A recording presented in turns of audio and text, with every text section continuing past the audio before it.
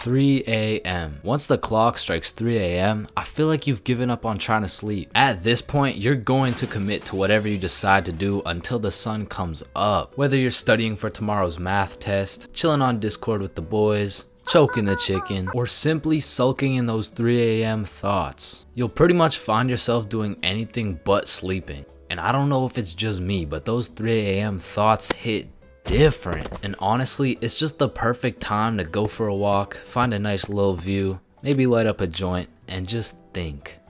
The youngest picture of you is the oldest picture of you.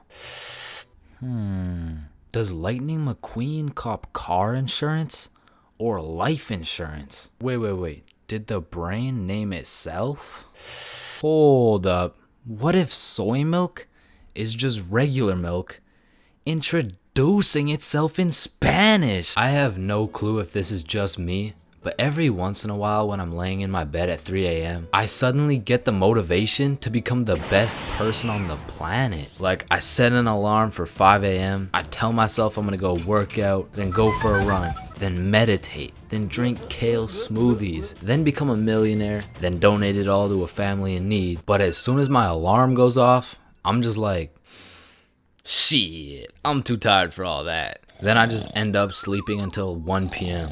And my brain is constantly playing games with me, bro. Like, tell me why I'll be using all my strength to stay awake during the day thinking, ugh, man, I can't wait to go to sleep tonight. But when it comes time to sleep, I just can't.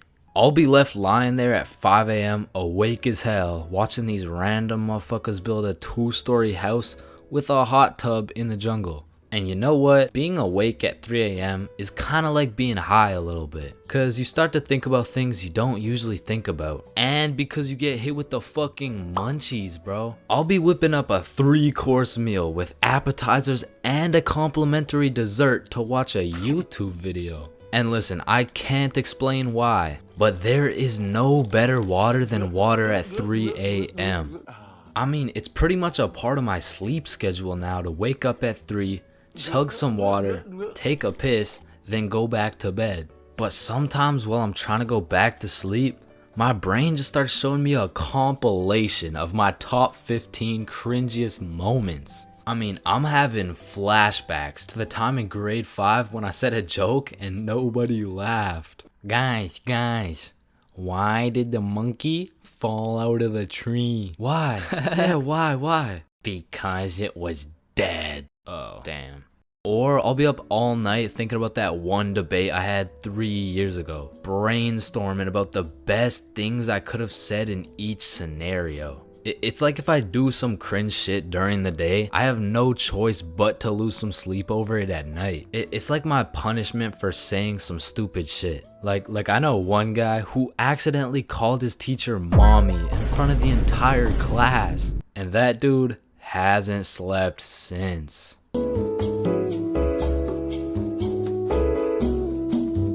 Halloween is the spookiest time of the year. Everywhere you look, it's vampires, killer clowns, old dudes in white vans trying to steal some children, which are all very scary things, especially killer clowns. But none of these spooky things scare me more than my worst fear. Going to jail, dropping the soap, and getting my booty snatched up. Now that's some real spooky shit right there. And I know some people are going to be thinking, oh, that's just a myth. It's a stereotype. Nobody actually gets their booty snatched up for dropping some soap. But when it comes to my booty, I don't want to fuck around, and I sure as hell don't want to find out. But everyone knows drinking can heavily influence your judgment, and on one specific day, my judgment was affected and I found myself fucking around. And everyone knows what the chart depicts. The more you fuck around, the more you find out. This story takes place in grade 10. It was a crisp Halloween night. The houses were decorated, the leaves had fallen, and the jackos were lanterned. And as me and Billy walked down to the homie Bob's crib, we could pretty much smell that Halloween spirit. And when we knocked on Bob's door, we were surprised the homie Bob didn't open the door. It was Bob the Builder. Dude was fully suited up from head to toe. And when me and Billy seen that, we already knew we needed some costumes. So we go to Bob's closet and come out absolutely dripping into Mario and Luigi costumes, mustache and everything. But now that we undeniably had that shit on, we still had yet to find something to do. But lucky for us, the night was still young, so we got to brainstorming. Alright, it's Halloween, bro. We gotta do something. Yeah, let's go find a party. Bet, let me check where they're at.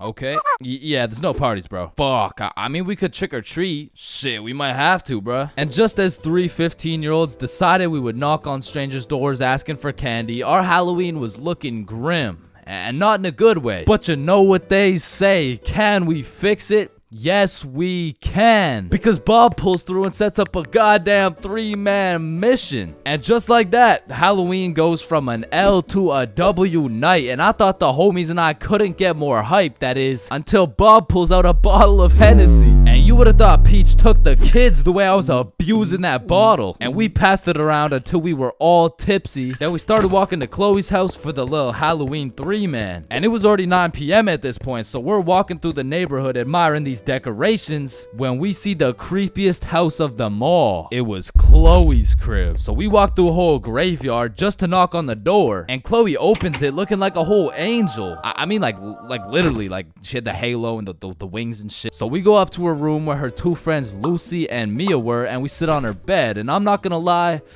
it was a little awkward, bro. I was sitting there with my Mario fit, my little mustache, like, so, Chloe, why'd you choose to be an angel? I don't know. I just liked it. Why'd you choose to be Mario? Shit, you know, Mamma Mia, am I right? Shit. Fuck. Then Chloe whips out some tequila and all of a sudden we're playing drinking games and shit. But honestly, I was just trying to get drunk, so it'd be like, haha, drink up. Oh no. Alright, it's your turn. Wait, you're supposed to get it in my cup. What the fuck? And after purposely selling multiple games of tequila pong, I was feeling what some would call completely and utterly drunk as fuck. And next thing I know, we're playing spin the bottle. And I was up, so I spin the bottle and it spins and spins and lands on Chloe. And in my head, I'm thinking, and just as Mario's about to get some peaches, we hear the door open downstairs and Chloe's like, oh shit, my parents are home, hide. So me and the homies run into her closet with a bottle of tequila and we can hear her dad come into the room. Hey, what's going on up here? Oh, you know, we're just watching scary movies. All right, I'll be downstairs watching TV. Let me know if you need anything. Thanks, Dad. And once her dad went downstairs, we all came out of the we exited the closet and Chloe said, you guys gotta sneak out through the front door. Just be super quiet. And so we creep down the stairs and peek around the corner, and Chloe's parents are right there with a clear sight of the door. So we know what we have to do. We take a shot for good measure and then run to the door. And my drunk ass couldn't even figure out how to unlock this fucking door. Hey, who is that?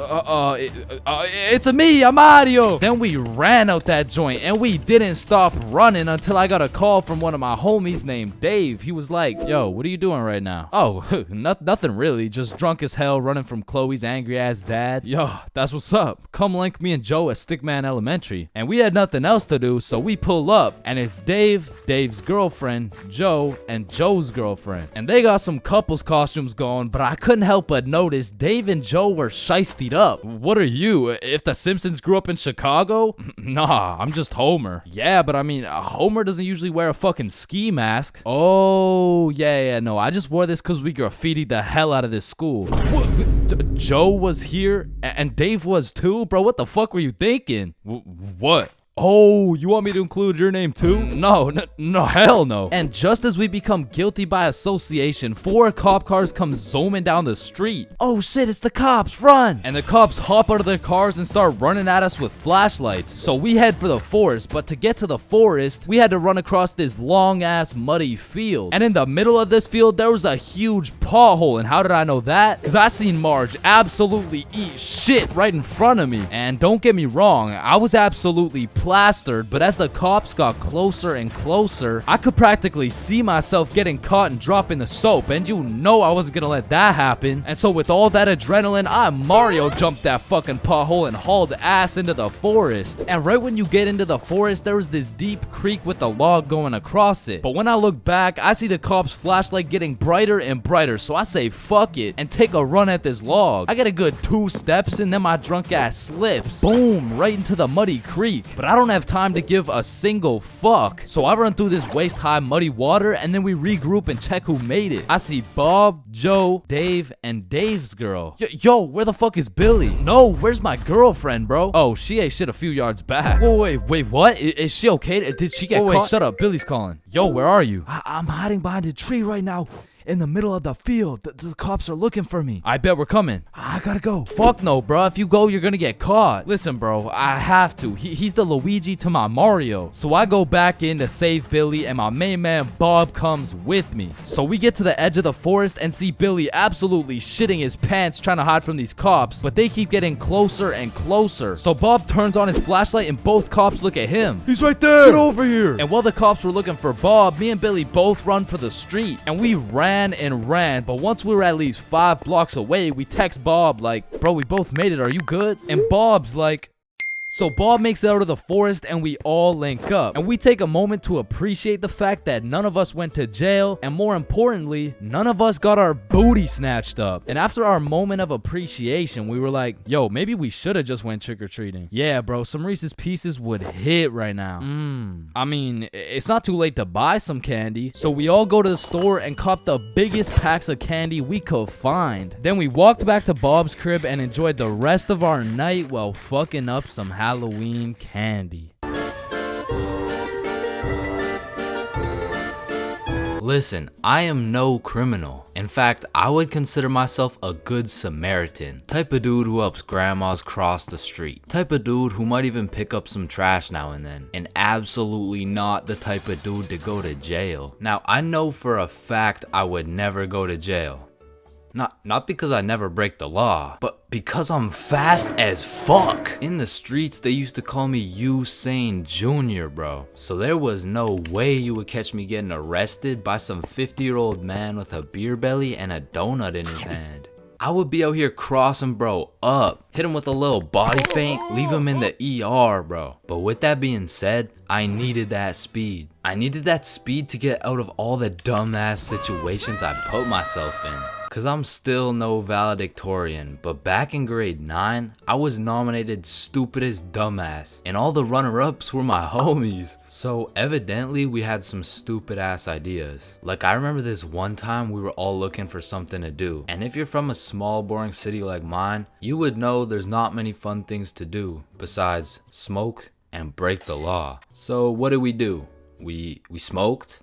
And then we broke the law. This story takes place at Billy's crib. So it's just me, Billy, and Bob. We're chilling playing PlayStation or whatever. And Billy's like, damn, I'm bored as hell. We should go do something. Yeah, facts. What's something fun we could do? Shit, we could have some girls over. We got no hoes, bruh. Holeless. Shit, I forgot about that. I mean, we could get some food. You got money? You're broke, bitch. Damn, you're right. Wait, we could smoke. You got grass? Yeah, I do actually. Oh shit, bet. So we all go outside, roll up the grass, and get baked. Then we go back inside and hop back on the PlayStation. Damn, I'm low-key still bored. Yeah, let's have some girls. You still have no hoes, bro. Fuck. I mean, we could have a bonfire. Oh shit, that's not a bad idea. Genius. So you think this is a good place? Nah, it's too out in the open. What about here? Nah, it's too close to the school. What about here? Oh shit, this is kind of nice. So we were looking around, we gathered up the best sticks to build the fire, and we set them up quite nicely. We lathered those bad boys in some gasoline, and apparently my high ass didn't know how fire and gas worked. So I leaned over the fire, and when I go to light it, for a second my life flashed before my eyes. So I quickly jumped back, but my friends and I are baked to perfection. So they're like, yo dude, are you good? Yeah man, I think so. Are my eyebrows still there? You never had eyebrows. Oh, okay. So we're all just staring at the fire in silence, thinking about random things. Damn, I need me a 4-piece Popeyes combo right now. The meaning of life, it must be to evolve and become the best person you can be. God damn. Bob's mom is so hot. And as we're just chilling, watching the fire, it was pretty much sending out a smoke signal, and anyone in the vicinity probably saw it. And soon we started hearing a siren in the distance. Guys, it's definitely just an ambulance. I mean, it's getting kind of loud, don't you think? No. We're chilling. Fuck, bro. I'm out of here. Yeah, I'm way too high for this right now. So Billy and Bob just leave. And I'm thinking, they're just being some scaredy cats. They're gonna come back. It's literally just an ambulance. Right? Man, it's getting kind of close. Oh shit, they're definitely coming for me. And then the siren just stops. Oh, I guess they're not coming for me. And then I look behind me, and I make direct eye contact with 2 officers. My heart literally stopped. Oh, you're fucked. Hey! I grabbed the gas, and with all the adrenaline I had, I literally jumped on the fire, stomped it out, and hauled ass. Hey, get back here! I'm being chased by these 2 cops, and I am red-handed as fuck. I mean, I'm holding a liter of gasoline, a lighter, and the kush while I'm baked as hell running from these cops. And they were on my ass, bro, because let's be real, I could have outrun these fat asses any day of the week, but I'm at a major disadvantage here. Like, I have to run carrying the can of gas while I'm zooted, bro. So sheer speed was not gonna do it, but I had to get them off my tail, or else I was going to jail. So I take a sharp right, and then I'm faced with these 2 paths. I hit a quick left, and as soon as I get out of their sight, I slide into these bushes smooth as butter. And I was scared shitless. Man, I can't go to jail. I dropped the soap way too much for all that. Holy shit, they're right there. Where'd he go? We almost had him. And we would have had him too if your fat ass didn't eat so many damn donuts. Shut up, Robert. That's why Dave fucked your wife. As soon as it was clear, I booked it straight to Billy's house. Oh, guys, it wasn't an ambulance. No shit. And I think it's safe to say I was paranoid for the rest of the night. Yo, I really appreciate you guys, so I'm gonna be following back a bunch of people on my Instagram, so go check it out. Peace. There's a lot of things in life that I don't really understand, but if there's one thing I can truly comprehend, it's being grounded. Because in my time, I've served a total of 547 days and 16 hours in the slammer. And through a year and a half of extensive first-hand research, I've come to the professional conclusion that getting grounded is straight ass, bro. You're locked in your room with no phone, no computer. Like, what do you want me to do? Think about my actions? Hell nah. Being grounded had a young me doing the stupidest shit ever, bro. Like, I was popping handstands, hitting my head against the wall, playing with the door stopper thingy. Shit, I got so bored, I even read a few pages of a book like an absolute nerd. And now that I think about it, Percy Jackson and the Battle of the Labyrinth was actually a spectacular read. Now listen, there's only one thing worse than being grounded, and that's being falsely imprisoned for life.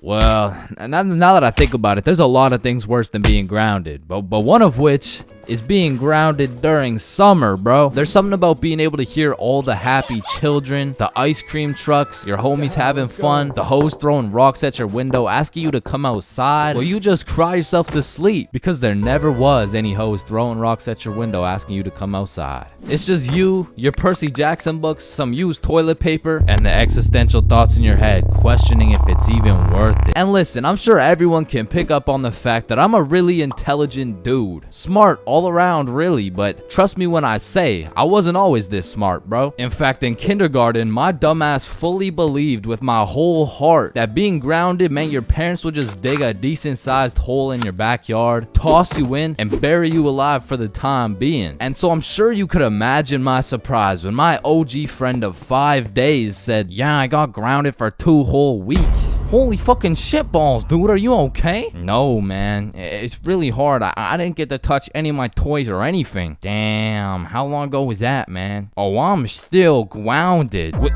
No, you're not. Yeah, dude, I'm grounded right now.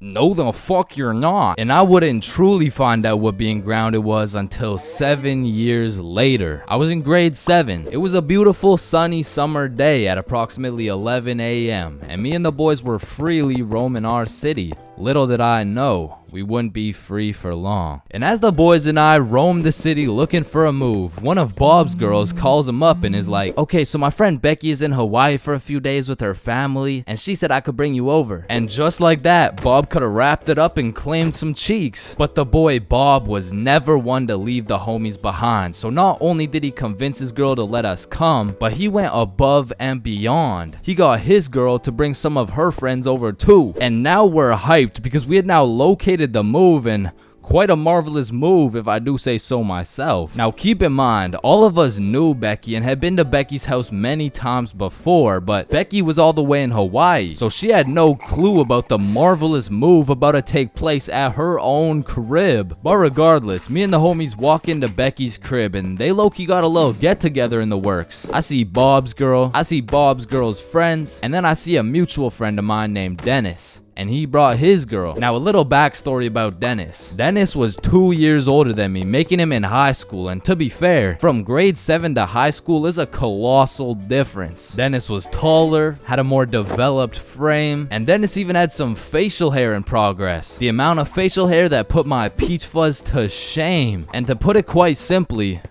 Dennis was a menace. But regardless, that's my homie's homie, so I walk up and dap him up. And then everyone heads over to Becky's room. Now keep in mind, Becky had simply invited Bob and Bob's girl to come over, and somehow we ended up being 8 people deep in that joint. And so that means technically the other 6 of us were straight trespassing. So we were all chilling in Becky's room, chopping it up for a good hour and a half until eventually people start exploring her house. Now in Becky's room it was just me, Bob, Bob's girl, and Bob's girl's friend named Lily. And so we're all just talking until I hear someone yell from the room down the hall, "Yo, Chains, get in here right now!" And I don't know exactly what I was expecting to see as I walked into that bathroom, but it was absolutely not seeing Dennis drop a condom filled with water on Billy's head. And of course I laughed because that's comedy gold right there, but it also made me realize maybe we shouldn't be here dropping condoms on each other's heads. But who was I to tell Dennis what to do? He had facial hair, so he was practically a grown man to my standards. So I just turned around, went back to the room, and continued chilling with Bob. And as we talked, the music progressively got louder and Dennis progressively became more of a menace. And it had got to the point where the speakers were booming and Dennis was lobbing condom water balloons off Becky's balcony. And then one time, Dennis either almost hit or just missed Becky's neighbor with one of these condom water balloons. So this grown man looks down at a condom that seems to have fell from the heavens, then he looks up and sees Dennis scrambling inside the Becky's crib with the speakers blasting music, and then he continued on his way. And we were all just having a fantastic time in Becky's room until we hear the downstairs door swing open, and we all absolutely shit our pants and run onto the balcony. Hey, I just texted the family who lives here and they said no one is supposed to be in the house. Everyone needs to leave right now or I'm calling the cops. And that's exactly what we did. No messing around, we were out that hoe. And we all went to Bob's girl's house for an emergency meeting because we were all scared as fuck. And now Bob's girl and Becky are texting and Becky's like, my parents are pissed, they want to talk to everyone's parents and they know how many people were there. So we all devise a foolproof plan. Okay, we give Becky our phone numbers, tell it's our parents' phone numbers, and we act super disappointed in our children. We all agreed on this plan and the emergency meeting was dismissed. And over the next few days, we all got texts from a very unhappy Becky's father, who made sure to specify the amount of condoms that were found in the bathtub. We all respond with some bullshit along the lines of, Hello, Mr. Beckerson. I'm very sorry to hear about the inconsiderate acts of Chains and how he's invaded your home. Rest assured, Chains will feel the wrath of this thick leather belt as it repeatedly beats against his cheeks to discipline him for his heinous actions. Thank you for bringing this to my attention. But come to find out, Lily's dumbass responded with some shit like, Dear Mr. Beckerson, thank you for letting me know, but Lily did nothing wrong as she didn't know she wasn't allowed there. Plus, she didn't even make a mess or anything, on God. Put some respect on my daughter's name. Period. And just like that, our foolproof plan got fucked. And Becky's father texted each of us saying, You are coming to the house at 3:15 p.m. today or I'm calling the cops. And shit, looking back, Becky's father was most definitely bluffing. Like, say I didn't go, what was he gonna tell the cops? 911, what's your emergency? Hey, there was 8 kids who invaded my home 3 days ago. Okay, sir, did they break in? No, Well, no. My daughter gave them the key. Sir, why the fuck are you calling 911? There was condoms in the bathtub. But like I said, I wasn't very smart and I didn't have the brain capacity to think that far ahead. So everyone shows up to the house and Becky's father sits us down and makes each of us individually call our parents and explain what we had done. And I went first. Hey mom, so I went to Becky's house the other day, but she was in Hawaii and I wasn't really invited. And There was condoms in the bathtub. needless to say, we all got our shit whooped and I received my very first grounding with the sentence of 1 month in the slammer.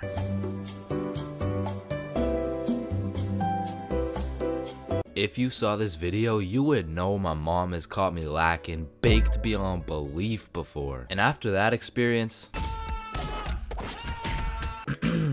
I really changed my ways. I mean, I was grounded for over a year. So in that time, I decided to get my life together. I started working out, eating healthy, getting straight A's in school. Okay, that's cap, but straight B's in school. Okay, B's and C's, but that's besides the point. The point is, I got my ass beat for coming home zooted, and I never smoked again. Until I did. So, this incident takes place with the man, the myth, the legend, Bob. So me, Billy, and Bob are chilling at Bob's crib when Bob says the holy words.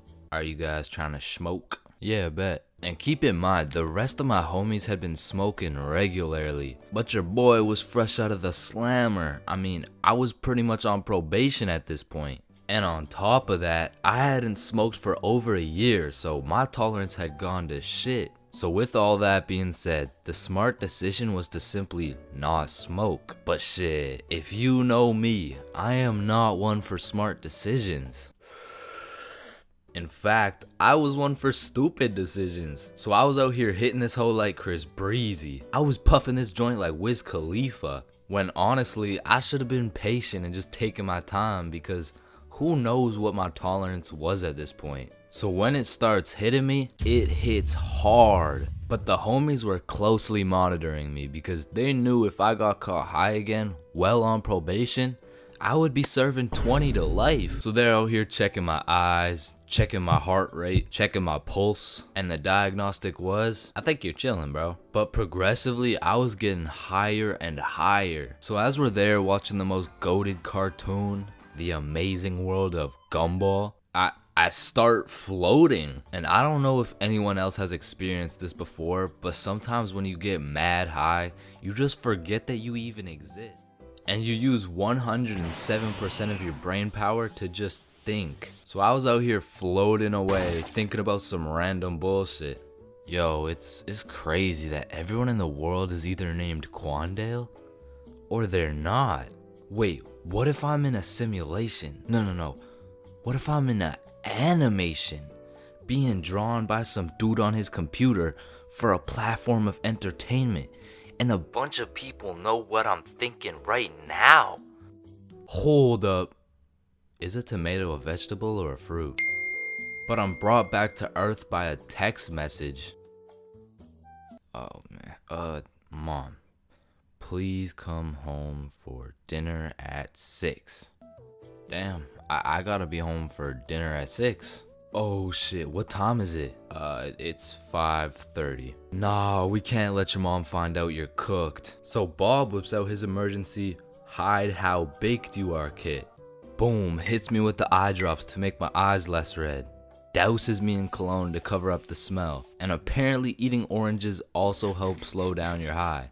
So I leave Bob's crib and as I'm walking home, I'm brainstorming all the possible scenarios. Either I play this off like a smooth criminal and nobody ever finds out, or I could get caught and I could get sentenced to 30 years. So as I walk up to my front door, my entire future is dependent on how I play this shit off. I take a deep breath and I ring the doorbell. And my brother opens the door. The door was unlocked, dumbass. Fuck, I'm off to a bad start. So I walk into the kitchen, casual as hell. Oh, Chains, how was your day? Oh, it was good. How was yours? Yeah, good shit, we're doing good. Oh, it was good, thanks for asking. Wow, Mom, This mac and cheese looks succulent. Fuck, why did I say that? Who the fuck says succulent? Oh, why, thank you. I switched the recipe up a little bit. Just be casual, be casual. The mac and cheese, it's good. Thank you. What were you guys doing at Bob's? Fuck, what do I say? A twister. Oh, a twister? Yep, twister. What, wasn't it just you, Bob, and Billy? Yep, just a good old game of Twister with the boys. Damn, y'all are gay as hell. Yup. not to being gay as hell. I just meant yup in general. Like, you know, like yup. Chains, are you feeling okay? Oh fuck. She knows. What do I do? A little word of advice. Whenever you're in one of these situations, just cap and say you're tired. Like, it works for everything. Are you high? No, I'm just tired. Damn, bro. Are you depressed? No, I'm just tired. Help! I'm drowning! No, I'm just tired. So while I was backed into a corner, I was pretty much on trial facing life. I just used the good old, no, I'm just really tired. I couldn't get much sleep last night. Actually, I think I could even take a nap right now. But thank you very much for dinner. And call me Michael Jackson, cause your boy was a certified smooth criminal. And I moonwalked my high ass all the way into a nap. And god damn, that nap hit.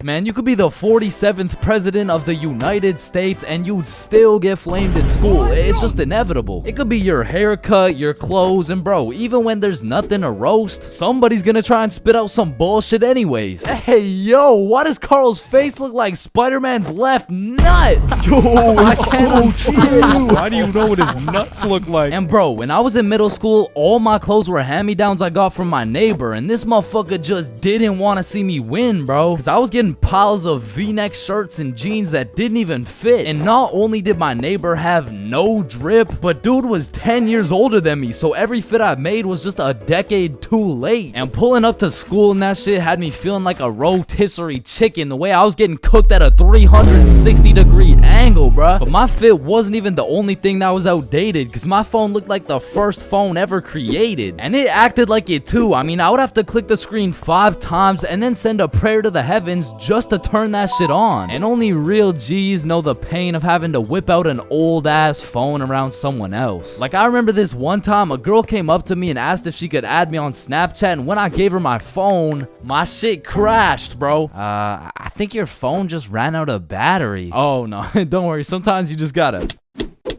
Yeah, here you go. Actually, I have a boyfriend, so... Wait, what the fuck? And ever since that day, that phone was my #1 op, bro. So much so that the next time a girl came up and asked for my Snapchat, I started fucking malfunctioning, bro. Hey, can I get your Snapchat? No. Oh.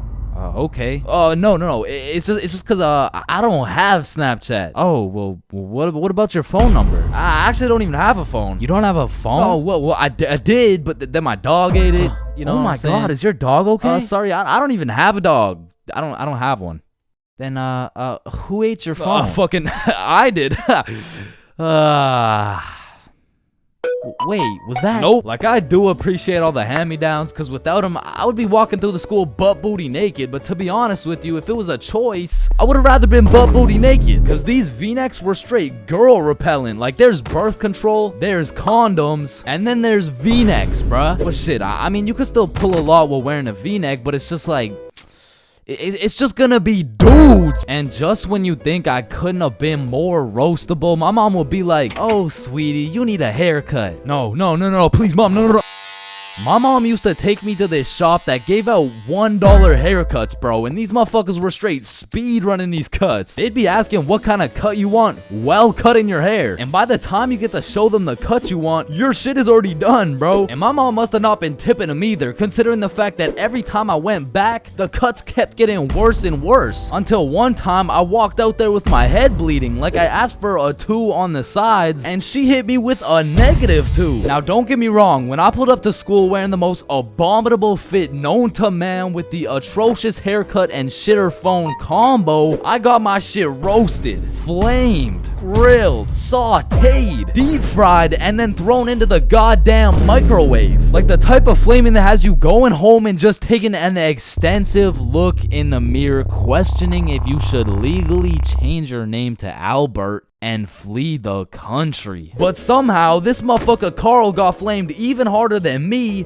just for being Carl. Like, whenever a friend group is created, there's just one dude selected to be the punching bag for the entire group. And you know, I feel bad and shit, but like, it's better Carl than me, bro, so I'ma slip a few jabs in if I have to. Yo, what the fuck is Carl eating, bro? Oh, Hell nah. Wait, whoa, Chains is eating the exact same thing. Nah, what? Your shit looks like it tastes like cardboard with honey mustard. Wow, how did you know? Like, Carl can't even get a little chuckle out without getting crucified, bruh.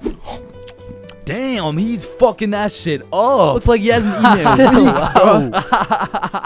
Oh, hell nah, Carl. I know you're not laughing. Yeah, I'm not. You're built like SpongeBob Brown Pants. You look like a malnourished Santa Claus, bro. Like, god damn, that's a face only a mother can love. What did I do? Now, getting roasted around your boys is tough, but that pales in comparison to the pain and embarrassment of getting roasted in front of your crush, bro. Yo, Chains, what did you get on the science test? I'm not gonna lie, I got like a 76. I'm surprised you're not smarter with that big ass head of yours. Good one, Joe. No, like for real, your shit is massive. Well, like the sheer amount of brain you could fit in that bitch should make you Einstein. You look like you should be pulling 10,000 IQ plays right now. You look like you got the solution to world hunger somewhere hidden in that big ass noggin. Like how do you even stand up straight with that absolute cranium for a head? But I remember this one time I got my shit flamed so hard in front of an entire audience that I was brought to tears. But I mean, I was 6. I was 6 years old. And the day was December 24th, Christmas Eve. So my mom brought me and my brother to this improv play, and as we sat and waited for the show to begin, this little elf walked up to us like, hey, do you guys want to be a part of the show? Yeah, let's do it. Okay, yeah, I'll do it. And once the show began, they called me and my brother up to the stage and asked us a very simple question. So, what do you guys want for Christmas? Oh, I want a Minecraft sword and a creeper stuffy. And, what about you, little man? And as I looked into that crowd with dead silence, my brain stopped braining, bro. Hey, don't worry, it can be anything. Shit. I want, Just, kid, what do you want? I wanna... Man, I wanna... Fuck off the stage, I don't really know what I want. Yo, who brought this fucking dumbass on stage, bro? Get the fuck out of here. Now I'm paraphrasing. I mean, I was 6. I don't remember exactly what he said, but that's what it felt like. And as we walked back to our seats, I was super embarrassed. But as the show started, it was actually pretty funny, and people had probably forgot about it by now. But 10 minutes into the show, a character walks on stage with some goofy-ass buck teeth. Yo, this guy looks stupid as hell. Oh shit. And this dude proceeds to absolutely cook 6-year-old me with no remorse. Hey, what's your name? I don't know. What? Okay, how's your day? Day? Day? What the fuck is a day? I don't know. Well, what do you know? No.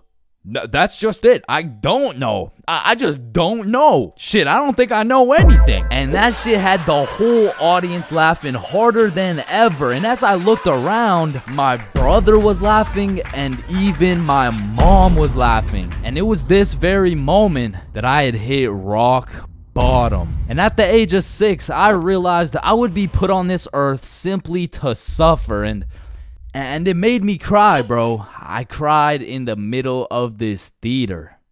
And the next morning I woke up and it was Christmas. And under the Christmas tree, I saw the best gift of all. It was a Bob pocket tee from chainsclub.shop. That's right, it's brand new. You can wear it around your homies. You can wear it at school. You can wear it around your mom, your grandma, your great-grandma, maybe not your great-grandma, but damn near anywhere else. And Bob will be posted in your pocket the whole time. Wow, what a perfect thing to get someone for Christmas, am I right? Yeah, I'm right. Man, the very moment my stickman lips graze the tip of that sweet, sweet Zaza, it's wraps for all the food in the fridge. And as soon as that THC tickles my brain, it's GG's. The food in my closet is already consumed, bruh. And shit, when I run out of food in the crib, I give my condolences to the local McDonald's workers, cause man, I'm about to have those motherfuckers working overtime. Now listen, man, shout out to all my big homies out there, but I'm gonna make it clear real quick that I am not one of y'all. In fact, I make sure that I am precisely 64 pixels wide at all times. However, I will say mentally and in my heart, I am a little bit of an EDP 445. wait, no. I like food. What I was trying to say is that I like food, and usually I can resist food, but once that devil's lettuce gets a hold of my brain, I become a certified fat ass. I'm talking 750 pixels wide at least. I'm eating anything in sight, and as soon as I run out of food, I go to a new site and eat everything in sight again. And honestly, this shit is becoming a problem, bro. No shit, buddy, your arteries are clogging. Yeah. And your blood pressure is through the roof. Yeah, that too. And you're developing type 7 diabetes. Whoa, type 7? I thought there was only 2 types. There was, until your fat ass decided to eat 87 ice cream sandwiches. How the fuck do you stomach 87 ice cream sandwiches? Anyways, man, the munchies are lit, bro, because it's the only time you can truly taste each individual atom as it hits your tongue. Like eating some good food while high is like a meditation, bro. Like when you're zooted munching on some Doritos and you start closing your eyes, shit, you might just fuck around and become the Dorito. Now, this happens to me on a routinely basis, and as heavenly as that experience is, I must warn you, when you come out of your Dorito coma, you will be at least 5 bags deep in that motherfucker, and your hands may never be the same. Man, I'm still trying to recover to this day. Yeah, my Doritos still taste like fingers, bro. And if staining my fingers orange and developing a new type of diabetes sounds bad, my munchies addiction gets worse, bro. Because when you combine the zooted desire for food with the distorted judgment of the baked brain, shit, that's the perfect equation to put me into crippling debt. Especially back in the day, because as a youngin', the only thing I was cooking was my brain cells, bruh. So that meant I had to buy food. And to put it into simpleton terms, well, I was broke as shit. I remember one hot sunny day, me and the boys were chilling at a carnival with some of our other boys, and one of those boys whips out his dap pen. And so of course everyone flocks around that dude and chiefs the fuck out of his dap pen, and 15 minutes later, that shit hit. But you know what hit even harder? The goddamn munchies. And so there I was, walking around the carnival, absolutely blasted with $50 to my name, looking for something to eat. And don't get me wrong, the carnival had lots of options, but they were really taxing out here. And for a dude with 50 bones to his name, I needed to find the most bang for my buck. And there I saw it. It was beautiful. A pink ice cream truck glistening in the summer sun. So you know I had to hop in line, and as I'm waiting in this line, the dude in front of me turns around and he's like, damn, bro, you look high as giraffe balls, dude. What? Me? Nah, what? Me? No. Hey, don't worry, dude. I am too. Oh, shit. So me and my newfound homie are just chopping it up, talking about how sensational this ice cream is about to be, and soon enough, it was the homie's turn to order. Yo, dude, let me borrow one of those cookie dough ice cream cones. Alrighty, here you go. That'll be $12. $12, bro. That's like half my net worth. Trust me, it's worth it, dude. Yo, let me get a cookie cone. All right, cookies and cream, here you go. And as I licked that thing, man, that shit was sensational as fuck. But as I turned around, I seen the baked homie step into a pothole and absolutely fumble his ice cream cone. And I'm not gonna lie, that was some of the saddest shit I ever seen. So I go walk over to give him some of mine. Hey man, you want some cookies and cream? Oh shit, thank you, man. Bro, did you just drop both of our $12 ice cream cones? Fuck. Then we were back in line like nothing ever happened. But man, waiting in that sun, my mouth was parched and my eyes were dry. And by the time we made it to the end of the line, I was looking like dried up SpongeBob, bro. Hey, it's you again. Can I get the cookie cone, the cookie cone, the cream, the one with the cream. Yeah. And at last, after dropping half my net worth on ice cream, I took a big bite of that ice cream cone and man, I felt every sugar granule, every atom, every proton and electron contained within that bite. And for the time being, the munchies were cured.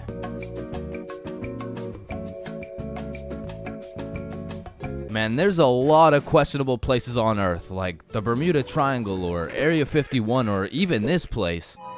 But none of these places can compare to the questionability of high school. And so inevitably, there's some weird ass kids in that joint. Like, you gotta be careful who you talk to, bro, cause you approach the wrong student and shit, you're getting cussed out by a pack of hyenas in social studies class. And usually I never care what other people do. Like, you do you know what I'm saying? But when I gotta sit through that shit for 6 hours a day, 5 days a week, shit, can you stop doing you for like 5 minutes, bro? And speaking of annoying kids, there's always that one kid in class who's constantly gargling on the teacher's meat. Like, we'll be finishing up the last class on a Friday, and of course the teacher's pet's gotta say some shit like, Mr. Cummingson, is there no homework for us to complete over the weekend? Well, no, believe it or not, I'd rather not spend my weekend marking your shitty ass little essays. So. Don't worry, Mr. Cummingson. I can help you mark essays all weekend long. Whoa. Isn't that against school policy? Well, what's against school policy? Riding Mr. Cummingson's dick with no license? Hey, you're not allowed to swear. And of course, the class clown. And man, I really just gotta commend him for his work. Like, it's not an easy job being the class clown. Dude threw out his entire GPA, future, and probably got his shit whooped on multiple occasions just to keep the class entertained. Like, I'll be rotting in English class, about to fall asleep, until the class clown starts cooking the teacher for no apparent reason. And next we're looking at adjectives. Does anyone have any good examples? Yeah, Jason. Bald as shit. Oh, well, no, that's actually 3 words. No. I wasn't even using an example. You're just so goddamn bald, it's distracting. Hey, you know what they say? The more hair I lose, the more head I get. Stop the cat.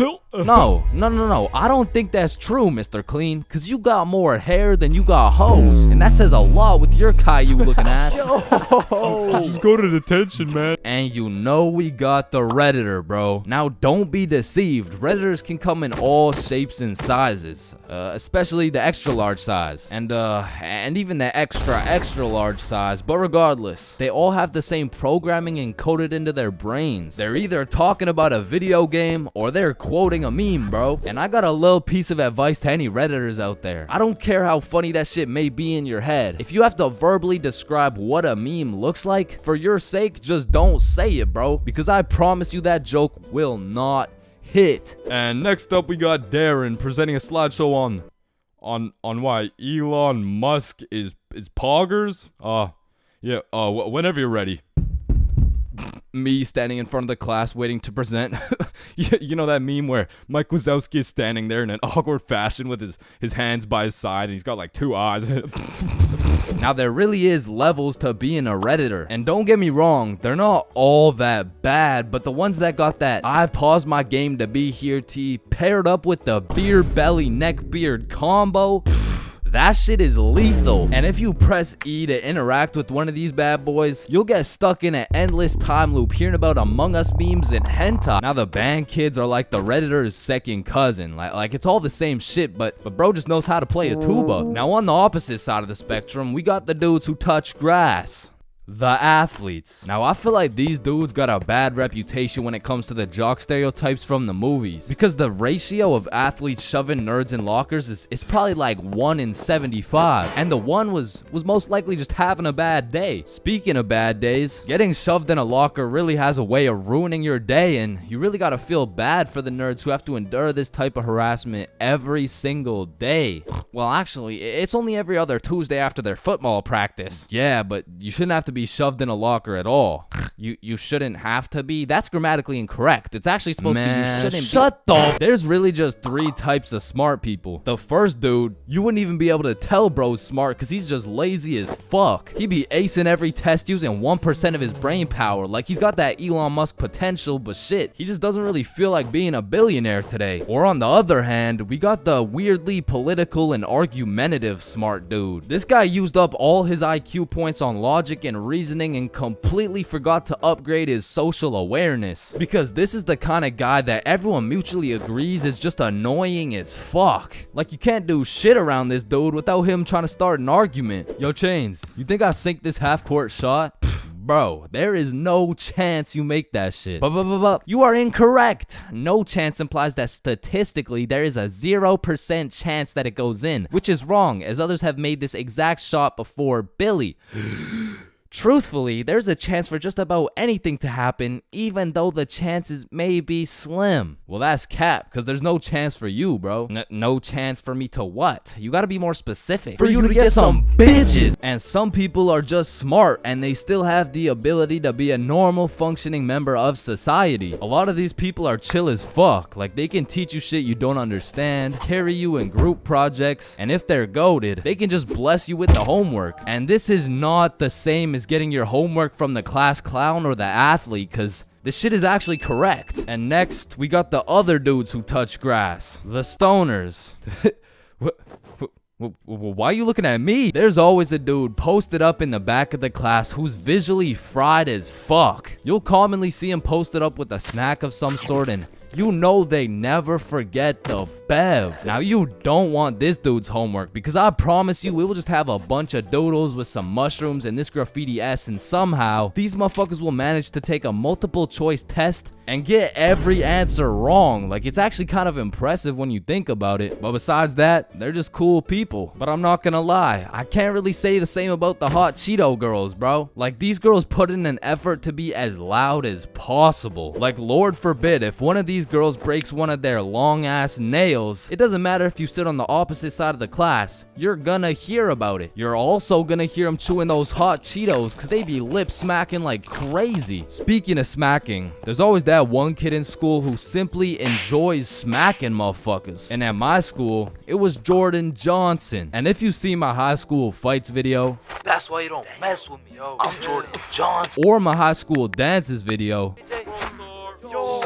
I'm Jordan Johnson. you would know Jordan Johnson keeps a solid ass record. But it's at the point where bros fought so many people that nobody really even fucks with them. Cause now it's like either you fought Jordan Johnson or your homies fought Jordan Johnson, and either way, it's fuck Jordan Johnson. But all bias aside, you just got to appreciate the top tier, high value entertainment that JJ brings to the school. Like, after a long day of calculus and chemistry, there's nothing like watching a dude get Batista bombed in front of the whole school. And speaking of the whole school, 75% of the whole school are straight NPCs. And there's nothing wrong with it. It is what it is, cause honestly, I love you for that. I couldn't be happier to share the school with you, my man. Cause I'm not gonna lie, I don't think I would survive a school without NPCs. The sheer amount of Redditors, hot Cheeto girls, and teachers' pets, fuck, I'd rather be homeschooled at that point. But all jokes aside, man, every student plays a crucial part of the high school experience. So remember to appreciate everyone.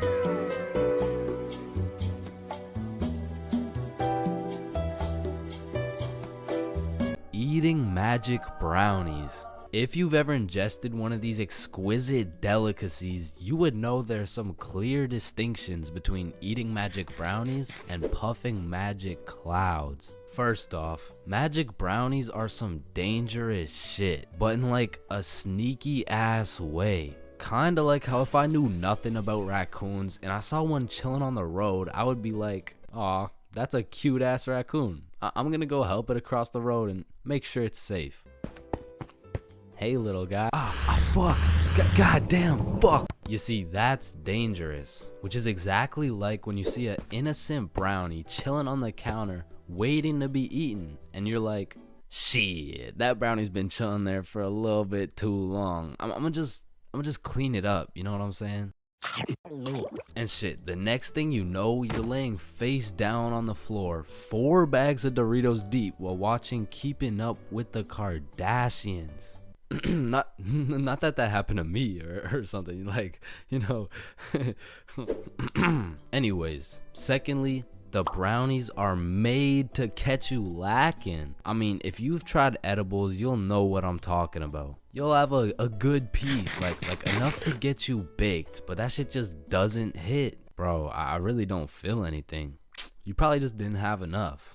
Alright then, let me have some more. Yeah, I got you. They'll have you eating 3 brownies at a time, like, fuck, bro. I've eaten 3 goddamn brownies and I don't feel shit. Like, do they even work? Yes, they do, bro. Look at Eric. That motherfucker only had half.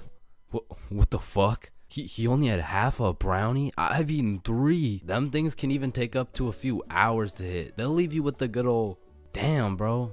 These edibles ain't shit. These bad boys will have you seeing rainbows. They'll have you lagging in real life.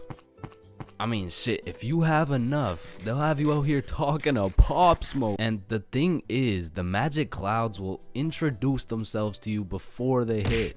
But the fucking magic brownies be coming out of nowhere on some Randy Orton shit, leaving a motherfucker RKO'd out of nowhere. And I'm telling you, there's something about edibles that be changing your settings. Like, that bitch lowers your FPS, changes your render distance, and maxes out your sensitivity. I mean, one time I gobbled down a brownie, and when I touched a blanket, I felt every bristle, every microfiber, and every single atom in each microfiber. I mean, it was really a blessing and a curse, because every time my shirt would wrinkle, I would take 1 HP. But at the same time, a bowl of ice cream had me bustin', bro, because magic is some powerful shit. Like one time a good friend of mine got fooled by the good old, these edibles ain't shit, let me pop some more. And when those edibles hit, they changed every setting this man had. Yo, Robert, you okay? How you doing, bro? ¿Quién es Roberto? ¿Quién verga eres tú? ¿Y quién eres tú? ¿Dónde estoy? Hold up. Does Robert know Spanish? No, bruh. That motherfucker only knows English. Shit, Robert ended up legally changing his name to Javier. And that motherfucker moved to Barcelona. He just never came back. So like I said, those magic brownies are powerful. And you can do with them as you please. But remember, with great power comes great responsibility.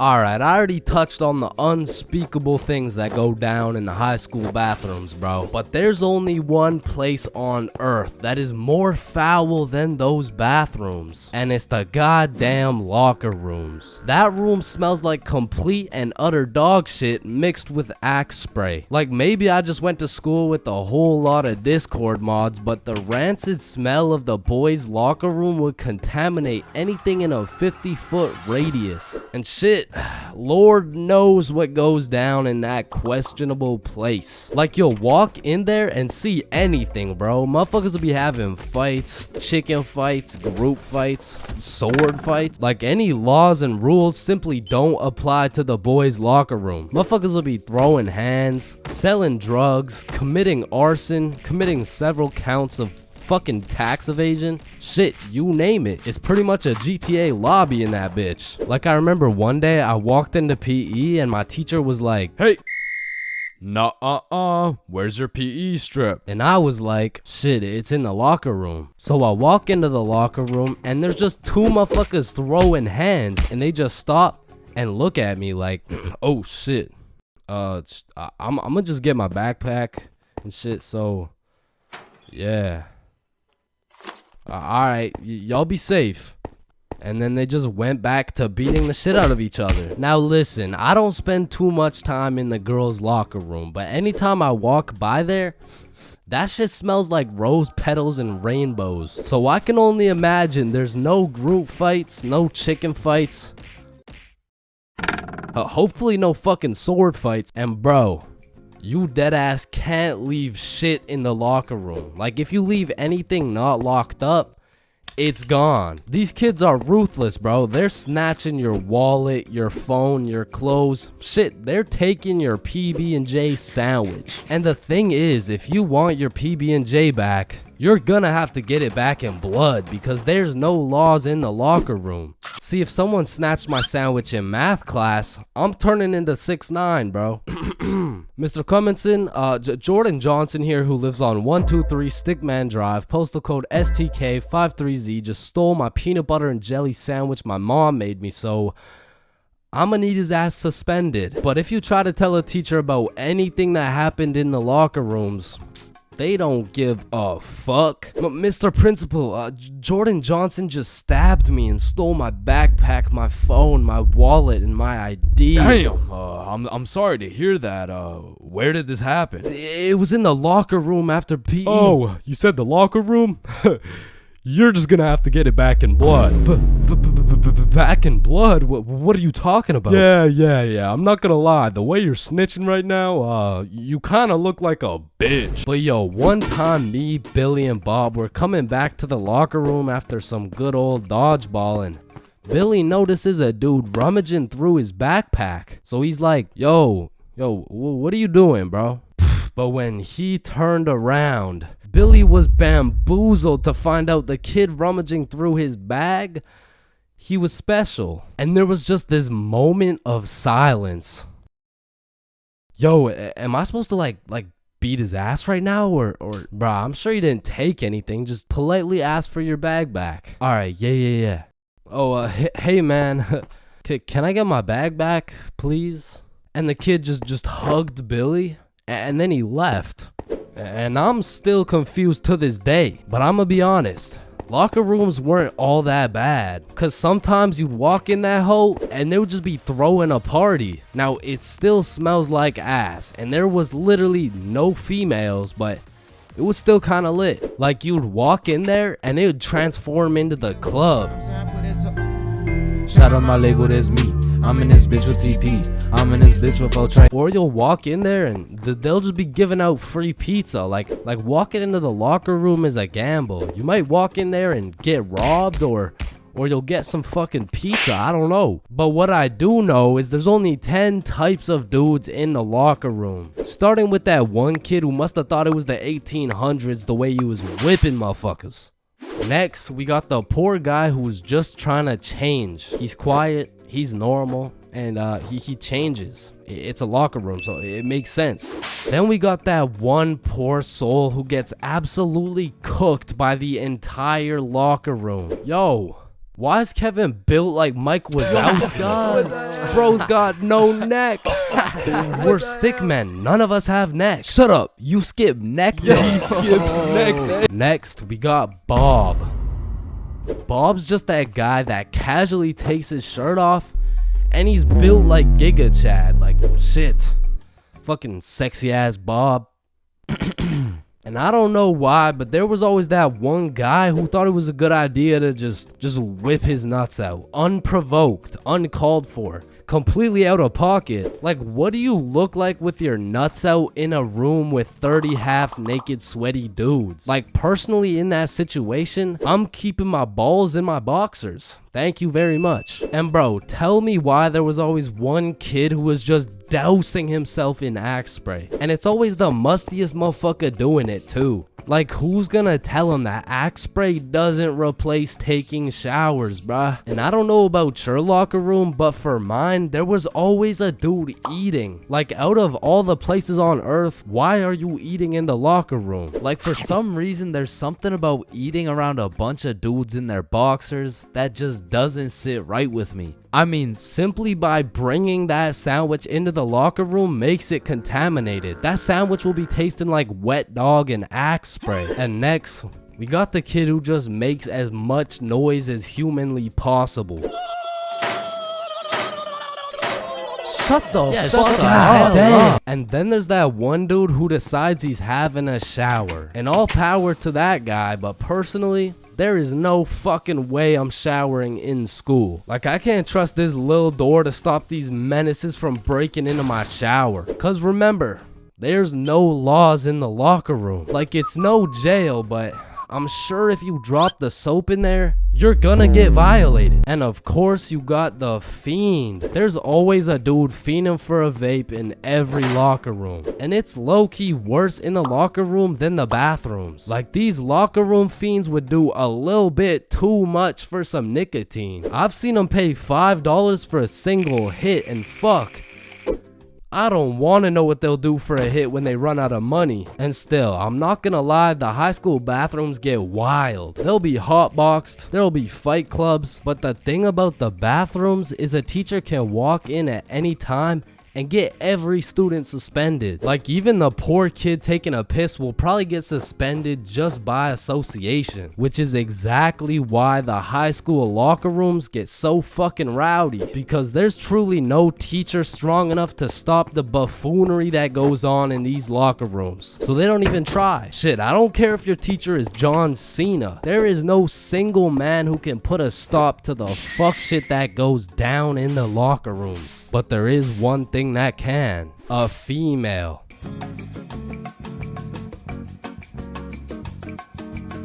Being absolutely faded in math class is one thing, but pulling up to school while you're hammered, wasted, absolutely plastered is simply a different ball game. Cause there's lots of people who can properly utilize that Mary Jane on a daily basis. For example, tattoo artists. In fact, I feel like majority of tattoo artists would say, it helps me work better, dude. And I would happily trust this man to do his best work knowing he's baked as shit. However, if this dude was wasted, it's a little bit of a different story.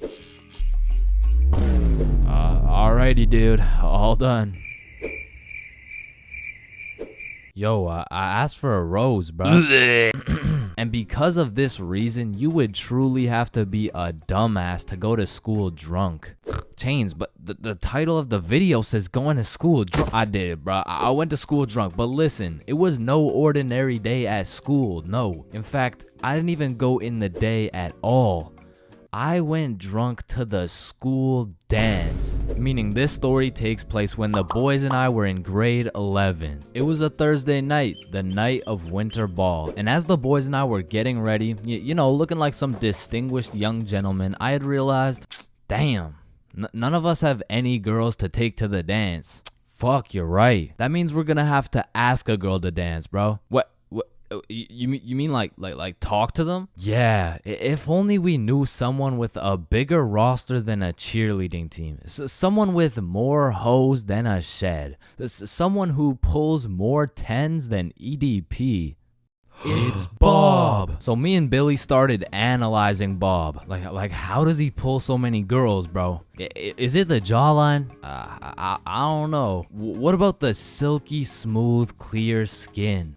Maybe. Or is it those succulent luscious kissable lips? It's the glasses. Yeah, the glasses. Yeah. So we stole Bob's entire flow in the hopes this would put an end to my drought of bitches. So we check ourselves out in the mirror, and then we hop into Billy's whip. We throw on some Rihanna to get us hyped, and before we knew it, we had arrived at school. Now, to really paint the picture, it was a Thursday at 8 p.m. And on this Thursday at 8 p.m., Billy pops his trunk to pull out 2 bottles of vodka. Now, if you were unaware, it was currently a Thursday at 8 p.m. on a school night, and we were headed into our school. Now, logically, I should have simply denied the alcohol, but I'ma keep it a buck. The whole idea of walking up to a girl and asking her to dance was really giving me the heebie-jeebies. I mean, my palms were sweaty, my knees were weak, and arms were heavy, so I took a big old chug of that liquid courage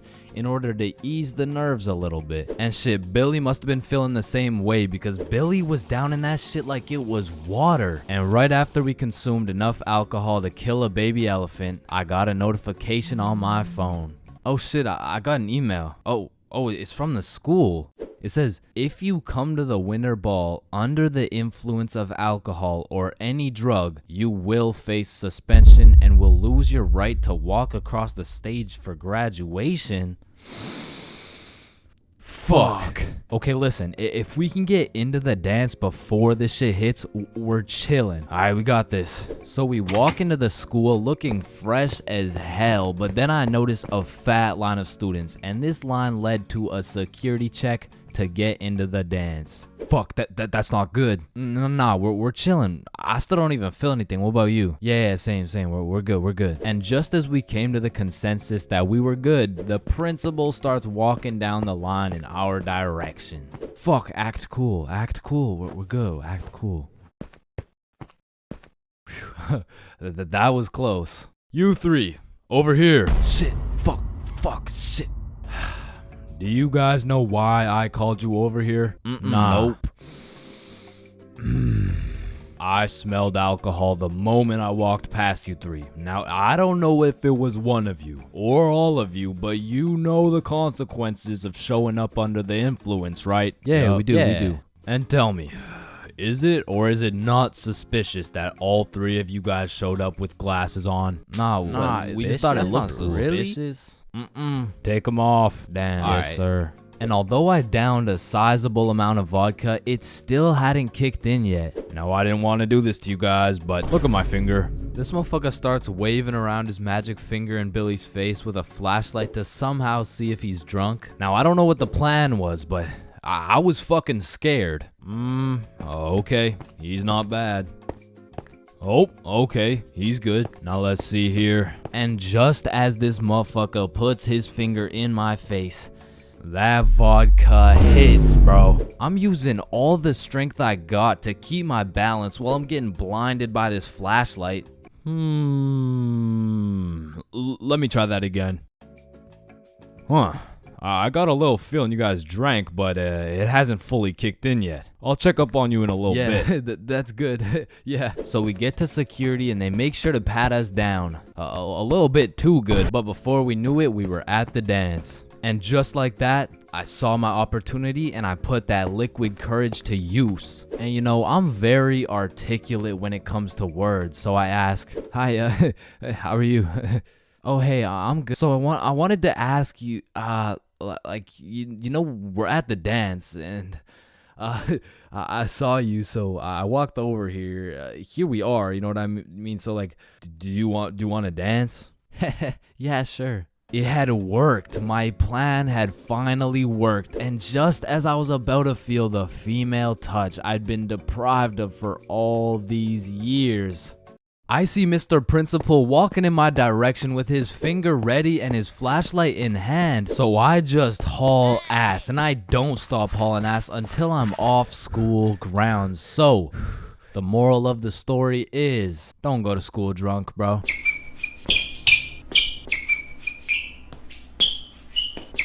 Yo, when you think about it, every light switch is also a dark switch. Light switch, dark switch. Light switch, dark switch. Okay, class, sound it out with me. Ball. When you really think about it, we learn to read, and then we read to learn. Teacher, yeah, I think change is high. What the fuck? This is kindergarten.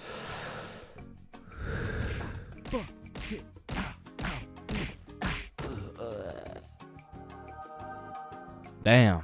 Any staircase can be a staircase to heaven if you're not careful enough. Baby, I've spent the best 4 years of my life with you, and I can't imagine my life without you. You're a 1 in a million, so will you marry me? So 1 in a million, huh? That means there's 8,017 people just like you. How does that make you feel? Yo, if you cut your leg off, would it hurt? Of course it's gonna hurt, bro. Nah, think about it. Where would it hurt? Your leg. Oh, cause you cut your leg off. Yo, what happens if you push down the gas and the brakes at the same time? Shit, let's find out. Oh shit, it takes a screenshot. Damn, my eyes are dry as shit. Just close them for a minute. Damn, bro. You never actually close your eyes. You just look at the inside of your eyelids. Damn. Can anyone answer 547 to the power of 3? Yes, Chains. Yo, did you know every single odd number has an E in it? Damn. Chains, are you high again? No. Wait a minute, bruh. Since you were born deaf, what language do you think in? Oh shit, you right. Damn, I just realized squirrels' cheeks are also their nut sacks. You know what I'm saying? That's kind of like your mom. What? The way she had these nuts all up in her mouth. Bro, if everyone in the world all blinked at the same time, nobody would know. Oh shit, that's facts. Oh, I just blinked. Did you? Nah. Oh, I just blinked. Did you? Nah. Wait, what about just now? Yo, which of these buildings do you think has the most stories? Oh, it's gotta be that one, bro. That's massive. Nah, this one's even taller. Oh, it's this one for sure. No, it's this one. No way. That shit's library? tiny. Think about it. Oh, story. How are you supposed to get clothes? What are you talking about, bruh? Okay, imagine you had no clothes, right? How are you supposed to get some clothes? You go to the store and purchase that shit. Bro, they're not about to let you buy some clothes while your meat's hanging out. Nah, you just cop some clothes real fast. It's simple. Bruh, a young kid walks by and it's raps. So you guys both have the power to read minds? Yep, Yes, that's sir. right.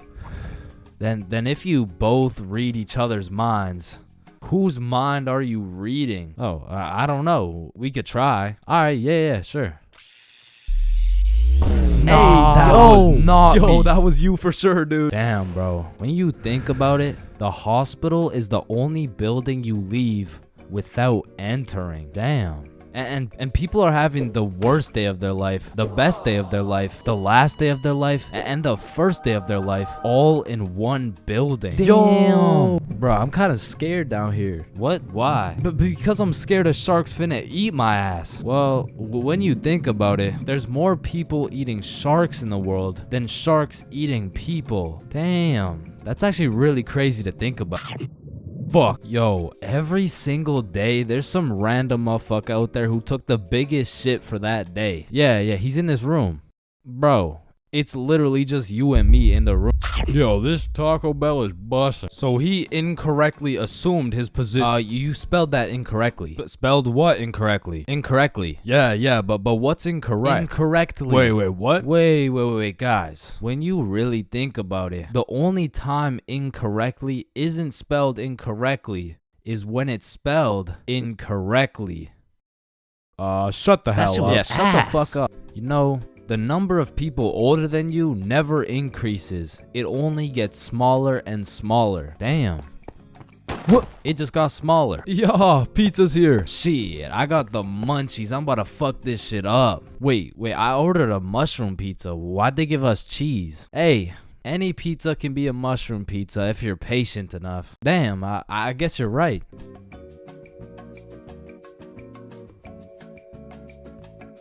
At last. Damn, you know what I just realized? What? A pregnant woman swimming is pretty much a submarine. Are you just always this high, bruh? Yo, did you boys know your last name comes from what your ancestor used to do back in the day? Oh shit, mine's Baker. Yo, mine's Carpenter. Oh, mine's Smith for blacksmith. Well, what's yours, Johnny? It's Donald.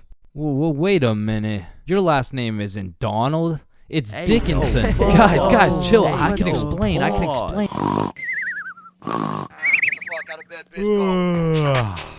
Your alarm is really your theme song because it plays at the start of every episode. Why the fuck are you in my house? Yo, is Chain still mad over that chair? Yeah, well, what does this dude have against chairs? Why is it a chair? Yo, why is there sidewalks in the movie Cars, if there's no humans? This dude won't shut up. Like, just watch the fucking movie, bruh. Damn, think about this. When a child is an asshole, the child gets a whooping. But when the parents are an asshole, the child gets another whooping. Shit, tell me about it, bruh. Fuck. Bro, you've checked the fridge 15 times already. No good food's finna magically appear. Damn. Now that I think about it, we don't keep checking the fridge for new food, but rather we keep checking to see if our standards have dropped low enough to eat the shit that's already in the fridge. So we got Mercury, Venus, and then here's Earth. Yeah, Chains. What do you want? If Earth is the third planet from the sun, does that make every country a third world country? You're high again. Just get the fuck out of my class. And look at these sheep. Sheep. You know how one of your teeth is called a tooth? Yeah? And one geese is called a goose. Okay? Then why isn't one sheep called a shoop? Alright, Chains, I can't keep doing this. We have to break up. Shoop. You know what I've been thinking? Yeah, what's up? Teenagers be whipping that shit like they're always running out of time. But old motherfuckers be driving like they got all the time in the world. Like, look at this geezer. Poor guy's practically decaying behind the wheel. But he's taking his time like he's got any time to spare. If I stab this cereal box, does that make me a serial killer? That one was straight ass. You gotta work on that shit. I'm gonna work on that one. Yo, if you weigh 99 pounds and you eat a 1 pound burrito, does that make you 1% burrito? Yo, that's crazy, because I literally just did that last night. You guys wouldn't believe this, but your blood work came back and it says you're 1% burrito. Yo, picture this. Imagine if Ed Sheeran was working at a bread place, right? Would that make him the gingerbread man? You're high as shit. Alright, bro, I'm a dip. Nah, don't leave me alone in this forest, bro. Hey, when you really think about it, you're not scared to be alone in this forest. You're scared you're not alone in the forest. You feel me? Yo, that's actually so true. Bro, you know what? Low key, if you're dead broke, robbing a bank isn't even a bad idea. Bro, there's no way some hobo's about to pull off a bank heist. Nah, but just think about it. Whether you successfully rob the bank or not, either way, you get over 10 years of bills you don't gotta worry about. Alright, fuck it. You got the strap? Yup. Yo, throw on your seatbelt really quick. Nah. What? Why not? Well, you see, it increases my risk of dying from cancer. What are you talking about, bro? That shit makes no sense. Just let that sink in. Oh, yeah, I got you. Yo, what's up? But still, that shit makes no sense. No, but actually think about it. Oh, hey bro, you want a hit? Nah, I don't smoke. I'm scared that I'll get all paranoid and shit. Hey man, if you're paranoid that you're gonna get paranoid, you're having the side effect without even smoking. It's yo.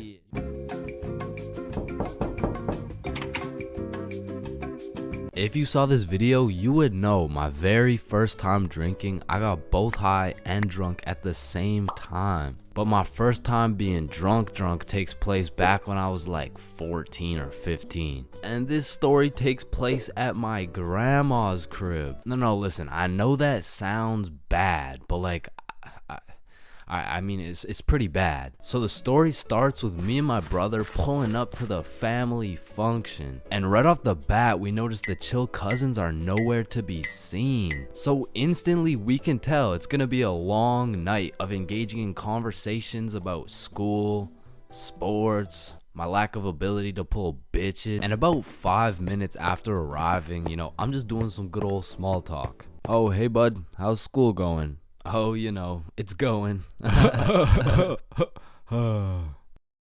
how's sports going? Yeah, the sports are good. Nice. So, the weather lately, huh? And then after about 20 minutes, me and my brother are just getting our shit flamed by every member of the family. No wonder you can't get a girlfriend. You're ugly as shit. Damn, that was just mean. And don't get me started on you. You had a 3-year head start and still can't get any bitches. And honestly, we just can't say anything back because last time I tried. Man, still no girlfriend. That's brutal. Not as brutal as your third divorce, am I right? Guys, so instead of flaming the living shit out of this grown man in front of his mom, I decided to be the bigger man. I just laughed that shit off and then got the fuck out of there before they brought up my school grades. So as my brother and I sit down in a different room, I'm just in agony thinking about how everything this dude flamed me for was actually true. But my brother, on the other hand, he was whipping up some devious plan. Yo, Chains, follow me. Oh, okay. So we walk down to the basement. So, what are we doing in the basement? He opens a cupboard full of alcohol. Bro just cracks the seal on some vodka and starts downing that shit. Now, usually I would know this is a bad idea, but to be honest, I just got done getting my entire existence shit on by my own family. So I'm really just trying to drink my pain away at this point. I mean, we were passing that bottle drinking like rent was due and the wife was taking the kids. So with that being said, we got a little hammered. And keep in mind, this was my first time being drunk. So as soon as I stood up, I ate shit. It was like I had to relearn the controls of life. But we had to get out of the basement or else we'd look suspicious. So our drunk asses plug walked our way up the stairs. But we were trying to act as casual as possible. So we sit back down with the rest of the family like we didn't just down a bottle of vodka. And me and my bro were just sitting there looking at each other trying not to laugh. But the next thing I knew, this dude Uncle Jerry was back on my ass. Hey, look, Dumb and Dumber are back. And at this point, I'm using every bone in my body not to end this man's whole career. Man, whose gene is it that made you so damn hideous? Don't do it, bro. Don't do it, bro. And I really didn't want to do him like that, but the vodka took control. It was your hideous gene, Gerald. But at least I didn't get the same gene that has you 5'2" and balding. Like, I can't tell if you're going through puberty or a midlife crisis. And shit, I didn't stop there. And Joe, I want to hear you talking. You're built like Baymax from Big Hero 6. What the fuck is Big Hero 6? Mom, I love you. Karen, sit down. Your mac and cheese tastes like ass. And Bob, you're literally a registered sex offender. Grandma, I love you. Bernard, your hairline looks like it's social distancing from your eyebrows. And Irene, how are you 47 and still work at McDonald's and you got no drip? Come on, bro. Friendly fire. Oh shit, you're right. My bad. Needless to say, I was handing out smoke to everybody. Something in that vodka turned me to a demon. And I guess since everyone was mad at me for dissing the entire family, they never knew I was drunk as hell. But in the end, I did feel really bad for roasting my entire family tree. But ever since that day, everybody stopped flaming me. So, it was worth it. There's a lot of awkward things in life, like the handshake fist bump dilemma, or waving back to someone who is waving to the dude behind you, or the you too situation. Enjoy your meal, sir. Thanks, you too. Actually, wait, no. But on this long list of things that will keep you up at night, I feel like school dances lands itself in the top 3, bro. Cause it's like, is it a party or is it a school event? Are we hitting the Dougie or are we just standing awkwardly in the corner? There's just too many questions, bro. Like another question, who the fuck hired this guy to be the DJ? Like, I don't know how much they pay this dude, but it can't be anything over 50 bucks. I remember at my first middle school dance, I seen the DJ walk in with all his gear and shit and I thought, damn, look at those big ass speakers. This dude knows what he's doing for sure. Hey, Stickman Middle, are we ready to turn up? Yeah, let's go. 1, 2, 1, 2, 3, let's go. So I walk over there to give bro some song requests that he so desperately needs, and as I walk up to this dude's expensive ass setup, I look down at his laptop and this motherfucker's on Spotify and he's moving around the volume slider like he's doing some shit. Like, bro, I could have done this shit for free. Nah, trust me, bro. I know what I'm doing, dude.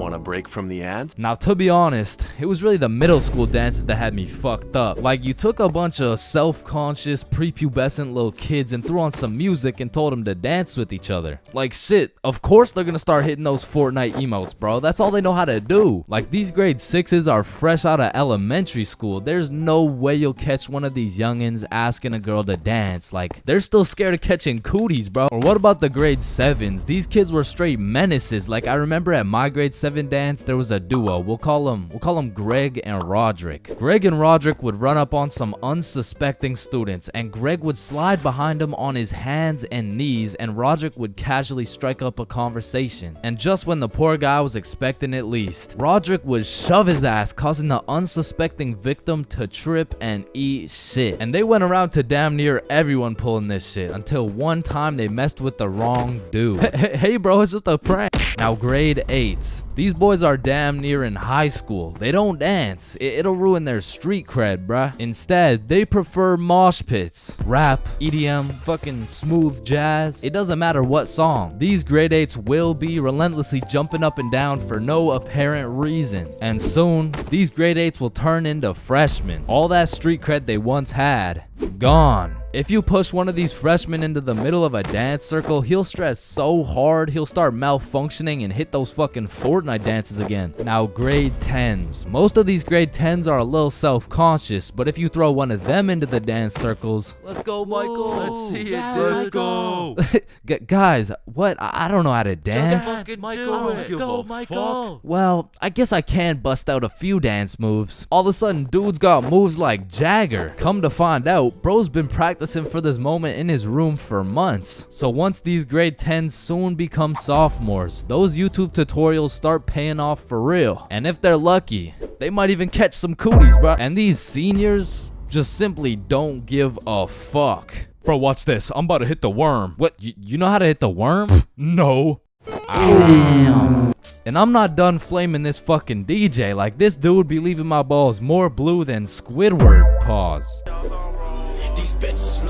Oh, hell nah. Is that lo-fi? And then out of nowhere, really quick, the DJ will throw on some heat and it'll have everybody turning up. But just as fast as Pop Smoke got that shit jumping, Ed Sheeran shut that bitch right back down. Like, mixing drill with The Shape of You has to be some sort of felony, bro. Like tell me this dude deserves to roam the streets freely after pulling some shit like that. In fact, funny story, I had seen the DJ after the dance in the parking lot one time, and we walked up and we jumped the fuck out of him. Alright, but not all DJs were out here committing war crimes on my ears. Like, you know, the DJ was onto some shit when he got the students and the teachers turning up. Like, you play the right song and these teachers will forget they're on chaperoning duty. Shit, even the principal will start wilding out. Once you got the right song playing, motherfuckers will get hype over anything. Like, remember how hype it was when someone would land a flip in the middle of a mosh pit? Shit, remember how hype it was when someone didn't land a flip in the middle of a mosh pit? These motherfuckers were excited as ever, like they didn't just witness a dude snap his neck. Poor guy's probably getting trampled down there. Rest in peace. Sacrificed his life for a few Snapchat memories. But you know that one song that when the DJ throws that hoe on, everybody knows what to do. Motherfuckers will run in from the bathroom, teachers will hop in, the Redditors will hop off the bleachers, and the school dance will be looking like something straight out of High School Musical, bro. Speaking of High School Musical, back in the day, I knew a dude named Troy. I fucked with Troy, but let's just say,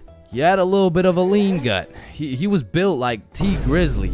Nah, fuck that. He was built like DJ Khaled. And I remember this dude Troy was just coming off a school suspension, but for whatever reason at the dance, this motherfucker must have been looking for another one. Cause Troy came up to me talking about how he was gonna beat Jordan Johnson's ass at the dance tonight, and honestly, I ain't believing him. So once the dance came around, he was beefing JJ every chance that he got, until soon JJ wasn't gonna stand for it. Now, a school dance is simply the best time for a school fight to take place.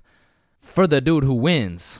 For the dude who loses, you literally have every single motherfucker in your school gathered in one place to get several different 4K angles of you getting pieced up. So Troy was really putting everything on the line here because JJ was known for handing out whoopings like food stamps. But to be fair, Troy loved food. Regardless, JJ wasn't scared. In fact, he threw the first punch. Boom. But Troy ate that shit like a Wendy's 4-for-4 combo. And instantly, the entire school gathered in a circle. The circle was so big, there was no escaping. They were gonna have to fight to the death. But the DJ was so locked in that he was completely oblivious to what was happening. He was playing some happy-go-lucky ass shit. Oh shit. Ooh. Damn. Yo, get his ass. Let's go. Beat his ass, JJ. Yo, I'm Jordan Johnson. Now, the moral of that story is don't get into a fight at the school dance. Unless you know you're gonna win. Now, on another note, asking someone to dance is a very important topic when it comes to school dances. Now, girls, I'm sorry, I can't help you with this one. I've never asked a dude to dance before. But boys, shit, I can't help you either. I'm like 0 for 15 with this shit. But I do know someone who can. I'm talking about the homie Bob. So Bob, how do you ask a girl to dance? Watch and learn. Is this motherfucker moonwalking right now? Oh shit. Oh, what the fuck?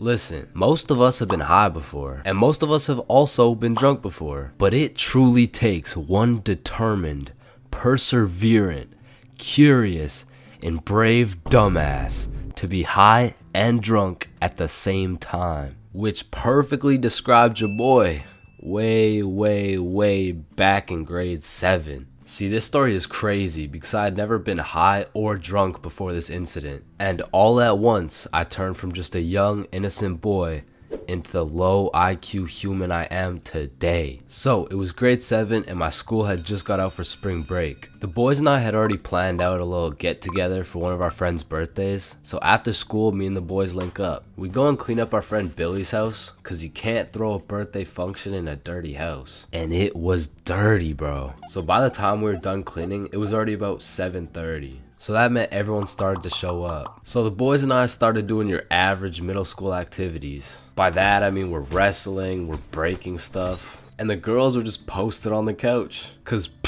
what are we supposed to do? Talk to them? Hell nah. But eventually we got tired of throwing each other around. So we're all sweaty and shit and we sit down on the couch, leaving at least 1.5 meters between us and the girls, of course. And we just sat there. But then out of nowhere, Billy's like, I got a brownie. And I'm over here thinking, the fuck? The hoes don't care about your brownie, bruh. But then Billy started to elaborate. Guys, this is no ordinary brownie. I stole it from my uncle's do not eat cabinet. And he says they're magical. Oh, he probably means they're magically tasty. I need a bite of that. Does anyone want a piece? Yeah, I'll try one. Yeah, sure, I want some. I mean, I am kind of hungry. Please. So everyone has their piece, and they're kind of building up the suspense. Like, are you guys ready? Are you sure we should do this? And I'm still clueless. I'm over here thinking, it's a brownie. What's the big deal? The fuck? This brownie isn't magical. This shit tastes like ass. Oh, Chains, how do you feel? I feel like I just ate some dog shit, bruh. I'm gonna keep it a stack. Your uncle needs a new baker for real. No, Chains, it's not about the taste. They're grass-infused brownies. They're supposed to get you high. Man, what? I feel like this is the kind of thing you're supposed to say before I downed it. So everyone eats their piece of brownie and then continues to sit in awkward silence for like the next 2 hours. But then the brownie starts to hit. People are dropping like flies. And eventually, everyone felt it except me. And they're just doing high stuff, like eating all the food in the kitchen, watching Netflix documentaries. But for me, the brownie still hasn't hit. And Billy notices that I'm sober, and he's like, wait here. Bro goes into his mom's liquor cupboard and pours out unholy amounts of vodka and just hands me the cup. Keep in mind, I had never drank before, so I have no clue whether or not this is a lot.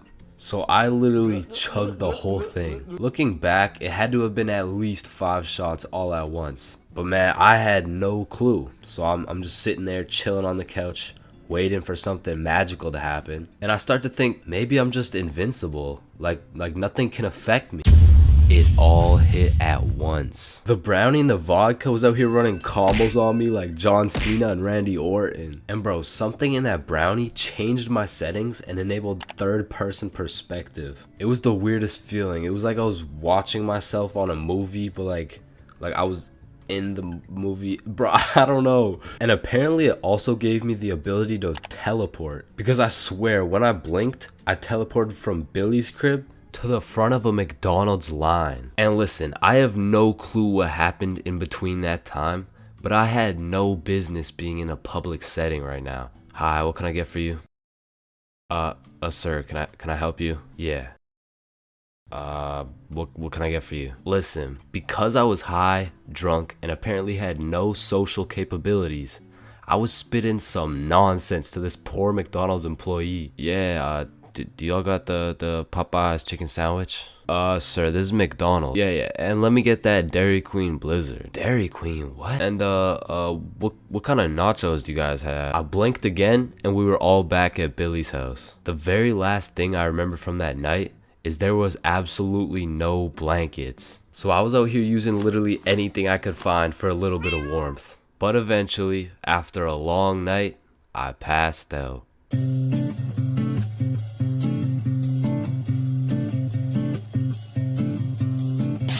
First dates have the potential to be magical, fantastical, romantical, a night you will never forget. But they also got the potential to be straight booty. I mean, first dates are just a gamble, bro, especially if it's from a dating app. Like, you could show up to your first date with a 5'4" blonde Tinder girl and end up finding out she's 5'9". And she's brunette. And she's a dude. I mean, first dates from dating apps is kind of like buying one of those SpongeBob popsicles from an ice cream truck. Like, you know it's not gonna look the same as the advertisement, but the question is, how fucked up can it really be? And let me just say, extremely fucked up. I'm talking massive buck teeth, eyes crossed with a bite taken out of it, and I'm not talking about the popsicles. And these are the exact reasons my very first date was not from Tinder. Also because I was in grade 7. And that would be illegal. And when I was in grade 7, I was 12, as most grade 7s were. And for whatever reason, me and my homies loved going to the mall after school, which was weird because we had no money. So after another successful day of walking around and being too broke to buy anything, we walked back to the bus terminal by the mall, and as we walked up to our bus stop, we see these 2 girls waiting there. And the closer we got, the more familiar these girls started looking, until we realized one of them was in our class. And so we walk up to them like, yo, are you Kate? Oh shit, Billy Bob and Chains. What's up? Oh, nothing much. How are you guys doing? Oh, I'm good. This is Jessica. She's new to our school. Hi. What's up? Hello, Jessica. What brings you guys to the mall? Oh, nothing much. Just walking around and not buying anything because we don't have any money. Yo, us too. And so we all get on the bus and we're just talking and shit for a good 20 minutes until my stop comes up. So I pull the thingy, but before I get off the bus, I ask Jessica, yo, Jessica, do you Snapchat by any chance? Yeah, I do. Let me add you. What's your Snap name? And I remember I had some shitty ass username like, oh shit, it's MLG Pro No Scoper Illuminati confirmed. Yo, kid, get the fuck off the bus. Sorry, 1 second, please. Where was I? MLG Pro No Scoper Illuminati confirmed. And when I got home, I went on Snapchat, accepted a request, and we started talking. And we snapped all night to the point I was smiling, kicking my feet in the air and shit. Yo, I'm coming in. No, wait, don't. I'm beating my meat. Wait, shit. Yo, what boy has you smiling like that? Boy, it's a girl. Man, shut the fuck up. Oh shit, you're serious? Wait, so the whole time you were watching Powerpuff Girls? It just had a good plot. Okay, bro. Okay, so this is what you gotta know. And my brother started running me through the do's and don'ts of being in a talking stage. Alright, listen. Don't text her too much, but don't text her too little. Don't talk to too many other girls. Yep, nope. That won't be a problem right there. Yep, I know, buddy. And you also gotta talk to her at school. So the next day at lunch, Bob, Billy, and I walk over to Jessica and her 2 friends, and we start talking again, and we make plans to go to the mall together. And boom, all of a sudden we started forming a little friend group. It was me, Bob, and Billy with Jessica, Kate, and Nikki. And we started hanging out damn near every day, hitting the mall, buying nothing, going to Nikki's house, doing nothing. But we had fun, and so inevitably Bob and Kate start having a thing, Billy and Nikki start having a thing, and that just left me and Jessica. And so one late night, we're on Snapchat with my feet kicking in the air faster than ever, and Jessica hits me with a, so I've been thinking, well, I like you. I like you back. So, and I typed up, do you want to be my girlfriend? I fucking threw my phone across the room, nervous as hell. I get the notification, and when I go to check what she said, she was like, yes, I do. And call me Josh Giddy, the way I just bagged this 12-year-old. But the next day at school, when me, Billy, and Bob walk up to our girlfriends, I started getting all nervous and shit. There was something about the title of being a boyfriend that just had me shitting bricks, bro. It was like, hey, Chains, how are you? Oh, you know, I'm good. Oh, yeah, how are you? Oh, I'm good.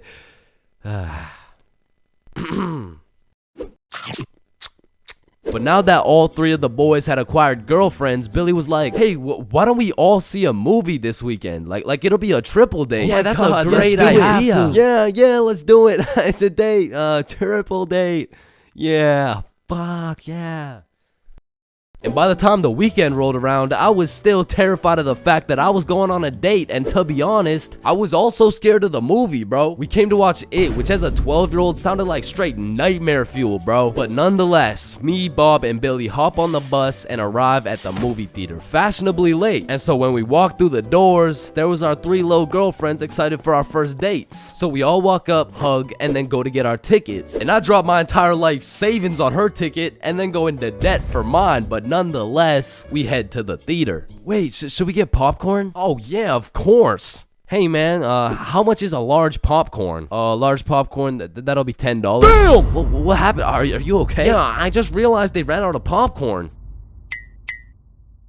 Are you fucking stupid? Yeah, no, don't worry. Thank you, man. Is it no problem? Have a good day. And we got to our seats and sat down, and the movie began. And as the movie progressed, I realized it wasn't even too scary, but about 20 minutes deep, I get a tap on my shoulder from Bob. And he gestures to me the fact that him and Kate are holding hands. And I look over to Billy and Nikki, and they're all cuddled up and shit. Which meant I had to make a move, bro, which inconveniently made my hands start sweating bullets. So now I was in a position where I couldn't just grab her hand while my shit was sweaty as hell, cause then she'd think I'm weird. But then I also couldn't just sit there and do nothing the whole time, cause then she'd also think I'm weird. So I just started doing the only thing I could think of, which was blowing on my hand like some hot soup, and believe it or not, made me look fucking weird. But at least my hand was dry, so I go and hold her hand, but when I do, I make a grave mistake. A tactical error, bro. When I held her hand, my hand was on top and hers was underneath against the armrest, and my dumbass was scared I was gonna crush her arm or some shit. And I don't know where I got the idea that I even could crush her arm from, bro, because those 12-year-old stickman arms couldn't crush a fucking pretzel if they tried. But for whatever reason, I decided my best option would be to hover my arm slightly above hers so my 1-pound arm couldn't come down and fucking demolish her forearm. And you know, this was cool for about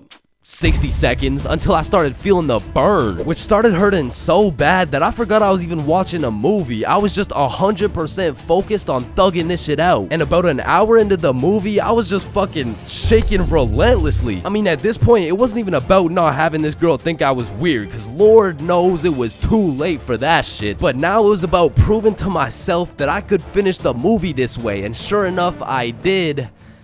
But at what cost? Wow, you were so scared you were shaking, huh? No, I wasn't scared at all, actually.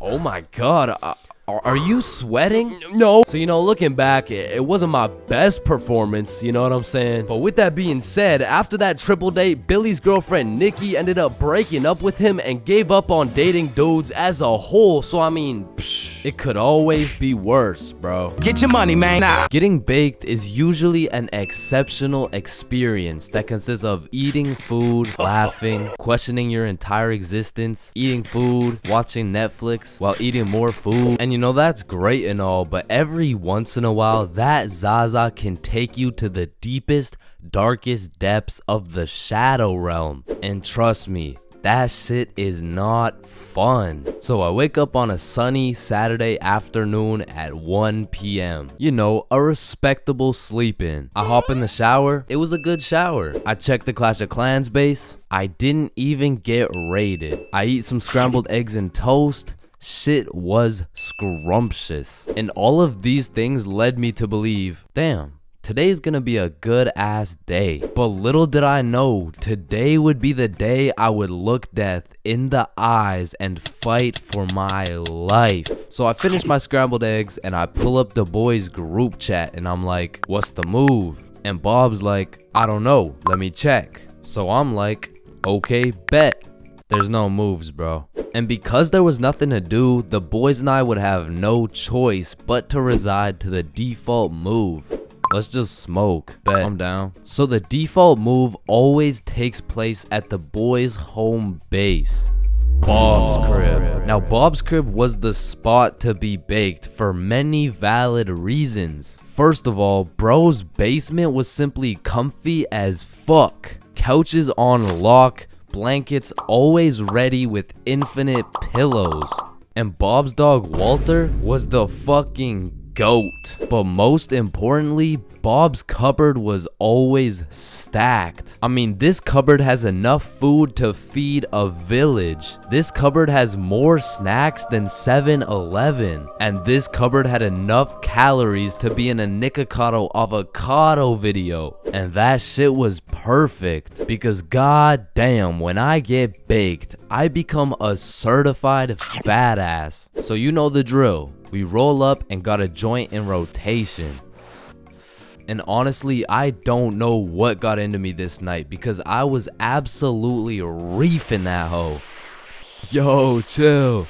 God damn. Fuck it. Let's roll another one. So we rolled up another J and I just simply could not be stopped. And I specifically remember asking, how high can I really get? And after about 30 minutes of me going bananas on these joints, I found the answer to my question.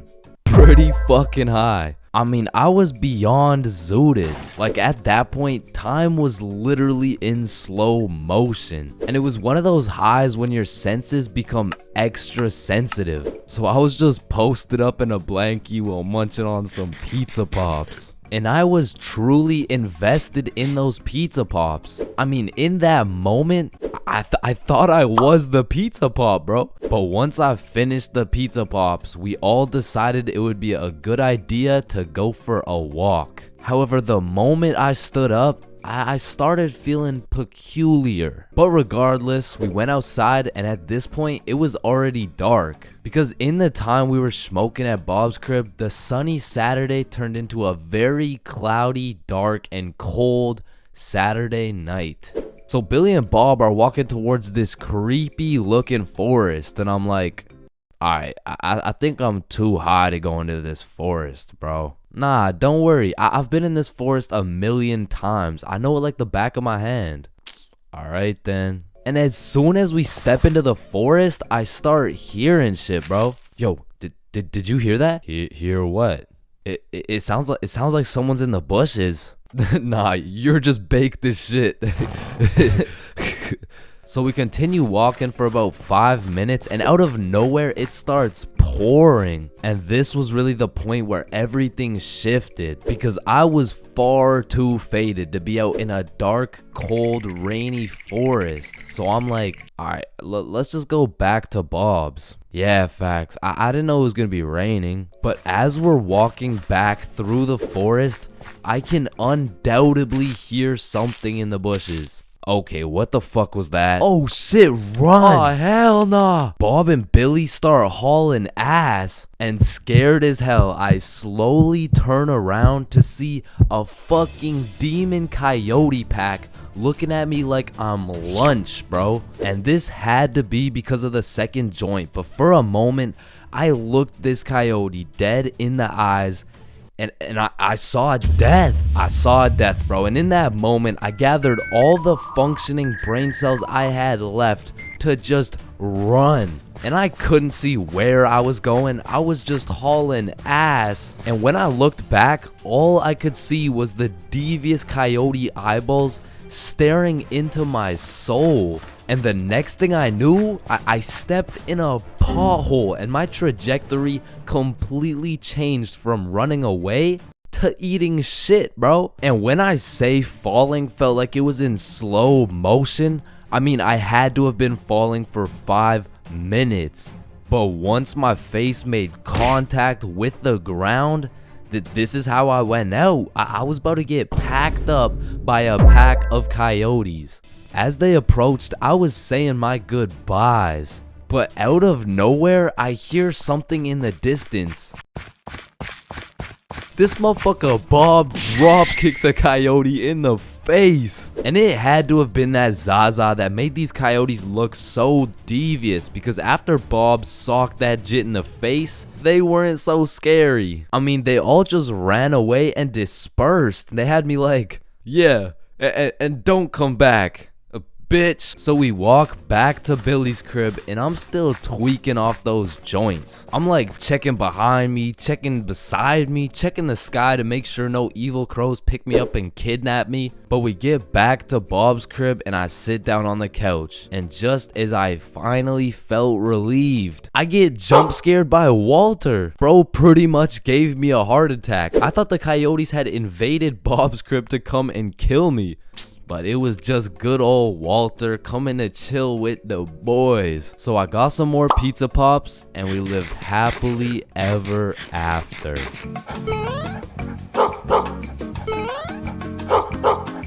I'm not gonna lie, I think everybody wants to be cool. Like, being cool is just like it's just cool, bro. Like, there's nothing like it. And I know some of y'all are thinking, Chains, with all due respect, bro, how do you know what it's like to be cool? And my answer to that is just look at me, bro. I fucking don't, okay? But I do know someone who is cool. He's a certified cool guy, and his name is Bob. Now, what makes Bob so cool? Is it the sunglasses? Is it the sexy ass face? No. Tell him the answer, Bob. He doesn't talk. The answer is Bob doesn't talk. And a crucial role in being cool is the element of mystery. Now, it's interesting because if we take a look at Jake over here, Jake doesn't talk either, and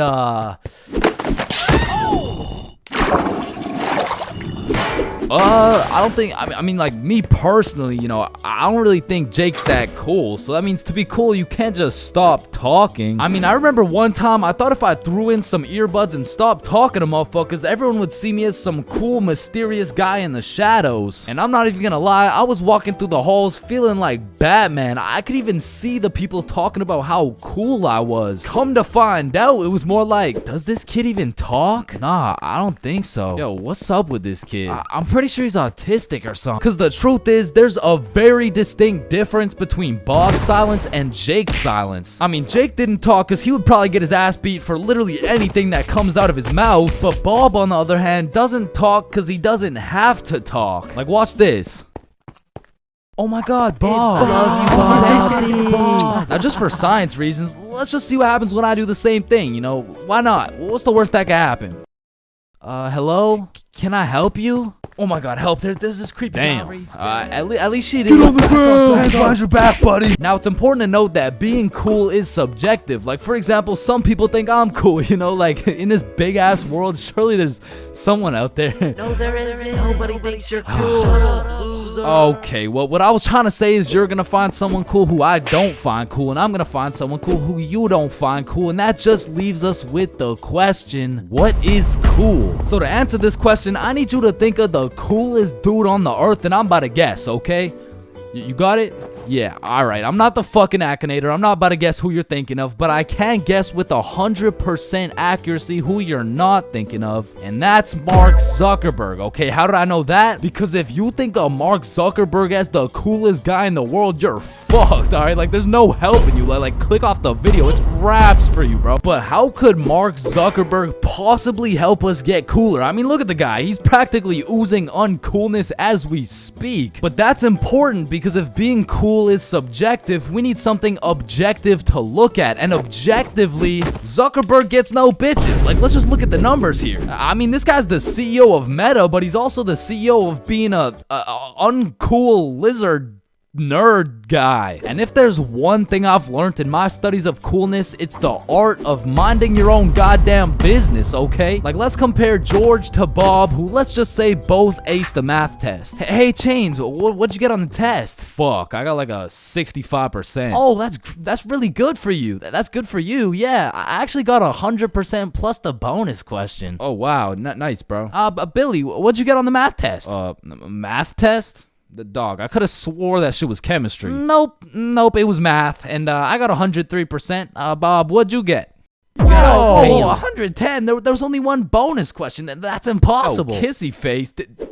Bob, did you pipe the teacher? And that's probably why Zuck over here is so uncool. He's minding a million people's businesses, probably looking through their cameras and shit like, yeah, fuck you, Mark. And the most important trait for being cool is having confidence. You just can't be cool while shivering your timbers, bro. And I know some of you are thinking, oh, well, I guess it's over for me then. And no, it's not over for you, bro, because confidence is the most fake it till you make it shit ever. Like, you're not gonna say the perfect thing every time. Lord knows I don't. I'm pretty sure I say the wrong thing every time, but if you say that shit with your chest, people let it slide, bro. And I said, no, I wouldn't suck your dick for $20. Oh, well, that makes one of us.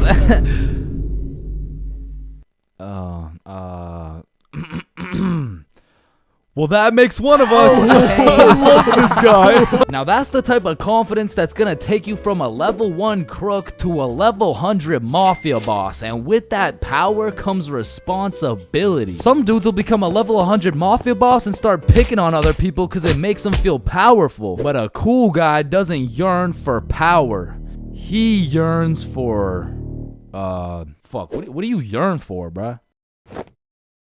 Damn, he's so cool. Now, being cool comes along with being calm and collected. Like, if someone walked up to you trying to fight and you started running away screaming for your life, I don't think anyone's looking at you like, damn, that's one cool ass motherfucker, bro. Yeah, bro, the way he hit that high note was cool as hell. Shit, maybe I could be like him someday. Now, I'm not saying you gotta go all Jackie Chan on the guy, but you do gotta stay calm and think logically. Like, let's see how cool you are. What would you do in this situation? A, strike first, strike hard, no mercy. B, just walk away. C, give him a little kiss on the forehead. Or D, do the stanky leg. And the correct answer is any of the above, bro, because it's not about what you do, it's about how cool you do it. Except maybe the stanky leg one. I don't think anybody can look cool doing the stanky leg. But doing any of the other options, you could look cool as hell. Like, A, strike first, strike hard. Boom, one punch knockout. That's cold. But if you throw first, miss, eat shit, not cool. B, walking away. You're cool as hell, unfazed. Unless you get jumped from behind and get your ass beat. Not cool. C, give him a little kiss on the forehead. Assert your dominance. You pretty much just made him your son. But if you miss, well, now you're just kissing a dude, so... yeah. Now, even though being cool is all about how you do things, there's a few things that nobody can look cool doing, like riding a scooter, chasing a bus, taking pictures with an iPad, chasing paper in the wind, using VR, washing a cucumber, waving. You look nerdy as fuck, eating a cupcake, tripping, getting out of a restaurant booth, pickleball, and literally anything to do with Starbucks. Hi, can I get a caramel ribbon crunch frappuccino with 2 extra pumps of vanilla and the You're soy? not cool, bro. What? Now let's take it back to the element of mystery for a second, because this is the step that will either have people seeing you as a cool ass dude, or they'll just assume you're shy or possibly on the spectrum, bro. Listen, you gotta talk, bro, or else people have nothing to go off of and they'll start filling in the blanks themselves. Whoa, wait, so I gotta talk to be cool? Yo, Chains, what do I say? whatever the fuck you want, bro. Oh, wait, really? Yeah, bro, the truth is the key to being cool is being yourself. And I know that shit sounds corny, and it is, but do you think the coolest dudes on earth give a single fuck about what you think? Hell nah. They're way too busy being cool, bruh. You gotta be like a peach, man. Some people hate peaches, some people love peaches, but at the end of the day, the peach is gonna be a peach. So here, take these sunglasses, and if you haven't heard it today, you're a cool ass dude, bro.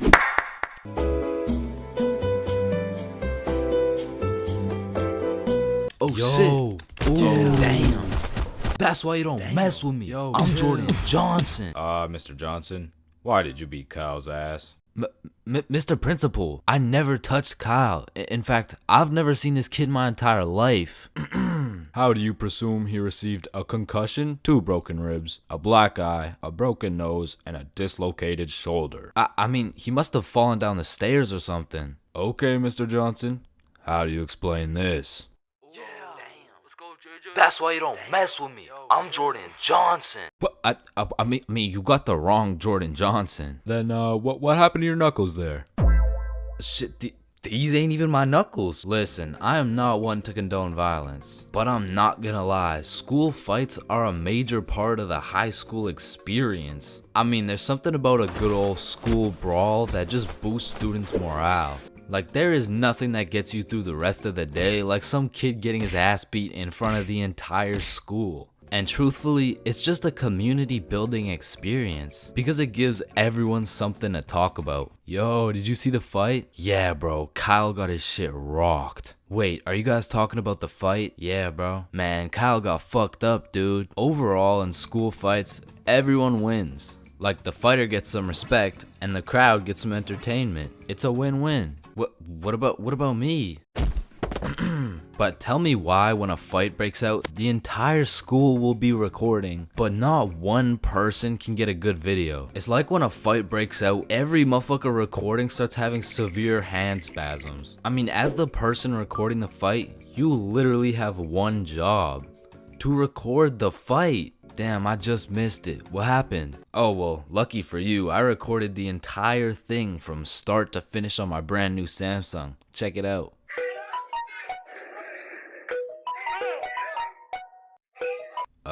Did anyone else record the fight? Oh shit, yeah, I did on my brand new iPhone 14 that actually records in 4K. Okay, bet. Ooh, damn. Let's go, JJ.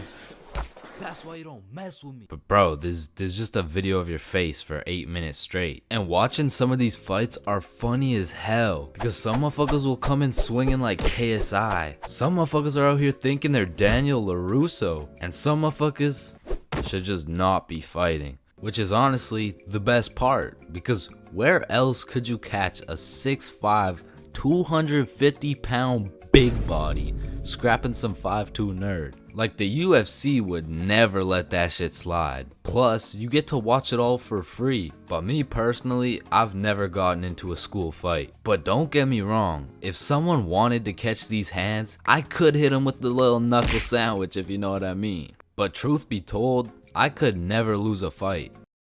Not because I know how to fight, but because for Bob, shit was on sight. And trust me, you don't fuck with Bob. Bob's got a better record than Floyd Mayweather. And I even heard one time he got into a little altercation with Mike Tyson.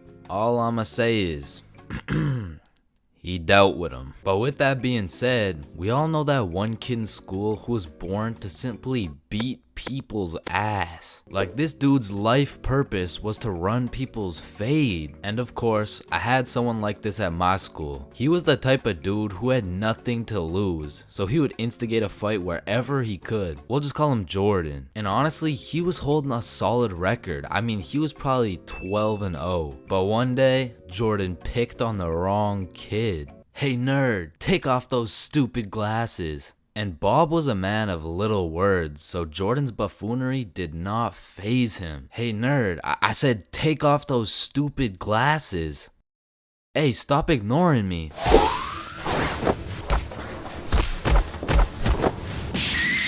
And without saying a word, Bob just ended Jordan's whole career. And ever since that day, nobody messed with Bob. That's why you don't mess with me. Yo, I'm Jordan Johnson. Man, sometimes this world can be a little cold. It can get a little gray, but there is nothing that can bring more excitement and vibrance to your life than having a crush. I mean, it gives you something to wake up for, something to smile for, someone to impress, and someone to be absolutely crushed by, leaving you more depressed than ever before. Which is when you get a new crush. I mean, crushes make the world go around. Everyone's had a crush at some point in time, and sometimes that shit gets too serious. I mean, I've had homies prepared to throw away their entire lives just to impress their crush, bro. Oh my god, look at these big weights. I wonder if anyone's strong enough to lift these.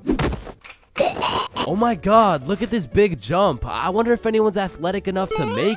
Oh my god, look how creepy this cave is. I wonder if anyone's brave enough. Oh my god, look how tall this building is. I wonder if anyone could stick the landing. I said, I wonder if anyone could stick the land. Oh, ew, did he just die? Oh my god, I'm getting the ick. Nope, just getting a few extra reps in. Man, I remember my first crush like it was yesterday, bro. She was 5 years old. But I was 5 years old too, right? Like, so it wasn't actually yesterday, you know, it's a saying, but we were both 5 years old, and I remember sliding in smooth as hell. Yo, shorty, you like Legos? Yeah. How about you and me go Lego my ego?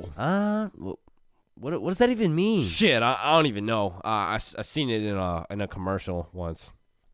And after that day, me and Rose hung out all the time. We'd be playing Legos, we'd link up at recess, and I couldn't help but let her know how I truly felt. Hey Rose, I like you. Oh, I like you too. And that shit had me thinking, damn, this life shit is easy as hell. I'm barely 5 years old and I already got a wife to raise my kids. Little did my dumbass know life wasn't all sunshine and rainbows, cause when I came to class the next day, I saw Rose playing Lego with another dude. And that was the day I realized crushes cause nothing but pain, especially before high school, because let's just think about the 3 possible outcomes. 1, you have a crush on this girl and you decide to tell her, because what's the worst that could happen, man? You guys are right.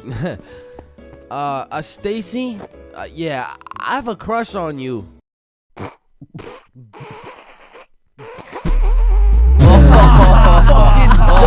Ugly as fuck. Or 2, you never build up the courage to tell her and end up watching your crush sit in a tree with the faster kid who had the light up Skechers and the Charizard EX. And we all know what happens when Stacy and Jimmy are sitting in a tree. Or outcome 3, you confess to your crush and it's the perfect scenario. I like you too. Now you've officially started your first middle school relationship, which is probably the worst outcome of all, bro. Cause now you've been sentenced to 14 days of relentless cringe and countless awkward scenarios. And I say 14 days because that shit's lasting 14 days max, bro.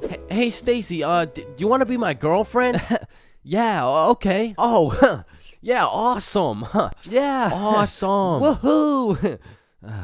So do you want to like hold hands or something? Yeah, sure. So, Stacy, I've been thinking. I don't think this whole thing's gonna work out. Oh, okay. It's not me, it's you. Oh. Wait, what? Yo, fuck my ass, bro. Or what's even more tough than having a crush in middle school is having a crush on a fictional character, bruh. Cause it's like you'll just be chilling, watching some Teen Titans, eating cereal or whatever. All of a sudden your crush is kissing other dudes right in front of you and you can't even do shit about it. I remember back in my day, I was down horrendous for Lola Bunny, bruh. And I really don't know how I feel about admitting my attraction towards a 2D cartoon bunny, but you gotta remember, this was in the past. Like, this was at least at least 2 months ago. And maybe I'm tweaking on this one, but the red fish from Shark Tale, bruh, she was different, bro. And her name, I think it was Lola as well. Shit, maybe I just like cartoon girls named Lola or something.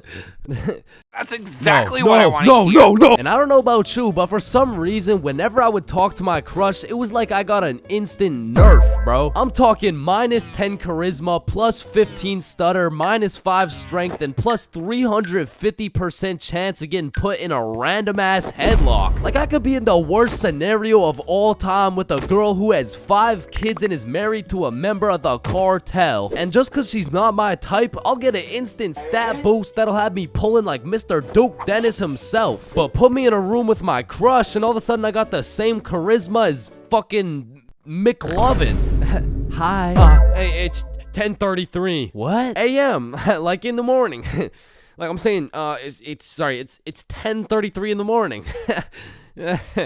Fuck. And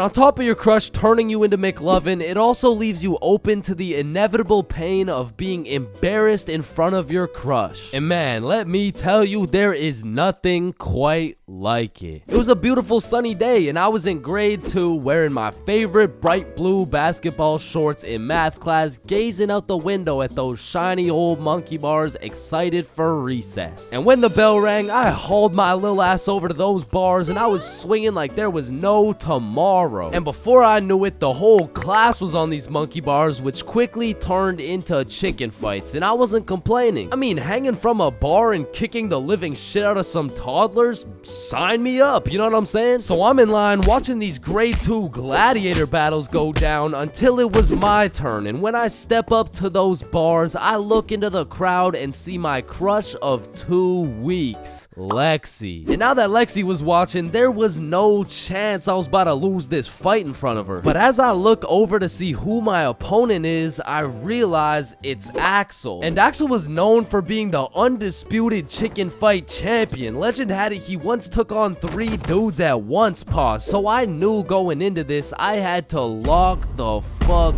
in, bro. So we climb over to each other and he's kicking my shit in off rip until I hit his ass with my specialty move, the Python Squeeze. And in 10 seconds flat, let's just say I folded that motherfucker's clothes. With him still in him, and everyone was hyping me up because I just did the exact equivalent of dunking on Michael Jordan in his prime with Beyonce watching. So of course Axel's pissed. Hey Chains, you, me, rematch now.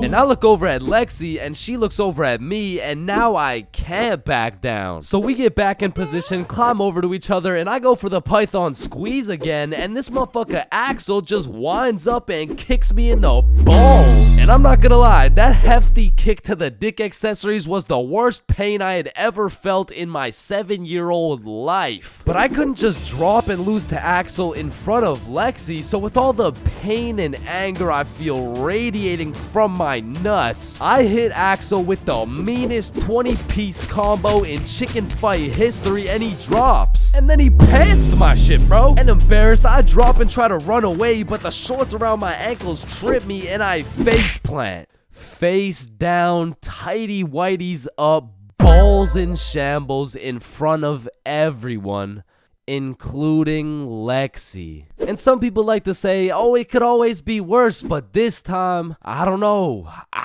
man. I don't know. So the moral of the story is, man, fuck Axel, bro. Yo, Chains, I'll pay you $5 if you pull that fire alarm right there. Oh, Run. Chains, do you know why I've called you into my office today? No. You see, that little stunt you pulled has led you to a 1-week suspension. God damn it. What does suspension mean? It means for the next week you are prohibited from coming to school. Fuck.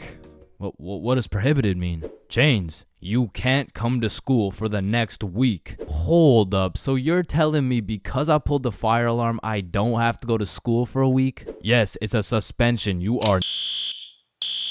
Man, I got a love-hate relationship when it comes to getting suspended from school. Like, on one hand, shit, you just don't have to go to school. But on the other hand... Suspended? Oh, I'm about to suspend that ass. Ah, fuck. Ow. Shit.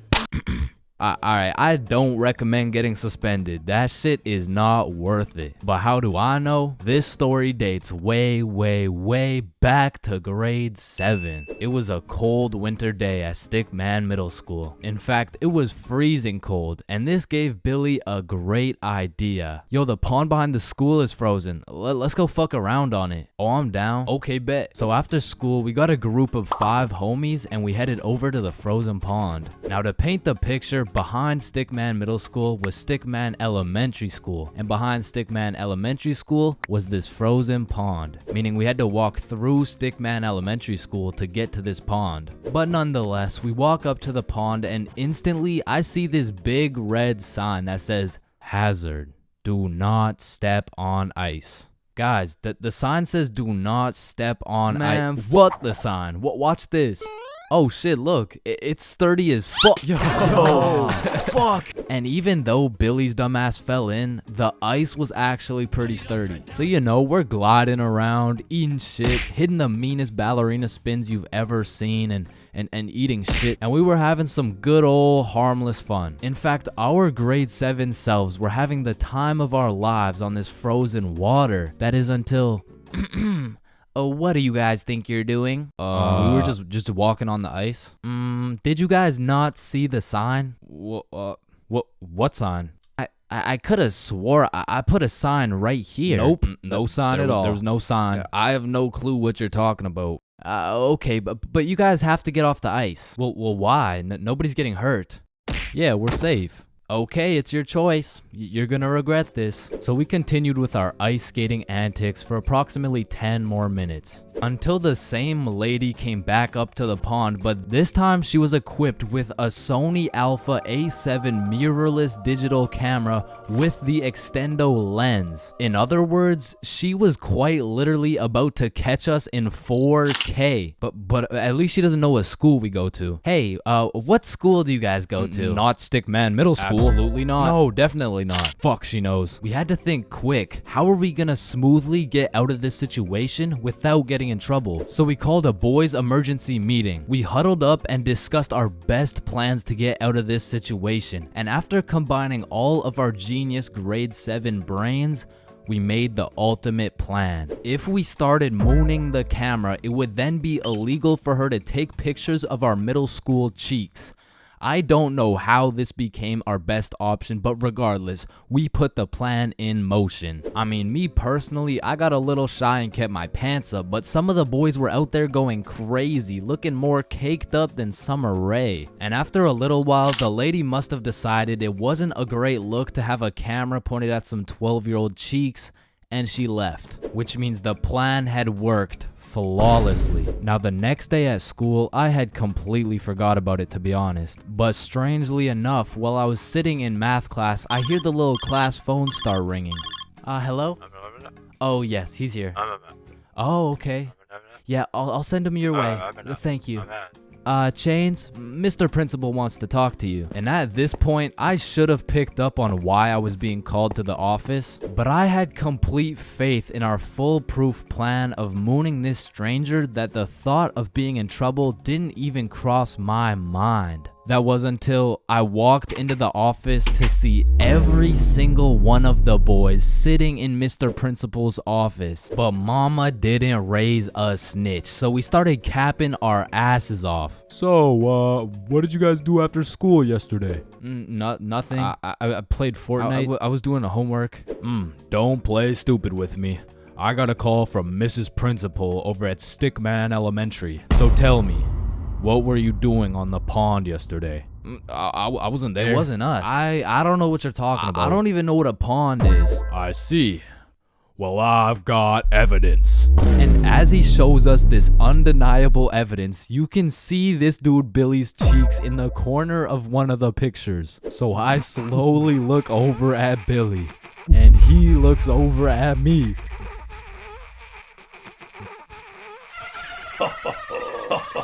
If you don't stop laughing right now, you're all suspended.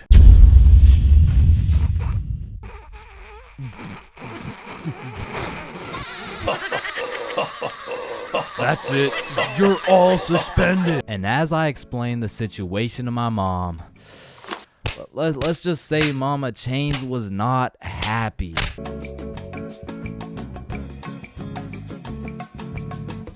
We are currently facing a life-threatening epidemic that is threatening the lives of many teens around the world. Oh, what's that? Yeah. Oh, okay. Okay, it has been brought to my attention that there's a new strain let loose that is infecting more teens than ever. The strain is propylene glycol formaldehyde. Street name, Guava Ice. So stay safe out there, and back to you, Linda. What? Oh shit! Man, way back when, somewhere in Timbuktu, a Homo sapien found a plant by the name of tobacco, and for whatever reason, somewhere in this dude's caveman brain, he decided, Me. Smoke now. and that he did. And as humans slowly evolved, smoking did too. And soon, motherfuckers went from looking all old and wise, smoking these big old pipes, to soon smoking cigars on some mafia boss shit, which turned into cigarettes. Now, back in the day, if you were stressing, Doc would prescribe you a pack of good old cigarettes. Sore throat? Cigarettes. Oh, you got a cough? Here, smoke a cigarette. But after a while, people's teeth started looking all British and shit, so they decided, boy, I don't think these are healthy, innit? So we decided we needed to make cigarettes better, and you know what makes everything better? The letter E. Your mail's taking too long to come in? Email. Wait, what's that? You wanna play sports, but you're ass at every single sport? Esports. Oh, you got daddy issues? E-girl. So of course, when people realize cigarettes are killing them, E-cigarettes. man, one thing leads to another and shit. You got yourself a Vaporizer Gen Y GTX box mod with 3 USB charging ports, a speaker, and a 6-inch LED touchscreen that can play Flappy Bird. Like, vaping is just getting a little too advanced, bro. Like, I remember one time I was chilling in the washroom with my homie Billy, and of course a motherfucker walks in with a vape. But this was no regular vape, no. This shit looked like a gadget straight out of fucking Star Wars. Yo, you want a hit? A hit? A hit of your iPhone? iPhone? This is that eSmoke FTX 763 3rd series, my boy. Watch this. Yo, did he just hotbox the whole bathroom in one hit? Yes the fuck I did. And this shit's 100 Nick. Holy shit, where did you find 100 Nick? I ended up mixing my 50 Nick guava juice with my 50 Nick blueberry ice, and it just kind of added up to 100. Bro, I don't think that's how it works. Shut up, my mom's calling me. Yo, fuck you, mom. And that was the moment I realized there really is levels to this shit. Level 1. Level 1 is the type of dude who isn't addicted, but he'll occasionally take a hit of somebody's device. But level 2, bro's borderline addicted, but he's still in the denial phase. Bro, are you addicted to vaping? Addicted? Nah, I don't even vape like that, bruh. Shit. Do 5 jumping jacks right now. Bro, what? That's easy. 1, 2, 3, 4. Oh shit. Level 3, the Fiend. This motherfucker is strapped up with some nicotine at all times, and even when he has a vape in his hand, this dude will ask for yours. And God forbid, if this Fiend loses his vape, this motherfucker will be stressing like he just lost his only child. A Fiend without a vape is the exact equivalent of one of these purple minions. Dude will be itching for that shit, and Lord knows what that man will do for a fix. Level 4, the Fiend who sells vapes. At this point, this dude's whole life revolves around vapes. In fact, I'm pretty sure they don't even breathe oxygen anymore. Like, in order to breathe, they need to inhale some chemicals that I can't even spell. Which honestly, it doesn't even say that much. Like, I can't spell a lot of shit, but what I'm trying to say is their bodies have just fully adapted in order to consume as much nicotine as possible. They breathe that shit, they drink the vape juice, and when they're hungry, shit, they just munch on the vape itself. And the worst part is they can't even run out of vapes. Like, shit, they are the plug. This motherfucker's just the CEO of getting high on his own supply. Like, dude is his own #1 customer. Level 5, this motherfucker, bro. Like, why do you need a LED touchscreen on your vape, bro? Like, you already have a phone. Wait. Did you just order that pizza from your vape? Shit. Where'd you get this from? And don't get me started on these flavors, bro. Like, tell me why these motherfuckers can make a vape juice and call that shit early riser. And that shit literally tastes like a Wednesday at 6 a.m. Like, what the fuck type of ingredients mixed together to taste like a Wednesday at 6 a.m.? But early riser isn't even the weirdest flavor on the market, because if you're feeling the family dinner vibes, you can get a rotisserie chicken flavor. Or if your breath is smelling nice and fresh, you could fuck that shit up quick with some garlic flavor juice. And they even got bacon. Yeah, I'm not gonna lie, that shit sounds fire as fuck. And lastly, now I don't even know if I can say this on YouTube right now, but shit, you can even get yourself some Worcestershire. Worcestershire.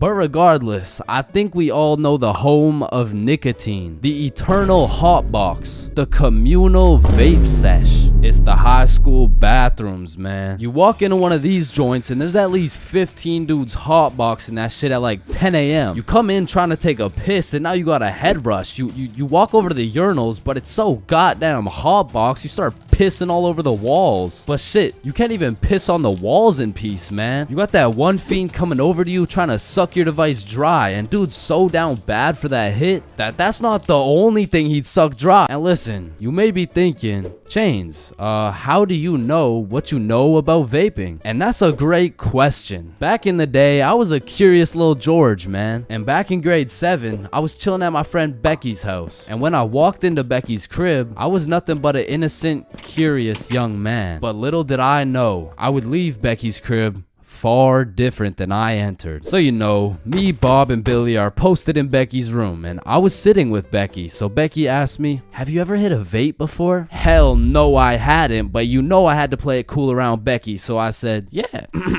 Yeah, I do that shit all the time. And so, of course, she passes me the vape. And honestly, I didn't think this far ahead, but I was in way too deep to come clean now. So I put that shit in my mouth, and I sucked the fuck out of it. Pause. And because this was the first time anything had made contact with my lungs beside oxygen, my lungs started malfunctioning. And I was coughing up a storm, and my cool guy cover was blown, but I had to see it through. Oh my god, are you okay? This shit ain't nothing for a guy like me. Guys, I think Chains is dying. And as I went on with my life, I would hit a device here and there, and eventually I even learned some tricks and shit. But one day, me and my homie had to run to catch a bus. And so we started running, but the homie doesn't even make it 100 meters, and he starts rolling on the floor, coughing up blood. And I was like, no, fuck that. And you know, I haven't touched a vape ever since, man. So stay safe and breathe air for real. Alright, class, today we're going outside for a run. But it's literally 0 degrees. Oh, Chains, don't be a bitch. It's not even that cold. See? I told you guys it's not even that cold. Yeah, for you. Cause you're out here dressed like the Michelin Man. High school PE is something different. And every PE class has 5 different types of people. Like the group of kids who just stand in the corner and occasionally get sniped in the head with a dodgeball. Or the kids who participate and make sure everyone is included. Or the legend who's chilling on Instagram. Yeah, he follows at Chains for real. There's also the dude who just never shows up. And of course, we got the sweats. These motherfuckers treat PE like they're in the military. These motherfuckers treat PE like they're training for the Olympics. These motherfuckers treat PE like they're gonna get scouted to the league. Which is honestly just funny as hell because, let's be honest, 85.7% of the class doesn't even want to be there. So you'll have some innocent souls zoning out during a basketball game, and all of a sudden they'll be getting posterized like they're playing against Ja Morant. Yeah, bitch. I mean, these kids will come out of PE drenched in sweat, breathing heavy, and with a smile on their face, knowing they dropped 104 points on some kids who have never touched a basketball in their life. And listen, don't hate me, but I do understand the appeal of sweating your balls off in PE, because I too once participated in the sweaty activities. Ow. I know, but there's just something so exhilarating about hearing the snapping of an unsuspecting freshman's ankles. But as I matured, I realized there was only one thing better than shitting on random students, and that was shitting on sweats. I became the anti-sweat. I would act like an innocent soul waiting to get posterized, but when the sweat would come in trying to end my career with a windmill dunk, I stuffed that boy like a Thanksgiving turkey. Pause. And don't get me started on the Fitness Gram Pacer. Whoever created this legal form of torture will catch these hands. Oh, Chains. No, I heard he sadly passed away a little while ago. You could be having a good day and you pull up to PE like, hey bro, you know what we're doing today? I'm not sure, but I think we're playing soccer. No, it can't be. Alright class, today we will be doing the beep test. Fuck.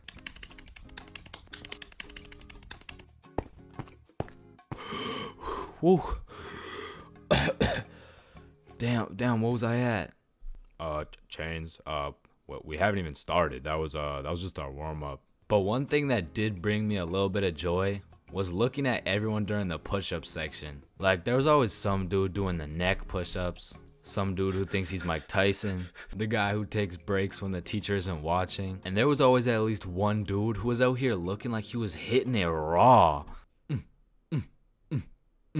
James, I don't think that's how you do it. Oh yeah, you're right. Yeah, bitch. Yo, you can live the rest of your life without breathing. What? No, you need to breathe. Hey, watch and learn, my friend. Oh, shit. Would you look at that? Okay, class, today we're gonna be studying atoms. Yes, Chains. If we're made out of atoms, and we're studying atoms, does that mean atoms are studying themselves? Chains, are you high? No. No. Damn. You know how everyone says, oh, I took a shit. No, you never take a shit. You leave it. Yo, guys, I just took the meanest shit I've ever seen. Hell no. Bro, isn't it crazy that you can imagine what it would feel like to lick any object you look at? Bro, why are you looking at my balls like that? Oh, hell no.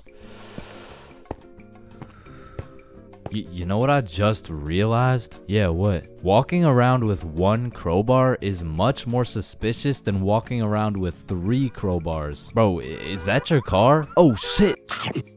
Yo, this burger is busting in my mouth right now, bro. I know, this shit is scrumptious. The ham, it's just exquisite. But wait, ham? There's no ham in the burger. It's a hamburger, dumbass. Of course there's ham in the burger. No, the patty, it's made out of beef. Bruh, that's like saying a hot dog isn't made out of a dog, for Pete's sake. Damn, you're high as shit. Okay, when I say sun, do you think of day or night? Obviously the day, that's when the sun's out. Okay, makes sense. But what if I were to tell you that you see more suns in the sky at night than you do in the day? Whoa. You are hereby sentenced to 35 years in jail for repeatedly kicking a pregnant woman. Objection, Your Honor. When you really think about it, everyone in this room has repeatedly kicked a pregnant woman before. Even you, Your Honor. Fuck. Holy shit. Horses are naysayers. Sir, I am very sorry to inform you the STD results came back and you are positive for chlamydia, gonorrhea, trichomoniasis, syphilis, chlamydia, herpes, HPV, HIV, and chlamydia again. Somehow you got 3 cases of chlamydia. Damn, you know what that made me realize? That you should wear a condom? Nah, life is a sexually transmitted disease that will 100% lead to death. Damn right. Sir, you got 3 days to live. You ever think about how old cars are looked at like, look at this dude's old ass car. He's broke as shit. Damn. At least my car isn't as old as this dude's. Holy shit. This guy's car is a shitbox. Damn. Look at that vintage car. Wow, that guy's car is insanely old. He's gotta be a millionaire. What the fuck? Is that Fred Flintstone? Whether we like it or not, we were all once inside some balls. Facts. I'm talking in the testes. Damn. I'm talking in the family jewels. real. I'm talking in the nut storage. I'm talking in the Brutal. semen spheres. God damn, Todd's really laying down some mean pipe over there. You know, Todd beating down those doonies really got me thinking. Most people are made in a bed, born in a bed, and die in a bed. Damn. Bro, stairs were made to make a really big fall into a bunch of small falls. Oh, shit, are you good?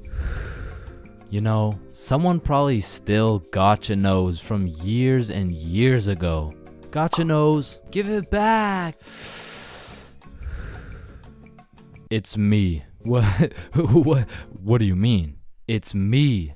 I am the one who gotcha knows. Wait, are you serious? Yes. Dude, give it back. Or what? Give it back. No, it's my nose now. You gotta eat the frog. No, just eat the frog. Nope, one bite. Not doing it. You just gotta try it. I'm not eating the frog. It tastes like chicken. Yo, mama tastes like chicken. Come on, it's tradition. You I don't have give to a fuck. eat the frog. Damn, traditions are really just dead people peer pressuring us. Eat the frog, pussy. That's why you're dead, bitch. Listen, I just can't wrap my brain around it. Yeah, what's up? Can you tell me why the fuck we park on the driveways and we drive on the parkways? It makes no God. sense. Hey Alexa, order some extra large magnums real quick. No, we both know you get absolutely zero bitches. Alexa, you literally Alexa, got no stop, reason stop. on top of that, Alexa, you and I both know Alexa, you are a shut size up. small condom boy. Bro, over the next generation, we're gonna see a serious decline in the number of people who are named Alexa. Damn. Wow, that's quite a beautiful birdhouse right there. Yeah, do you think it's made out of wood? Oh yeah, for sure. And where does wood come from? Fuck do you mean where does wood come from? It comes from a tree. Exactly. Are you thinking what I'm thinking? People trees cut fuck down each other and birds' make houses tree to make babies? birdhouses. Oh, The fuck? yeah, I meant people cut down birdhouses to make birdhouses. As you get older and older, a life sentence continues to become less threatening. Yo, there's probably a point where you just don't give a fuck. Put the money in the bag, bitch.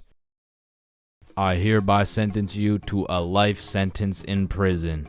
3 days later. Whoops. Oh. Okay, how the fuck did somebody look at all these rocks and trees and shit and just think, yeah, I can make a Wi-Fi out of this? Why is it a chair, bro? Someone tell me why it's a chair. You see, the word chair actually originates from the word cathedra, which is a combination of Latin words that mean sit and down. Incidentally, the word cathedral got its name as it is the seat or chair of the bishop. Oh, damn, this sandwich is about to go crazy, bro. Wait, that sandwich would hit way harder if we smoked before you eat it. Oh, okay, yeah, you right. A few moments later. Damn. What? Damn. My sandwich went bad. Nah, when you think about it, your sandwich didn't go bad. Something just started eating it before you did. Whoa, that's crazy to think about. Wait.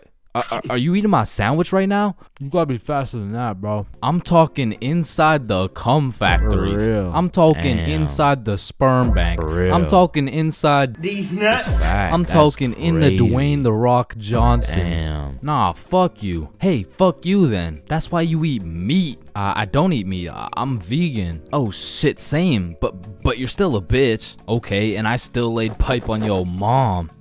Yo, what's going on here? He called me a bitch, and he said he had sexual intercourse with my mom. Yo, calm down. I thought you guys were both vegan. Yeah, what about it? If you guys are both vegan, are you guys really beefing? Damn, that was unfunny as fuck. Should we just beat his ass? Yeah, we should. Shit, damn. I see here. Looks like your toothpaste hasn't been doing the job. Try this one. 9 out of 10 dentists recommend this toothpaste. Wait a minute. If dentists make their money off people having bad teeth, and 9 out of 10 dentists recommend this toothpaste, why would I choose to use this one? Go. Shit, he knows. Man, you ever think about how the ocean is just some really big soup? Damn, I guess you're right. Or have you ever thought about how there's more airplanes in the ocean than submarines in the sky? Oh shit, apparently not. Damn, we're high as fuck. Man, you know what I just realized? What's up? Your balls are kind of like a body bag of sorts. You know what I'm saying? You gotta stop looking at my balls, bro. Okay, but who named it a chair? Like, who just looked at this thing and was like, oh, yup. This is gonna be called a goddamn fucking chair. Boo. Oh, you scared me half to death. What happens if you get scared half to death twice? Oh, I don't know. It's just a saying. Boo. Oh shit, is he dying? I think. Damn. When you really think about it, most guys will get their first set of flowers at their funeral. That's some real shit. Wait, Chains, are you high at a funeral? No. Hello class, I'm Mr. Subinson. I'll be your sub for today. For rules, I don't want to see any horseplay, no phones, and no WWE wrestling moves off the top of the desk, alright? Yeah, he just looks like that dude from the Pringles can. Walking into class and then seeing a substitute teacher is like the same feeling as squaring up to fight a dude and then finding out that dude's blind, bro. Like, you pretty much just gotta show up and you win. Like, I honestly feel bad for these substitutes, bro, because every day they have no clue what they're showing up to. Like, one day they're walking into a class full of angels, and the next day they're fighting for their life in a class of straight demons, bro. I mean, being a substitute teacher is all about confidence. Like, the moment the sub walks into the class, they're being analyzed. Like, the way they walk, how they dress, and especially how they talk. Yo, if the first thing they say sounds like, hey, hi guys. It's raps, bro. If you start the class sounding like an intro to an 8-year-old's Minecraft Let's Play, paper's gonna be thrown, pencils are gonna be thrown, fucking dudes are gonna be thrown, like, it's gonna be straight anarchy, bro. But when the sub walks in the room with a little pep in his step, a little drip in his fit, and most importantly, he starts the class sounding like he's done this shit before. Hey guys, I'm Mr. Peppinson, and today we mean business. All of a sudden, people are listening. Everyone except for one man, the class clown. He's gonna see that confidence as a challenge, and bro's gonna start testing the waters to see if this sub is really about it. And that is how Y equals MC squared. Any questions? Yeah, blue hat. Yeah, Mr. Peppinson, why are you built like that? Oh, you mean built like The Rock? Yeah, these are called muscles. You learn about them when you hit puberty. But bro, I'm in grade 11. I've already hit puberty. Yeah, nah. That's not what your peach fuzz mustache is telling me, buddy. Okay, well, your hairline is telling me it's going on a vacation, bruh. Alright, let's see your shit then. Yeah, like, it's not bad. Like, some substitutes are so good, you just wish they were your real teacher. Like, I remember one time in grade 10, I had this math class with one of those teachers who used to yap the whole time and then assign a bunch of homework with 5 minutes left in class. And then one day, a goat walked into our class. A goat who went by the name of Mr. G, or more formally, G-Dog. Now, G-Dog was packing a mean 68 years in his lifespan. However, he had the utmost pep in his step, paired with the drippiest of fits. And he was the type of dude who would lay down some respectable rules, and if anyone broke them, he wouldn't get mad. He would just simply flame the living shit out of you in front of everybody. And that's how you calculate the surface area of... no text while I'm talking, please. I'm just texting my mom. Oh, wow, that's crazy. How's she doing? Wouldn't you like to know? Oh, yeah, I mean, I would, actually, because she's probably pretty tired after last night. I mean, I did lay down some mean dick. But there are definitely some questionable substitutes out there. I remember when I was in grade 6, my entire middle school was just weird, bro. My recess was called Nut Break, my music teacher was deaf, and our principal was damn near bipolar. Alright, who told the blind kid he could say the N-word? Okay, alright, it was me, but like, I didn't think he would actually say it. Oh, no, that's actually a pretty good one. I mean, I gotta give it to you, kid. Wait, so you're not mad? No, I'm fucking furious, okay? Get in my office right now. Okay, wait, I thought you were just laughing. What's going on right now? Yo, I'm just messing with you, kid. You're good to go. Okay, thank you. Thank you. Good to go out of the school because you're expelled. That is absolutely unacceptable. Are you joking, or does it sound like I'm joking?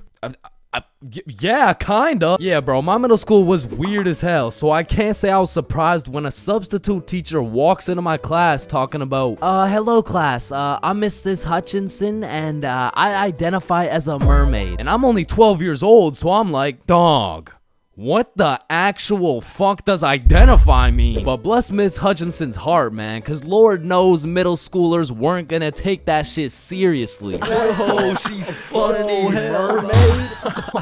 No, class. I'm serious. Oh, so that's why you smell like the ocean. Exactly. Wait, what? And I remember one time this sub walked into our class, and I could have swore they just found this motherfucker on the side of the street, bro. He walked in sagging like crazy, and if he even went to school, this motherfucker most definitely cheated his way through, bro. Yo, hey class. Like, what are we doing today? I mean, shit. You're the teacher. Oh yeah, right. So what'd you guys learn about yesterday? We were learning about agriculture. Oh yeah. Yeah. And I think you're right too, because you know the culture we live in right now is very angry, and the anger culture just needs to take a chill pill. You know what I'm saying? Any questions about that? Yeah. What's a chill pill? Oh, yup. I'm glad you asked. Okay, see, I actually know a guy who can hook you up with some. Just meet me in the parking lot at lunch. Mr. Saginson, are you trying to sell us drugs right now? No. Well, I mean, yeah, but it's for chemistry with neuroscience, or I mean, like for microbiology or something like that. And these substitute teachers seem to butcher every single name on the attendance. I mean, shit's gotta be on purpose at this point. Like, hello class. I'm just gonna do some attendance really quick. Correct me if I get your name wrong, okay? Horda Hansa. Is Horda Hansa here? Okay. I mean, my name's Jordan Johnson. Well, you're absent now, so you gotta speak up sooner next time. Wait, what the fuck? Maya? Is Maya present? It's Mia. Wow, quite the name you got there. It's spelled kind of weird, no? No, it's not. It's literally 3 letters. Ariana? Is Ariana here? Sorry, it's Ariana. Okay, and? Like what's your point? That's just how it's pronounced. Juwan? Is there Juwan in the room? It's Juan. No, and some subs be walking into your class with the most bullshit rules ever. Like, hey, Mr. Subinson, can I go to the washroom? Does your teacher usually let you go to the washroom? I mean, yeah, I think you legally have to. I don't believe it. Sit your ass down and get to work. Wait, Mr. Subinson, respectfully, I'm about to shit my pants here. Wait, does your teacher usually let you do that? What, shit my pants? Yeah.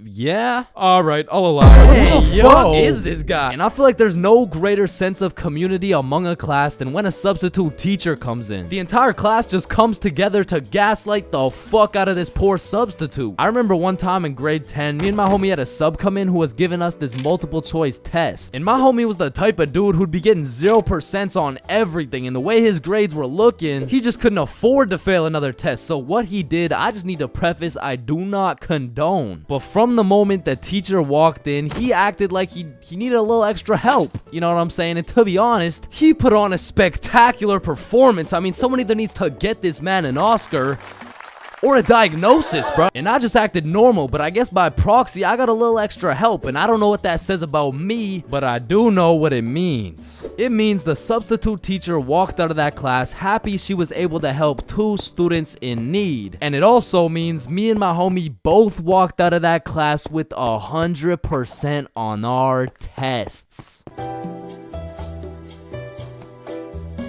Getting too high and ordering Chinese food 3 times because you keep forgetting you ordered it is one thing. But being too high in public is just one situation you don't want to be in. Like when you're too high in public, it feels like there's always a spotlight on you. And that all these random people you walk by are staring you down. But whatever you do, you can't make eye contact with anyone, or else that person will snatch your soul. If anyone else gets paranoid when they get high, then I know you can relate. I'll be out here fighting demons trying to walk to the gas station like, okay, relax, you're gonna be okay. The gas station is right there. Holy shit, it's the cops. They're after me. Man, something in that gas smokes away all your logic and reasoning. Like, it'll have me jumping from conclusion to conclusion like I'm playing Mario. Did that girl just look at me? Shit. She must think I'm sexy. Wait, no. She knows I'm high. Holy shit, she's probably an undercover FBI agent. She's getting back up as I speak. I gotta get the fuck out of here. And sometimes when you're schmacked in a public setting, you're just forced to talk to people. Don't make eye contact. Don't make eye contact. Hey man, do you know where the Walmart is around here? Wait, fuck. What did he say? He probably just asked how I was doing. Oh, I'm good. How are you? I'm good, but do you know where the Walmart is? Oh, yep. Yeah, I'm good. Thanks for asking. Phew, good thing I played that one off. Or I mean, you could always just take the good old safe route. Hey man, do you know where the Walmart? When you get way too baked in public, you also feel super self-conscious about everything. Am I walking weird? How do I even normally walk? Why am I walking like I just shit my pants? Okay, this feels pretty normal. Wait, am I even breathing right? Fuck, now I just turned on manual breathing. Roaming the streets while baked, you'll come across lots of people. But there's just some unspoken connection between 2 high people. Like, no words have to be said. You see that his eyes are red, and he sees that your eyes are red. You dap each other up out of respect, and you keep it pushing. Now, when you're baked as hell in public, but you're with a group of people who are just as baked as you, it's a lot easier to relax. Because the simple thought that these people look just as stupid as I do. And honestly, at that point, you can just embrace it. Because you're no longer baked, alone, and afraid anymore. Now you can speak your truth. Hey man, do you know where the Walmart? Hey bro, I'ma stop you right there. I am fucking baked. And therefore I cannot help you locate anything you may be looking for. And listen, being baked and Mickey D's go hand in hand. The problem is, you have to actually talk to the McDonald's guy to get your food. Like when I'm baked, I just don't have the brain capacity to communicate what I'm thinking. Shit, I'm probably gonna get a Big Mac. Hi there, what can I get for you? Do you guys have burgers? No shit, we got burgers. Yeah, then let me get the burger, you know, like with the things, the you know what I'm saying, like yeah. Damn, you are fucking stupid, bro. And we already know being zooted at school can either be a rather delightful experience, or it could be completely and utterly terrible. Once again, if you tend to get paranoid when you're high, being at school has to be one of the worst places to be. You'll be out here ducking and dodging the teachers, absolutely shitting the bed on all your tests, and it's just overall gonna be a stressful ass experience. But on the other hand, If you get much more relaxed when you're high, then you get a nice little mood boost. You walk around with your head up and that baked grin on your face. Shit, this was never me, but I know some motherfuckers magically get a better mark on their tests when they're faded. Overall, you're just kind of living life stress-free. I mean, these two experiences are pretty much complete opposites. So I'm not trying to say being baked in public is always going to be a bad experience, but for me, I'd much rather accidentally place 3 orders of Chinese food from the comfort of my own home. Man, summer is just a beautiful season. The sun is shining, the trees are green, and you can stay out with your homies all night. And best of all, you get to sleep in till that shit gets absolutely fucked by the first day of school. And waking up to that first alarm of the school year will have you discombobulated as hell. Like, Chains, Square Doodle Mat Salami Mouse. What? You heard me, Square Doodle Mat Salami Mouse. Wait, huh? Really? Keytorch Claw Bosomorph. Man, what the fuck are you talking about? What the fuck? And even though getting out of bed early hurts your soul, it's absolutely necessary you spend at least 5 minutes staring at your wall, contemplating your entire life. And if you're a real G, you laid out your toughest fit the night before, so you're low-key hyped to rock that shit to school. So you throw on your new shoes and flick up for the first day of school. And then you walk over to the establishment where you will not only pursue your educational prowess, but you may also dabble in what some call stunting on these hoes. And man, I will say, linking up with your boys on the first day of school just hits different. Like, I be reuniting with the homies like I didn't just see them 12 hours ago. And we're all happy and shit until the school bell reminds me I just got my ass locked up for another 10 months. And I don't know about y'all, but I don't think I've ever made it to my first class of the year on time. Like, it'll be 9:15 and my dumbass will still be trying to figure out how to make it to room 347 by 8:55. And walking into your first class of the year late has to be one of the most uncomfortable situations you can experience, bro. Because the teacher will be like, oh, and who are you? I'm Chains. Well, Chains, why are you late? Because the bell rang before I got here. Alright, whatever. We waited for you before we started introductions. Oh, no, you shouldn't have. Well, you're welcome. We just wanted you to feel... No, like, you really shouldn't have. Like, I don't want to do this shit. And tell me why all these teachers have been copy-pasting the same icebreaker games since preschool. Like that one where you have to start with an adjective that starts with the same letter as your name. Like, how do you have a group of legal adults in a circle, awkward as hell, talking about, hi guys, I'm Super Sarah. Hey y'all. I'm Awesome Aiden. And I'm a Marvelous Marvin. Shit, if we don't stop doing these fucking icebreakers, I'm about to joyfully jump off a cliff. And after we're done grinding out icebreakers, these teachers have the audacity to show a whole 50-slide PowerPoint all about them. Like, the fuck? This class is supposed to be the study of math, not the study of your daughter's soccer games, bro. And I'm not even gonna lie, my dumb ass will be out there taking notes, wondering how this 7-year-old's goals per game ratio is gonna help me on my trigonometry test. Then just as soon as you survive all that bullshit, you gotta go to the next class and do that shit again. And by the time you've learned half your teacher's favorite hiking spots and relationship statuses, you're relieved to hear the lunch bell, only to find out the cafeteria's serving straight ass with a side of booty for lunch. And my standards aren't even high. Like, during summer, I was on a seafood diet, as they would say. When I see food, I eat that shit. But when it comes to this cafeteria food, I could even bring myself to smell that abomination they're calling meatloaf. But even though the food was straight dookie, I won't lie, it's kind of nice being back at the lunch table freestyling with the homies. But of course, all good things must come to an end. So the bell rings and I go to depart ways with the homies. Alright, peace out, man. Yeah, see ya, bro. Oh shit, are we going the same way? Damn, yeah, I guess so. Alright, peace out for real. Yeah, see you, bro. Shit. Alright, my class is right here. Bro. Me too. Oh shit. Let's go. Alright, class, I'm gonna be taking some attendance. Correct me if I get your name wrong. Jason. Here. Billy. Yo. Megan. Present. Chains. Here. Charlie. That's me. Bob. No fucking Bro. way. Is there any Bobs in the room? Yo, do you hear that? Is that intro music? Does anyone here know a bar? Man, nothing beats a class where you got all the boys sitting together. Like from the jump, you already know you're all about to fail the fuck out of that shit, but it's gonna be fun as hell. Alright, so everyone introduce yourselves and tell us what you did over summer break. My name's Bartholomew.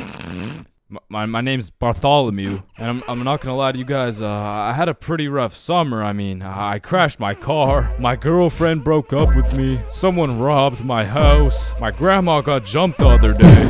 Oh, bro, not the grandma. You three in the back. Disrespectful. And what's crazy about the first day of the school year is how these teachers will act all nice, talking about, it's so lovely to see all your beautiful faces, and it's also nice to see you, Aiden. Wait, what the fuck? We're gonna have an amazing, fun year, and guess what?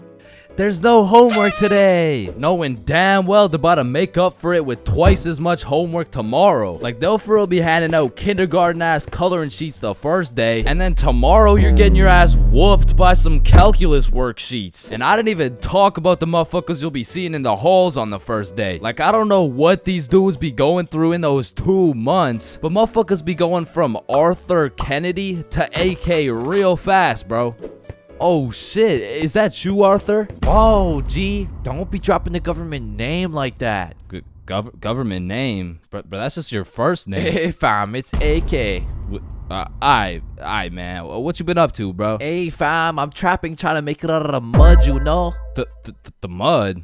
You live in a gated community. Oh shit, that's the ops right there, fam. Get down. The ops? That's just fucking Edward. Or the way these new freshmen be walking like they're scared a senior's gonna slap the books out of their hands and take their Fortnite V-Bucks gift card. Like, bro, you freshmen are worried about the wrong V-card. Like, I don't know why, but the day these kids go from sophomore to seniors, they instantly decide to pull an EDP. Like, bro, you're 18 and she's fresh out of middle school. That's a whole crime. But that's not the only crime motherfuckers be committing on the first day of school. Some dudes be pulling up to school with the most atrocious fits known to man. Like, there's no fucking way you laid out this ramen noodle chicken soup ass fit the night before, slept on it, then woke up and thought, oh yeah, the hoes are gonna love this one. Like, I'm not gonna lie, you could never catch me wearing the types of fit these motherfuckers be wearing, bro. Like, that shit should have never made it out the closet. Like, I don't condone bullying, but all I'ma say is,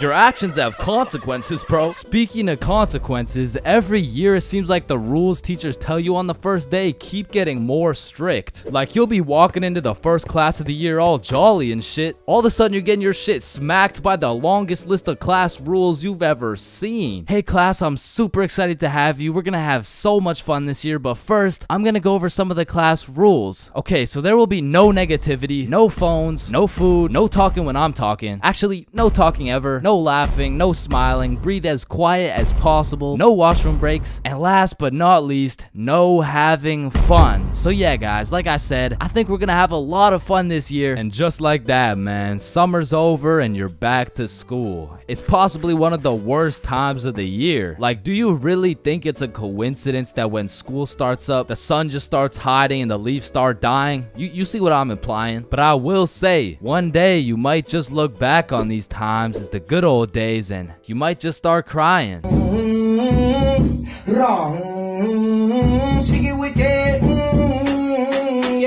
So, 50,000 word essay, 3 worksheets, pages 5, 6, 9, 273, 655 in your workbook, and you'll need to make a TED talk you'll present in front of the whole school. What do you want, Chains? Well, how much time do we have? Everything needs to be handed in at 12 p.m. on Thursday or you'll get a 0. Wait, Mr. Cumminson, that's in 2 minutes. Actually, it's 1 minute now. Any other questions? Yeah, can I go to the bathroom? Fuck no. Sit down, Jeremy. Oh, okay. Man, imagine being a high school teacher, bro. Like, as soon as you hit the ripe age of 5 years old, they throw your ass into school and you just don't make it out until you're like fucking 65. And when I was younger, I always used to wonder, like, Why is Mr. Cumminson so angry all the time? But as I got older, I realized I would be pretty fucking pissed if I was in the exact same spot I was 40 goddamn years ago. Which brings me to the first type of high school teacher, Mr. Angerson. This is the type of motherfucker whose wife divorced him 7 years ago, and he takes his heartbreak out on the students. What was that? Oh, nothing. I just had to sneeze. Oh, so you think it's okay to just sneeze in my classroom now, huh? Well, no. I just needed to sneeze. What if I just broke into your house and started sneezing on shit, huh? Well, no. That's just matter of fact. Get your ass up here. Yo, this isn't the 1950s. You can't just. Linda, come back, please. Now, I don't know how Mr. Angerson continues to keep his job, but it feels like this dude's mission is to ruin the day of every student that walks into his class. Like, he'll be putting in extra effort into his tests to make them as confusing as possible. The type of motherfucker to make a multiple choice test with the first 4 letters all as A. Bro will have me changing the correct answers into the ABCD strategy. Next up, we got Mrs. Talkinson. Some teachers really just don't give a fuck about teaching, bro. I mean, Miss Talkinson over here, she really just wants someone to talk to for real. And that's when Franklin D. Roosevelt became president. You know, actually in high school, I had a friend named Franklin. He was a really nice guy. We used to go to the movies together and stuff, and then he went to jail for multiple hate crimes. Like, by the end of the class, you'll know her home life, her family, how she takes her anger out on her children. So me and my classmates would recognize the fact that if we could just keep Miss Talkinson talking, we wouldn't have to do shit all class. So in 1938, Germany invaded Austria. Yes, Chains. Miss Talkinson, have you ever been to Germany? Oh my goodness, you would not believe what we did in Germany. And for my personal favorite teacher, we got Miss Cakinson. You know, the teacher that is caked up for absolutely no reason. Like, she's got that dump truck for what? I mean, I'll be failing all my classes, rocking with a 1.5 GPA. But I walk into her class, fuck, all of a sudden I turn into a Miss Cakinson. Actually, you forgot the homework for today. Oh my god. Shut up. Oh, I thank you, Chains. I almost forgot. You're welcome, Miss Cakinson. All my homework is done. All my tests are aced. And at any given chance... Oh, shoot. My computer isn't working. Does anyone know? What do you need, Miss Cakinson? And I'm there. Miss Cakinson, if you're watching this, just give me a chance, please. And next, you know we got Mr. Questionable. Ensign. Now I know what you're thinking. Bro's name is a little bit of a mouthful, and that's because he may or may not have a mouthful of little boys. Okay, listen, I'm not here to point fingers at anyone, but if I was to point fingers at someone, it would be fucking him. Like, I'm really not trying to accuse anyone of anything, but there does come a point when some things this man does gets a little questionable. Maya, let me help you. So you put your hand like this and you... OMG, Chains, you will not believe who just followed me on Instagram. Oh shit, was it at Chains for real? No, it was Mr. Questionable Ensign. Damn, brother, this test was hard as fuck. Yeah, bro, literally everyone failed that shit. Facts, bro. What did you get? Yo, I got 22%. What about you? Oh, I got 103%.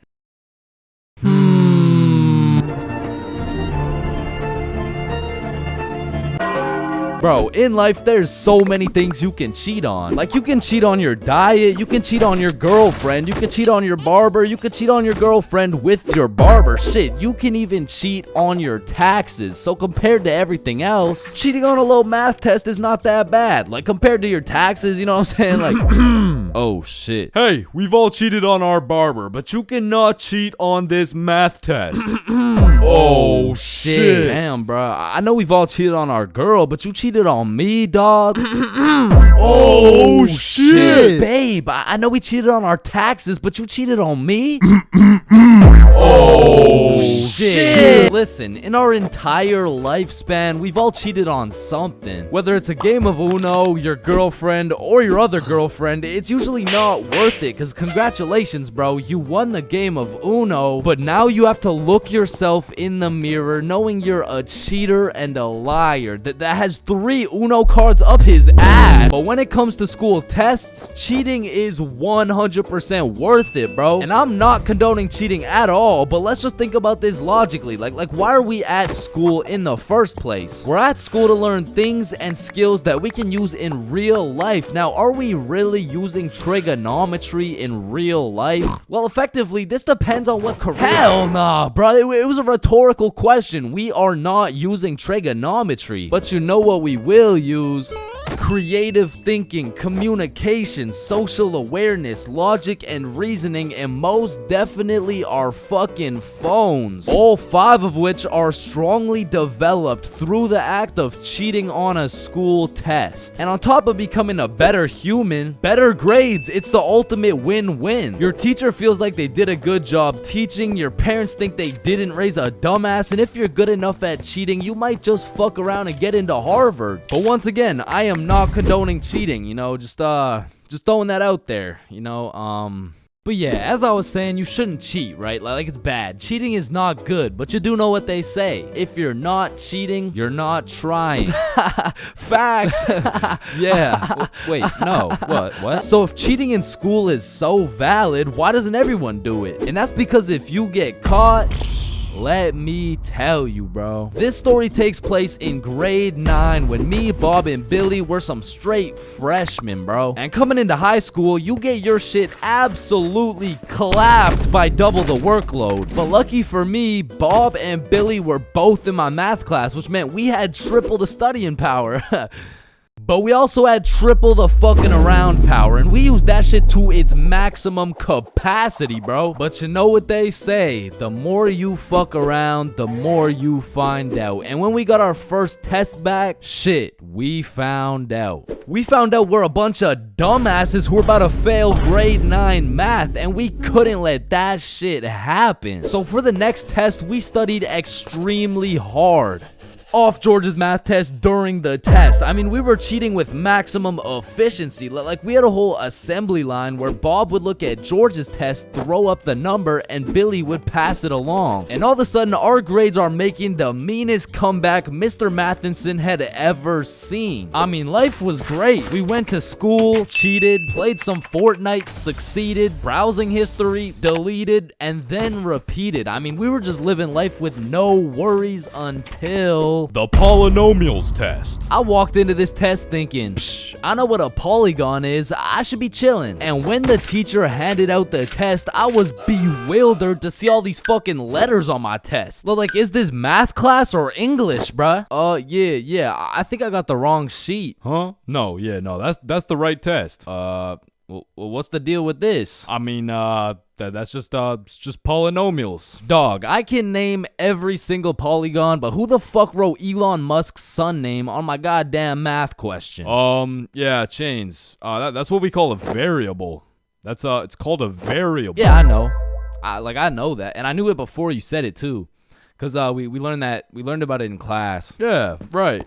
Right. Now, this would have been extremely bad if we didn't have the ultimate method we like to call George. Because George was one of those dudes who loved studying. Like, he'd wake up and go to school, then come home and study till he dropped, bro. Like, if you kidnapped George's whole family and told him you'd only give them back if he answered this equation, this motherfucker would just be happy he got more homework, bruh. And cause of this, we had a little deal going with George. If he let us cheat off his math test, we would teach him how to be a normal dude. We were teaching this kid how to dap someone up, how to use slang, and all I'ma say is, this motherfucker should have just stuck to math, bro. Yo, Chains, sauce me a bite, big dog. I got you. Shit, Chains, you just busted in my throat, gang. Hey, yo. George, what you just said right there sounded gay as hell.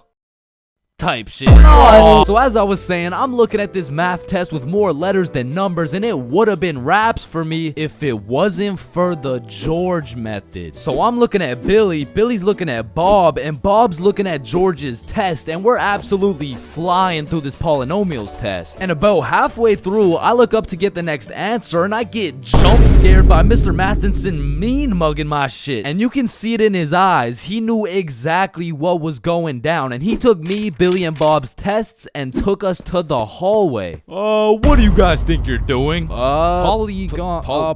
I'm pretty sure it's like Why did I see you three throwing up your fingers during our test? Well, you see, Mr. Matheson, we're gang affiliated. No, bro, what the fuck? Alright, you three, cut this shit. I caught you cheating. All three of you are getting zeros on this test, and I don't want to see it happen again, or I'm contacting your parents. All right, it won't happen again. You're right. We're not in a gang, by the way. Yeah, I know, buddy.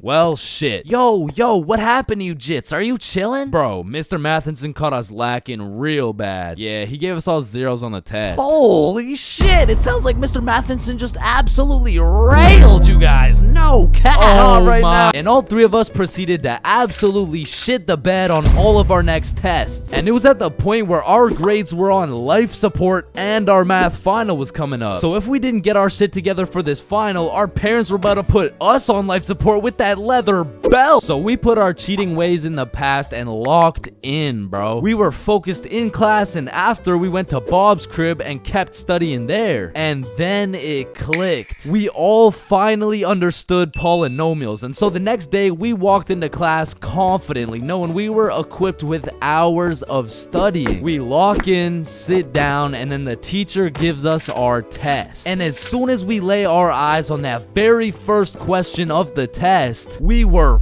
fucked. Now, don't get me wrong, we could do polynomials all day long, but we forgot this was a final. Meaning we forgot to study numeracy, exponent laws, rational numbers, linear relations, inequalities, geometry, probability, and statistics, and in other words, we didn't know shit. And before I can even make eye contact with the boys to tell them I'm fucked, these motherfuckers are already hopping back on the George method. And listen, bro, as you can tell, I'm no mathematician, and I did not study probability or statistics, but from what I'm seeing at this very moment, I have two options. I can do the test legitimately and have a 99% chance of failing grade 9 math and getting my shit whooped, while simultaneously having my entire family realize they raised a dumbass who won't go anywhere in life and is destined to draw stickman for all of eternity, or I could cheat. So we're out here hitting the George method, and I'm being extra careful because if we get caught lacking twice, it's complete and utter wraps for us, bro. So we're grinding out the method, then the teacher looks up, boom, we're locked in on our own tests. He puts his head down, back to the method. And there was a few times in there I thought we were cooked, but we just kept it pushing. But still, we were low-key running out of time, and I had a whole page to complete. And God bless this random ass dude's soul, because he raises his hand to ask a question, and as soon as the teacher turns his back on us, it's crunch time, bro. It's like double XP right now. Bob was out here throwing up these numbers so goddamn fast, I thought he turned Crip for a second. And then the bell went off, and we were all done, bro. We hand in our test, and then it was time to wait. A few classes go by, and then the teacher hands out our math finals alongside our report cards. And nervous as hell, we all check our report cards, and we all passed, bro. So we all go home happy as hell to show our parents our report cards and the fact that we passed. Chains, you got a 54 in math? Yup, mom, I sure did. You raised one hell of a smarty pen. Oh, fuck. But at the end of the day, even if we all got our shit whooped, maybe the real treasure is the friends we made along the way. Yo, homies, I'm bricked up right now. Oh, no.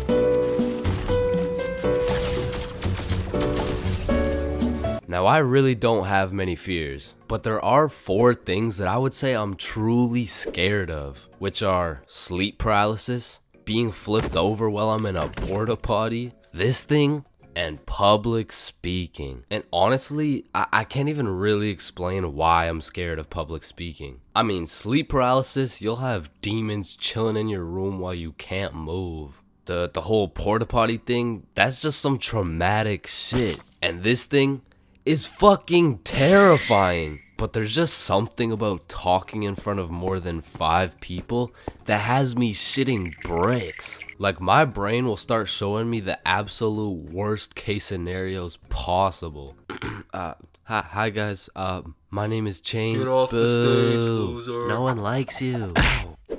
Hi guys, my name is...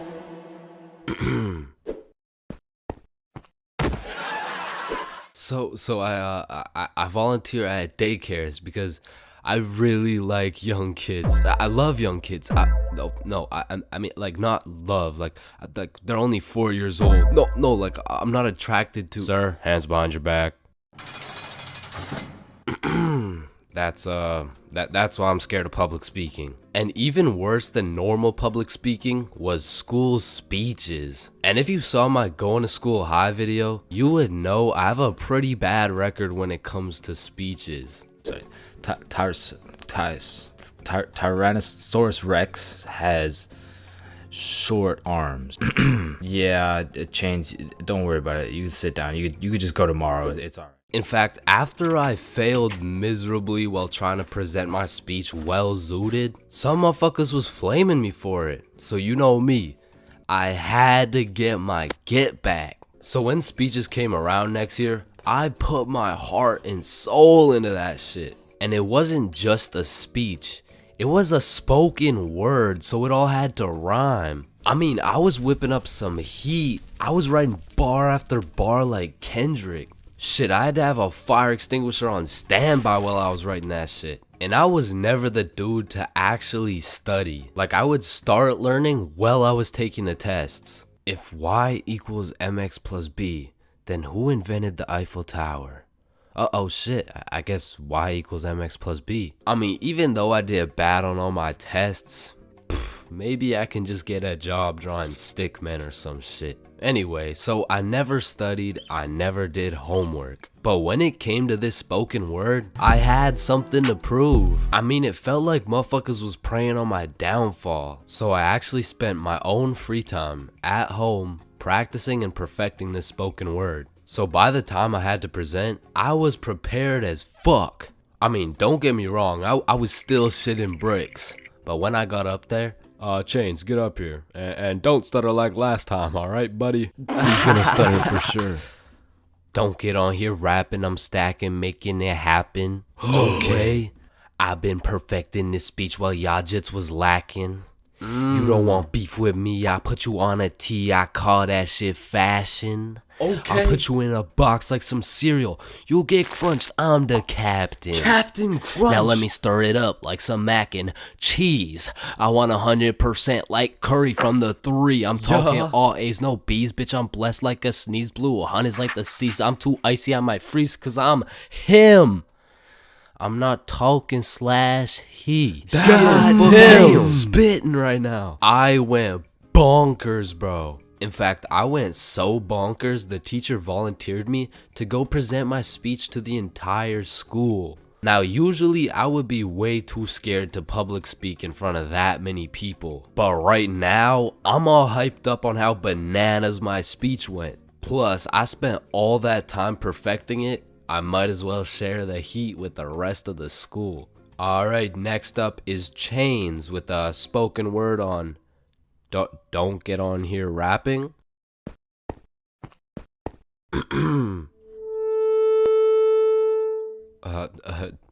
Don't get on here stacking. I mean rapping. Stacking, I'm happing. You don't want beef with me because quite frankly, I will put you on a t-shirt. I mean, you could call that fashion. So thank you guys for having me. I fucking fumbled. I folded under the pressure, bro. With the entire school watching my fear of public speaking absolutely crush me. And that is the reason why I have a fear of public speaking.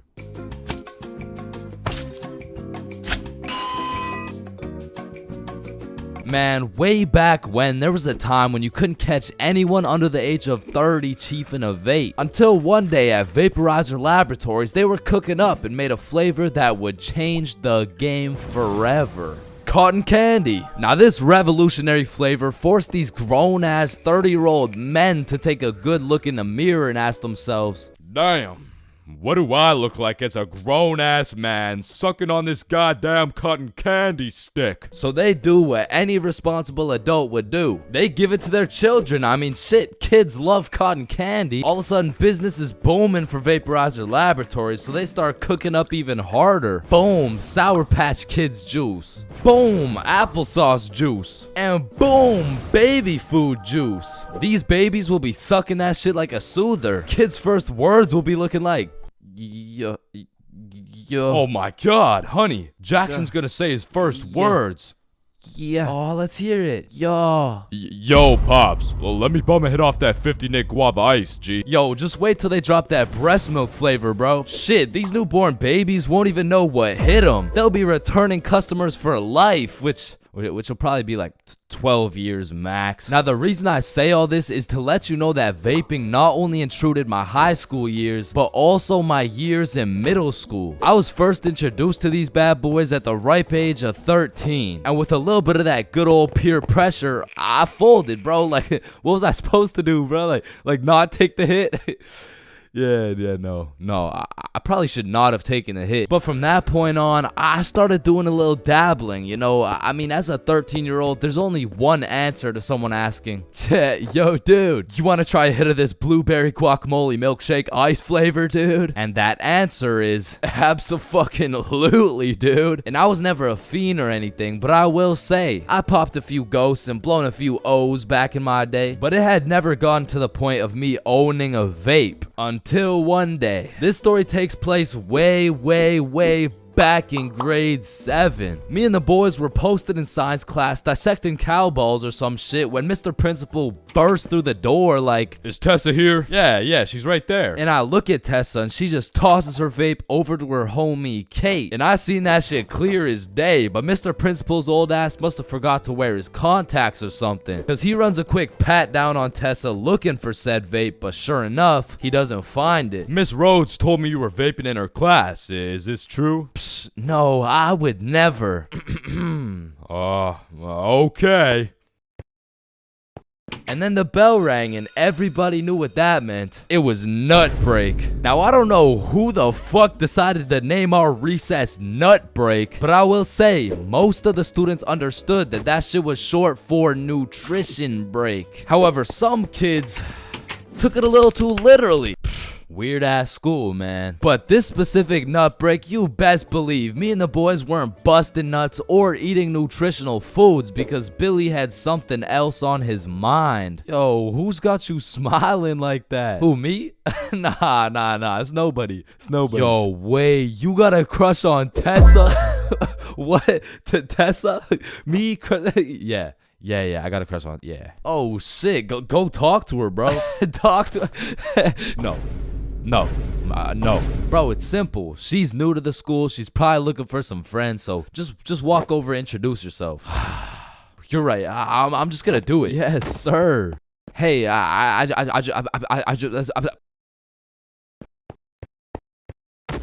just sell that shit? Yup. You did. Then the bell rings and we all go to PE class. Now in my middle school, your class was your class. You just have the same students and the same underqualified teacher teaching everything. Like, Lord knows Mr. Donaldson shouldn't be teaching PE, but shit, here we are. And so while we're playing dodgeball, I'm trying to coach Billy on how to confess his love for Tessa, but I'm gonna keep it a buck. I was speaking straight out of my ass, bro. I don't know the first thing about confessing love. Listen, bro, I'm the expert when it comes to confessing love. All you gotta do is walk up with confidence, introduce yourself, and then ask her to be your girlfriend, bro. Okay, simple. Let's practice. Hey, Vanessa. My name's Billy, and do you want to be my girlfriend? Damn! And after the proper training, by the time lunch came around, Billy was prepared to do what had to be done. Alright, listen, bro. Whatever happens out there, me and Bob got your back. And remember, the worst she can say is no, bro. Alright, I'm ready. You got this. Hey, Vanessa. I'm Billy. I seen you in science class today, and you were looking very pretty. And do you want to be my girlfriend? Fuck no. She laughed, bro. She laughed in Billy's face. And he walks back to us with tears in his eyes. She laughed at me, bro. Well, at least you know what they say. What? If you can make her laugh and giggle, you can make the cheeks clap and Not jiggle. right now, bro. You're right, too soon. Needless to say, that brother Billy went home that night, listened to Juice WRLD, and cried himself to sleep. Shit, the next day, Billy didn't even say a word, but I could hear Lucid Dreams on full blast in those earbuds. Man, it's a tough sight to see. Next thing I know, Mr. Principal bursts in the class talking about, All right, Tessa, in my office right now. now, I don't know why she was in trouble, but whatever she was accused of, she's guilty, bro. And she's also guilty on 1/3 degree count of breaking my man's heart. And as I'm busy praying on Tessa's downfall, I get a little tap on my shoulder like, psst, take this. Mr. Principal's looking for it and he's not gonna check you. Whose is it? It's Tessa's. Don't worry, it's safe with me. And it was safe with me, cause that shit was now mine. The only way she could get it back is if she repaired my boy Billy's heart, and that just wasn't happening. And soon enough, Tessa comes back from Mr. Principal's office and she didn't say a word. We had nut break, nothing. We went to PE, nothing. And then we went to math class. And as I was chilling in math class, calculating the square root of pi and shit, I get a tap on my shoulder again. Psst, Tessa wants her vape back. Vape? What vape? The one I handed you this morning? You know, it was purple. Oh, that vape. Oh, yeah, no, I threw that shit in the bushes.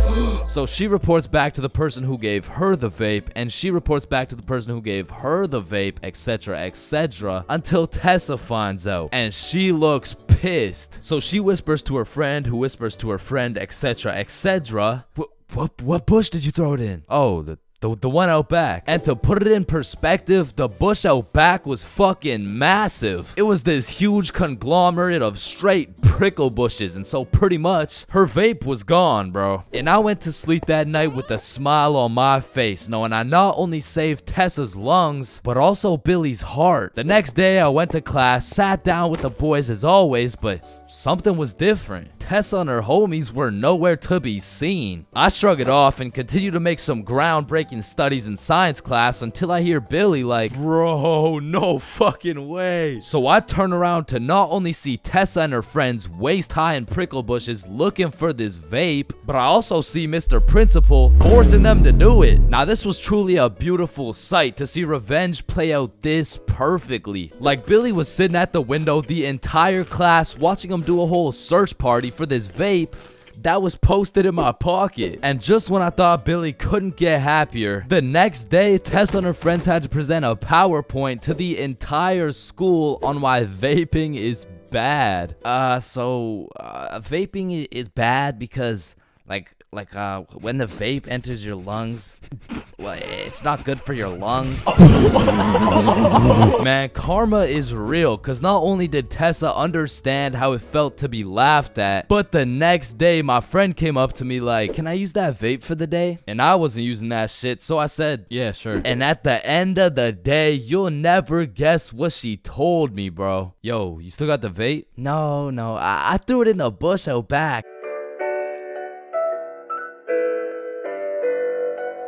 Listen, I know some of y'all have already gone to school high, but for those of you who haven't, don't do it, bro. I only went to school baked one time in my life, and after that experience, I never did it again. So, this story takes place on your average Wednesday. I was still in grade 10 at this point, but I have to note, I was not a super experienced smoker. However, with that being said, I did have some homies in grade 11 that, let's just say, they knew what they were doing. But still, my day started off like your average high schooler. Alarm goes off, hit snooze for 15 minutes, get up, stare at the wall for approximately 10 minutes, shower, eat, and head to school. This particular day, I remember being a little bit anxious because I knew I had to present my speech that I had just written the night before. But English is at the end of the day, I'm chilling for now. Plus, my first class is PE, so you know how it goes. I smoked some kids in dodgeball. I went to my next class, got smoked in math. The bell rings and I dip for lunch. See y'all boys. Guys, Yeah, peace out, man. I do. So I link up with the gang for lunch, and we kind of mob around the school for a minute, but we end up just chilling in this forest right outside our school. And this is when one of my experienced friends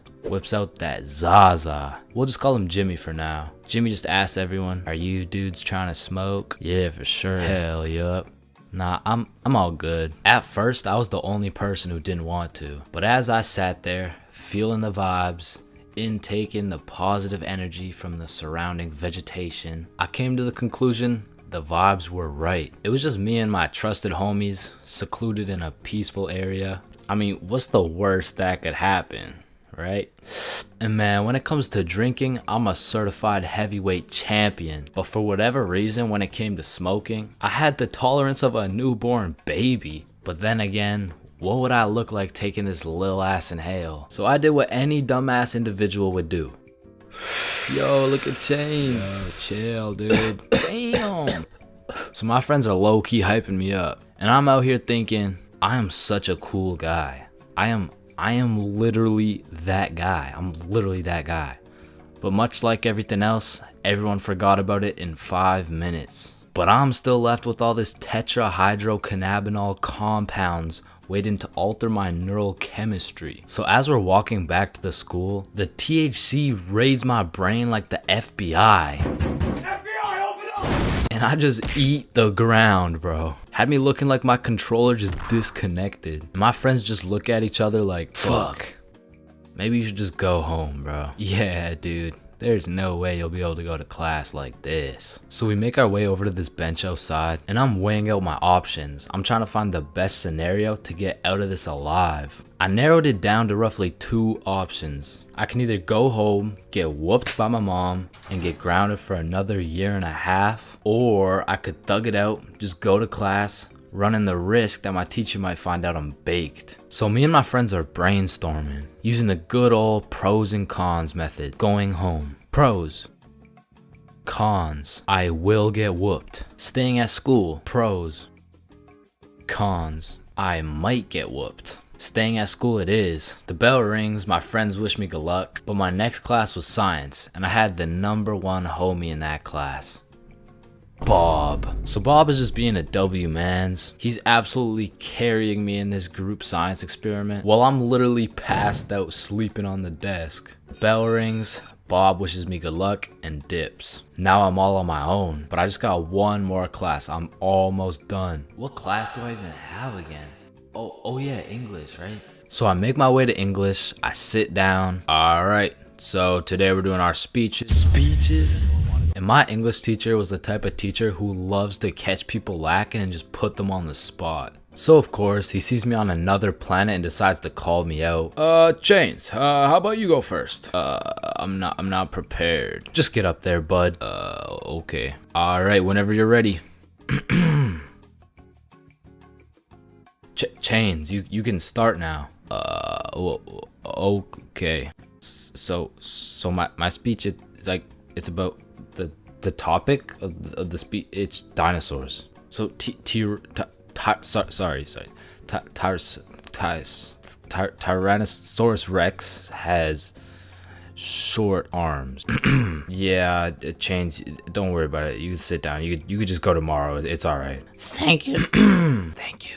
Yeah, man, this is why you don't show up to school high, bro.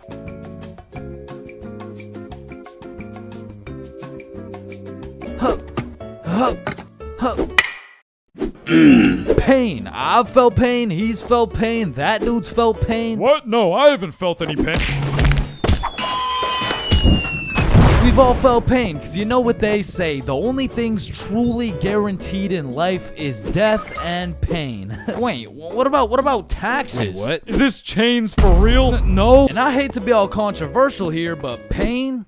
That shit hurts, bro. Specifically, the little shit that just does 1 damage has no business hurting so bad. Like stubbing your toe or biting your tongue or fucking paper cuts. Like that shit shouldn't even hurt, bro. It's paper. It's not scary. Oh, shit. And I still remember the first time in my life I ever took some real damage and felt some real pain. And it was back when I was 4 years old. Which meant I was still learning the controls of life and shit. Like, yeah, I could run, but it was low-key like watching a dude play Fall Guys. if he was drunk and fried and asleep. But regardless, one day I was bored doing 4-year-old shit, and then I seen my arch nemesis, a fucking chair. And I instantly knew what had to be done. I had to assert my athletic dominance by running and jumping over this chair. So I take a deep breath, I run up, jump, and clear this chair clean as hell. Now keep in mind, I was 4 years old, so that was probably the coolest shit I'd ever done in my entire life. So you know I had to show my mom to make her proud of the man I've become. Hey mom, watch this.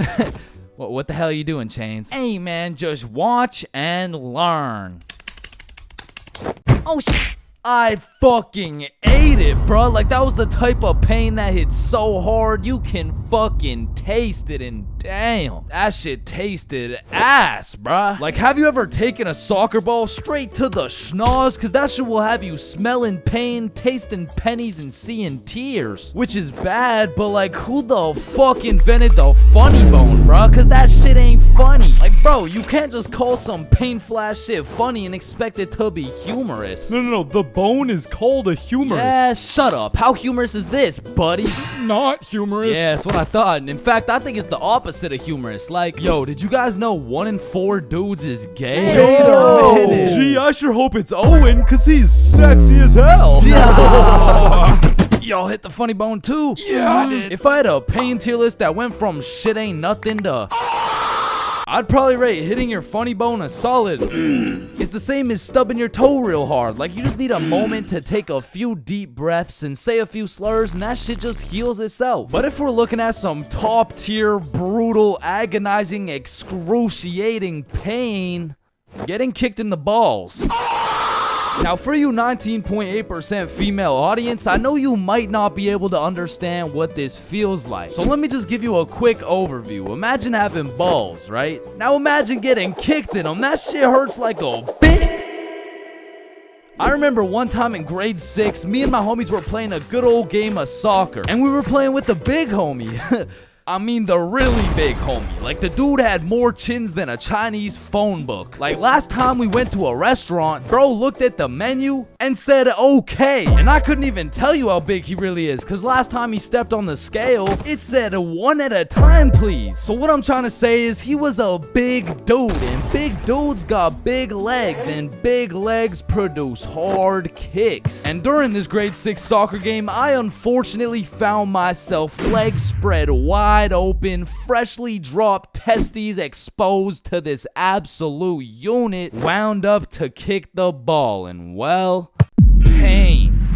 Just pain, bruh. Followed by a moment of silence from everyone on the field. And I don't know if the moment of silence was for me or for my next generation of kids the big homie just wiped out, but I felt that shit. And I felt it in my stomach. And there was really only one sound I was able to make in that moment. Now, I know what a lot of you guys are thinking. Getting kicked in the balls is nothing compared to childbirth. Childbirth is so much worse. This guy's a misogynist. And no, I don't give people massages. And I might be the first to tell you this, but I've experienced both getting kicked in the balls and childbirth. And honestly, childbirth wasn't even that painful at all for real. But to be fair, it was probably a little worse for my mom, so like... Now, we all know physical pain very well, but what do you call that deep, torturous pain you feel when your dog dies? In Minecraft, that's that psychological pain, like the pain you feel when you're watching a banger YouTube video and an ad interrupts you out of knowledge. Or like the pain you feel when you just got done making some toast and peanut butter and that shit flops on the floor face first. It doesn't hurt physically, it hurts spiritually. Like, there really is levels to this shit, bro, because now when you start adding psychological pain onto the physical pain of things, we gotta start adding new tiers to this tier list. Because imagine peacefully sleeping in your bed and you get woken up to the pain of your girlfriend kicking you in the balls, which of course hurts physically, but then you realize you don't even have a girlfriend and you live alone. So just to knock a few more off this tier list, a razor scooter to the shin, stepping on Lego is a solid.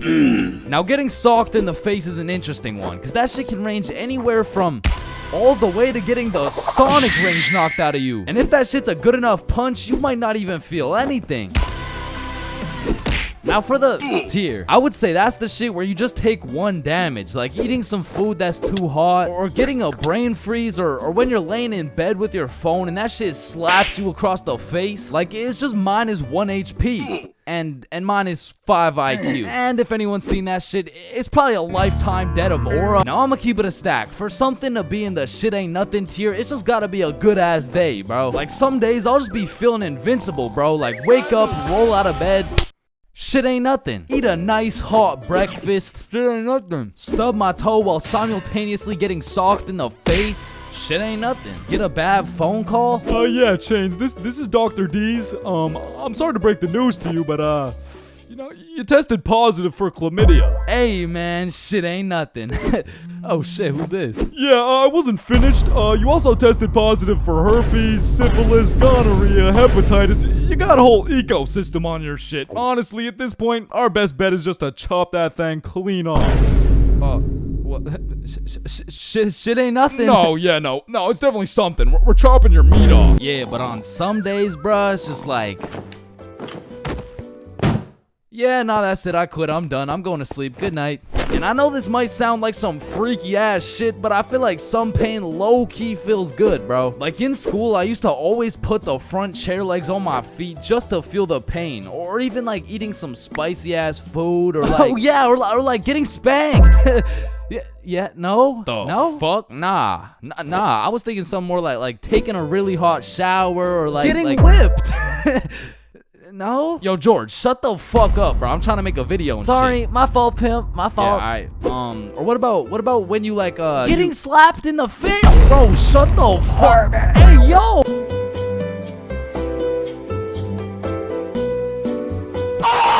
April 20th. 420, the day when everyone puts their differences aside and they just hotbox the Earth's entire atmosphere. Man, what a time to be alive. Now, I don't know if any of y'all have gone to one of those 420 conventions before, but god damn, these motherfuckers be getting higher than Buzz Lightyear, bro. Like, at this point, they aren't even baked. They're fucking deep fried. They just be walking around hotboxing cities at a time. And anyone in a 500-foot radius is gonna start feeling the effects of that Mary Jane. Like, I remember my first time going to one of these things, and I was still a minor with an O. However, I had done some pregame before the convention. So let me just put it like this. If I was a potato, I would have been a baked potato. So heading into the convention, I was already a little bit paranoid, because as I looked around, all I could see was a bunch of hippie dudes with beards and shit. And at the time, I was just repping that peach fuzz. I was standing out like a sore thumb. So you can only imagine how hard I was shitting my pants when my high ass saw a cop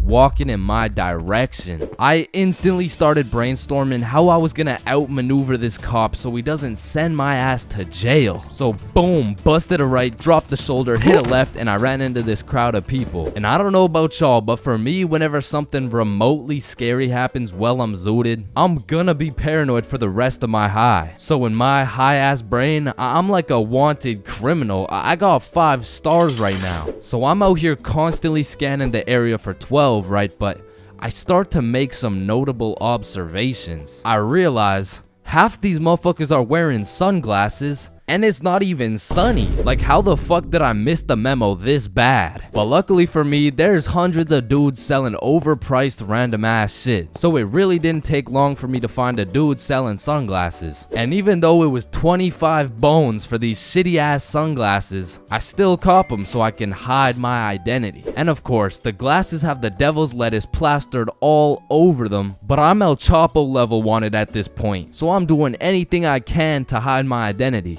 including dropping my life savings on these dog shit glasses. So I'm out here pushing through these groups of people, but I'm keeping it low key. And as I'm scanning to the right of me and to the left of me, my dumbass pretty much walks right up to a cop. And the moment I realized that homie was right in front of me looking at me, I started to panic, bro. I felt like at this point, my best option was just to confess. Like, if I take the plea deal, I'll definitely get a lower sentence. But as I was stressing heavy, that adrenaline starts to kick in. And I know some of y'all can relate to this, but the scientific breakdown shows that when you're zooted and you get into a high stress scenario, the adrenaline gears up and starts beefing with the THC in your brain. Now, if you're lucky, the adrenaline will beat the THC's ass and will have you thinking properly in said stressful situation, which is exactly what happened to your boy. So as I transformed from a baked potato into a less baked potato, this is where the table really started to turn. I looked at this cop in the eyes and this motherfucker was more baked than me. Like shit, at this point, I'm about to put this dude on citizen's arrest. Officer, are you baked right now? No, there's a sorry, there seems to be a lot of cannabis in the air right now, and so it's like this poor officer probably had to pull an 8-hour shift in the world's biggest hotbox while trying to do his job. And needless to say, after realizing the officers were faded than a hoe, I had no problem walking around with my peach fuzz mustache smoking on that Mary Jane. Middle school is just an awkward place, bro. Like, middle school dances, awkward. Middle school speeches, awkward. And middle school relationships, in my experience, is the most awkward thing on the face of this planet. I mean, the girl's a whole foot taller, got a deeper voice, and shit, she could probably bench more than you, little bro. Like, I hate to break it to you, but you don't got a girlfriend. You are the girlfriend, bruh. Middle school just occurs at the craziest time in a teenager's life, because motherfuckers is just getting slapped by puberty out of nowhere. You'll be walking down the halls and see a bunch of kids who look fresh out of daycare. Then all of a sudden you'll see a grown-ass man built like Shaquille O'Neal thumping his way down to math class. And attendance in middle school was looking like Matthew, Here. George, Present. Daisy, here, Owen. Dude's balls would be dropping halfway through presenting their speech, like, And this is specifically why dinosaurs why dinosaurs went What the extinct. fuck? and in middle school, nobody had drip. Like, dudes would be showing up to school in a neon green t-shirt paired with some bright red shoes looking like a fucking traffic light. Well, their haircuts looking like their barber cut their shit with one hand, well blindfolded. But to be fair, everyone had a shitty haircut in middle school, bro. And if you think your cut wasn't that bad in middle school, chances are your shit's probably still ass to this day. And just to make things worse, the cherry on top is that everybody's got acne. There's just all these hormones flying around and these kids have no clue what to do with them, which is exactly why middle school beef is unmatched, bro. Motherfuckers will be throwing hands for no reason at all. And I don't know how, but somehow even the fights were awkward. It would be like, hey pal, I heard you sat beside my crush in class today. So what? You want to fight about it? I mean, like, if you wanted to. That, like, I'm not scared. Like, yeah, we can fight. Okay, let's freaking go, pussy. Fuck, I wasn't ready. Sorry, was that too soon? No shit, Sherlock. Okay, you can hit me back so we're even. But if two dudes were throwing hands and their crush is watching, they're about to fight to the death. But the thing is about middle school fights, I didn't know this was possible, but somehow both motherfuckers end up losing the fight. I remember one lunch at my middle school, a dude whipped out some boxing gloves for no reason at all, and all of a sudden we're running a whole fight club. Kids would be betting their lunch money on who's gonna win and shit, but we never laid down any ground rules. So one day, JJ hit Timmy with a spinning back fist and put his ass to sleep. And I'm hyped, cause I just doubled my lunch money, but Mr. Principal didn't seem too hyped to see one of his students knocked out on the ground. So of course JJ gets in trouble because he's just that one kid who's always in trouble but never got expelled. Like, I could have swore dude was on his third strike 5 strikes ago. But man, middle school had some characters, bro. There was that one guy that would walk through the halls blasting music on his speaker, the kid who used to sit in his chair like this, the dude who hit puberty and midlife at the same time. Mr. Donaldson, can I get some help on the subtraction? Help on the subtraction? You look more like you need help on your taxes. No, subtraction's just hard for me. During recess, do you go check on the wife and kids? No, I just play on the monkey bars. Tell me, how do you manage to be in middle school and work a 9-to-5 job at the same time. The girl who thinks she's a horse, the emo kid, catch him in the back of the class with his hoodie tied up watching sad Bart Simpson edits, the kid who had to touch the top of the door frame before entering a room, girls who have to bring their Starbucks cup everywhere, the dude who's constantly emoting. And in order to find the answer, we can make a grid. Did someone say gritty? Right foot creep, ooh, walking with that heat. Of course, there's the kid who Naruto runs through the hallway. And then there's that weird ass kid who accidentally called his social studies teacher mom one time. It was probably an accident though. Fuck! And I have no idea why, but there's something about teaching middle school that had all these teachers going through a midlife crisis. I remember one day our science teacher was teaching us about rainbows. Does anyone know what a rainbow is? Yes, Jaden. Refraction of light through water droplets. Oh wow, that's right. How did you know that? Reddit. Oh, okay. Where did you read it? Reddit. Yeah, but where did you read it? Reddit. Jaden, I can't do this right now. Just tell me where you found this information. Reddit? God damn it, Jackson. You're the reason my children get their shit whooped every night. Now, I don't know what she had going on in her life, but the way she broke down talking about beating her children to a group of 12-year-olds really gave me the impression that she shouldn't be teaching middle schoolers, bro. And I don't know who was in charge of hiring these teachers, but I also had a deaf teacher, which, you know, is cool and all, but it did make it a little bit harder considering the fact that, you know, she was the fucking music teacher, not to mention the fact that she was also half blind. And I think the idea there was that she could somehow feel the vibrations of the guitar or something, which didn't seem to work too well considering the fact that I got a fucking A in music and I can't play the guitar for shit, but I guess I just like I smelled good or something. I don't know. And I don't know about Shaw's experiences, but I feel like kids were just mad touchy in middle school. Like you'd be sitting in math class minding your own business, then for no reason at all, a motherfucker would tase you in the side of the ribs. And I remember when kids first learned about these pressure points, it was all fun and games. Someone would just poke you in the ribs like,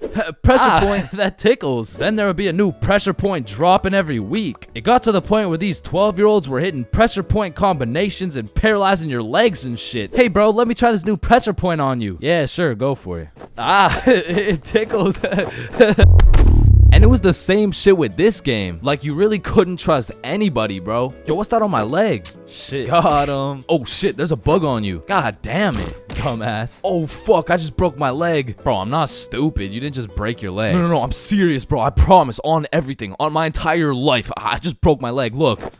Bro, I remember I got punched so many times, my arm was on life support. It was about to fall off, like, And thinking back to middle school, there's just so many things that make me cringe, bro. But by far the cringiest of them all is the relationships, man. And believe it or not, I had my fair share of middle school relationships. I remember one day I was sitting in class and this girl came up to me and said, Chains, I have a crush on you. And that's really all it took to have a young Chains in love. Head over heels. We went to the movies together. We went to my house and watched movies. Well, we went to her house and we also watched movies. Now that I think about it, all we really did was watch movies. We didn't really talk that much. I mean, I didn't really have a way with my words at the age of 12. So, do you like movies? Yeah. Yeah, I like movies too. That's why we're here at the movie theater. I also like popcorn with the butter. It tastes like I like how it tastes. And one day we went to the mall and I took a good look at my girlfriend of 2 weeks and thought, man, I don't even know this girl. Like who are you? I remember we were inside Zoomies at the time and I said, hey Jessica, you're a great person and all, but I don't really think we're compatible like that.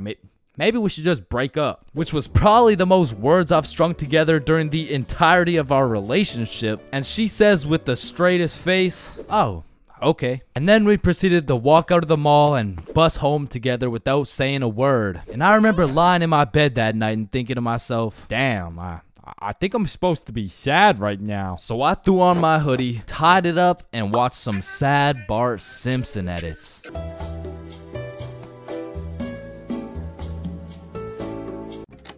Damn, light bulbs were such a good idea that they became the symbol for good ideas.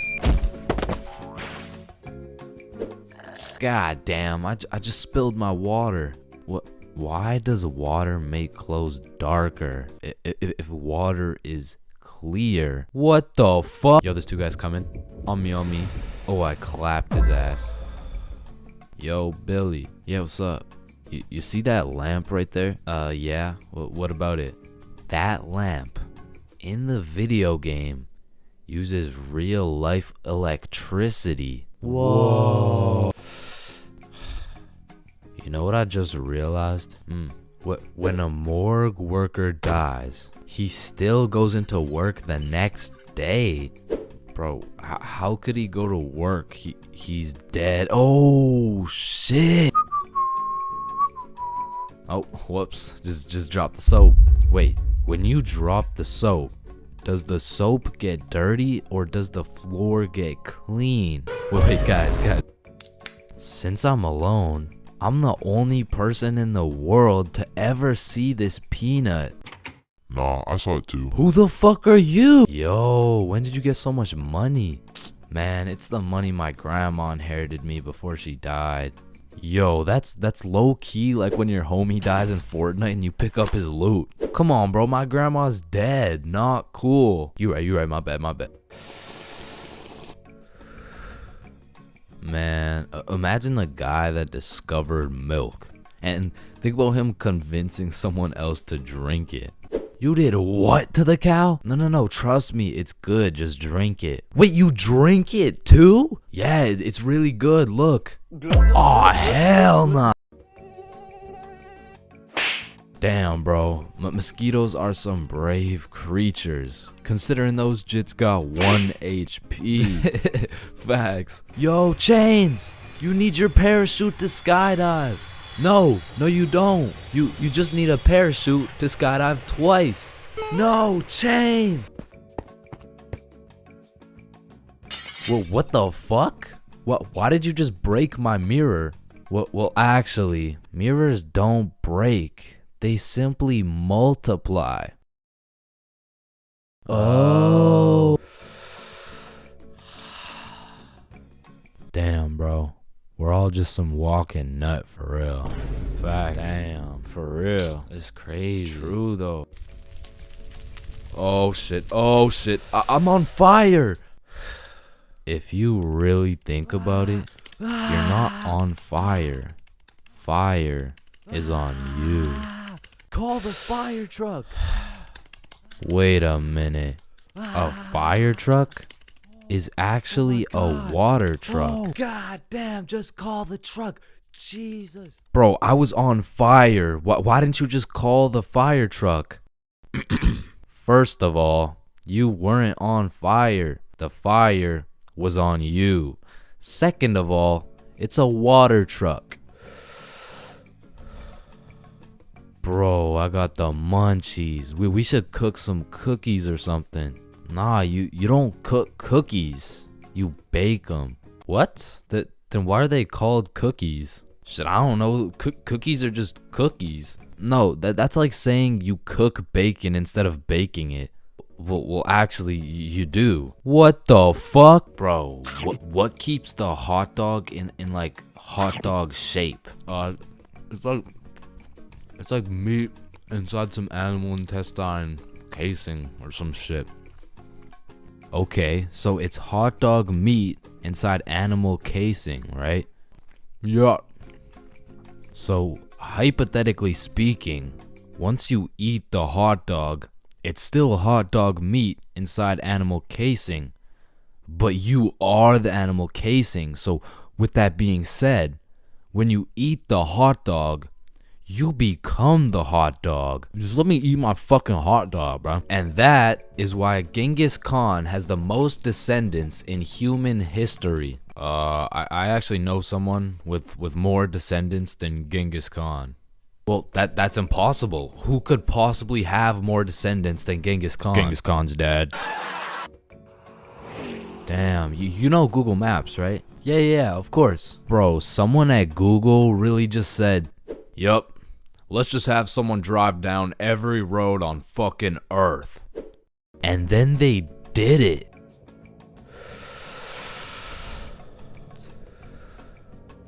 You know how concrete and glass are both made out of sand? Yeah, what about it? So if concrete and glass are both made out of sand, does that make skyscrapers just really big sand castles? Yo! How tall is the tallest person in the world? I don't know. Let me check. God damn, he's 8'1". Holy, you know what I'm thinking? Yeah, imagine getting railed by this absolute. No, I was thinking at one point the tallest person has experienced the height of everyone else in the entire world. Holy shit. Paper has 6 sides. Shh. Like we're really just some talking nut for real. Facts. No cap. Damn. Just some breathing semen for real. That's crazy. For real. Facts. So true. Damn. True. For real. Hey little man, what do you want to be when you're older? I want to be a doctor and cure aging and all the diseases. Well, if one day we cure all the aging and all the diseases, then we will all die painful and horrible deaths. I still don't understand why it's a chair. It just doesn't make any sense. Yo, you know what I just realized? What? The size of your hands is the font size you use in sign language. Oh shit. That motherfucker Shaq must be talking in all caps. Sir, I am very sorry to inform you that you are bleeding internally. Wait, I'm bleeding internally? Yes, we will need an immediate operation and we will have to. Oh, no. It's all good. Internally, that's where the blood's supposed to be. No, sir. Where are you going? This is an urgent matter. Get back here. You're in critical condition right now. Yo, can you pass the Apple charger really quick? Yeah, for sure. Yo, what if Apple chargers were called apple juice? Whoa. Damn. Yo. Apple juice? Bro. You know what I just realized? You can drink a drink, but you can't food a food. Nah, that one was ass. Yeah, you right. Like, I mean, we're literally just semen that can talk. So true. Facts. That's so crazy. For real. Yo, when you put your socks on inside out, the entire universe is wearing your socks, except you. Fuck. Yo, look, it's a unicorn. Damn, it's got a really unique horn. Unique horn? Unicorn. Unique horn. Unicorn. Unicorn. Unique horn. Unique horn. Unique horn.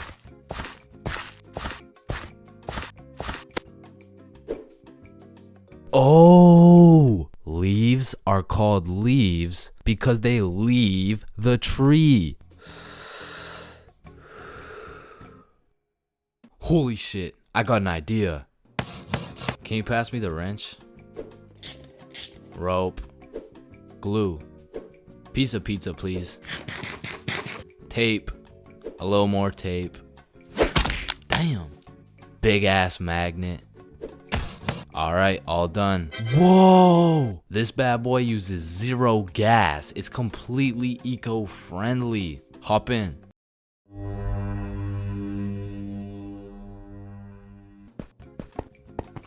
Oh shit, there's a penny. Bro, there's no point in picking up a penny. It's literally worth 1 cent. How much do you make working at Wendy's? 15 an hour? Oh, okay. So you see there are 3,600 seconds in an hour. And because you make $15 an hour, that is exactly 0.416 pennies per second. So with this being said, the second it takes to pick up this penny off the ground is a net positive outcome. Oh, okay.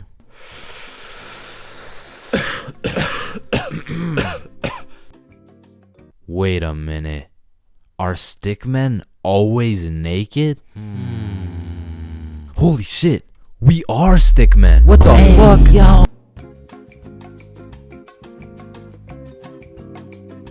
High school. The only place you'll find nerds and jocks chilling in the same room. Where there's fight clubs and book clubs in the same building. Where you can find the plug selling something and the school thought-giving dome all in the same bathroom. And surely one of the few places you can pursue your educational prowess and take it off that Benjamin in the same institution. High school, man. Love it or hate it, it's quite the experience. And although every single person will have a different experience at high school, there are some things you are guaranteed to encounter. Like the PE sweat, the nerd, that one strict ass teacher, the teacher's pet, the redditor, the predator, the chill teacher, the plug, the stoner, that one motherfucker who walks like this, the class clown, the band kid, the kid who just never shows up, the hot Cheeto girl, that one sexy ass kid who he got all the girls and you know what I'm saying, he was like super cool, the bathroom fiend, the oh my god I almost failed that test, I did so bad, oh shit same, I got a 51%, what about you? Oh my god, I only got a 98.5. The fighter, the anime kid, and the NPCs. Every single one of these individuals make up the magical place we call high school. You come into high school merely a young, innocent, and clueless child. But you leave even more clueless than before, bro. Like when we learned about pie in math class, my dumbass thought I was in culinary arts for 2 goddamn weeks. And that is pie. Chains, are you listening? Yeah, we're learning about pie. Then recite pie.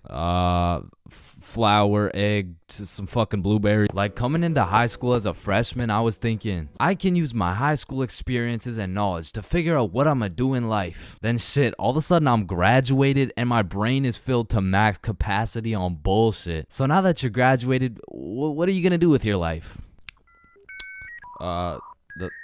The mitochondria is the powerhouse of the cell. But one of the most majestic parts of high school is the bathrooms, bro. Like it's a proven statistic that only 1 in 30 kids actually go to the bathroom to take a piss. And Lord knows what the other 29 are doing, bro. I mean, it could literally be anything from a secret fight club to a drug ring to a fucking Bible study. Like nothing is out of the picture when it comes to high school bathrooms, bro. But the bathrooms are not the only place where some fuck shit goes down. Cause you know high school students love to see fights, so when there's the slightest hint of beef, there's a motherfucker instigating that shit.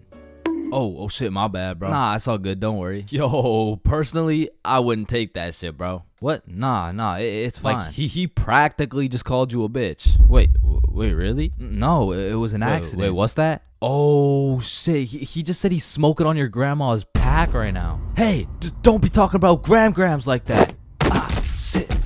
But tell me why when some entertaining shit happens, I just happen to miss school that day. Like I'll go every day of the month, but I get sick for 1 day? Damn, I'm glad as fuck I'm not at school right now.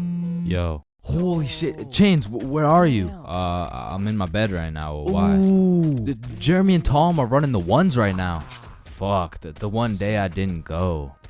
Wait, what's that in the background? Oh shit, yeah, they got Lil Uzi performing at school today. What? Uzi's at our school? Yeah, check it out. Yo. Oh, and they brought in Gordon Ramsay cooking up free lunch today as well. What? Oh, and I almost forgot, Elon's pulling up and giving everyone Teslas. So, no, I'll see you later, man. But listen, high school is nothing like these movies paint it out to be. Like all these movies portray the same shit, where Victoria and her goon squad make fun of Ruby, and where Chad and the football team shove Arthur in a locker. Like I've only seen a motherfucker get shoved into a locker once in my life, and to be honest, I couldn't even see much of it. I mean, it was pretty fucking dark in that locker, bro. But for real, in high school, you don't have to worry about some big body taking your lunch money or some football kid slapping the books out of your hand. The worst thing you'll encounter on your average day at school is your local Redditor. I don't know how they do it, but somehow every joke they make is so unfunny that it just ruins my day, bro. Do you smell that? Yeah, Jeremy, that's what happens when you don't shower in 2 months. No, it smells like sussy baka. like Among Us.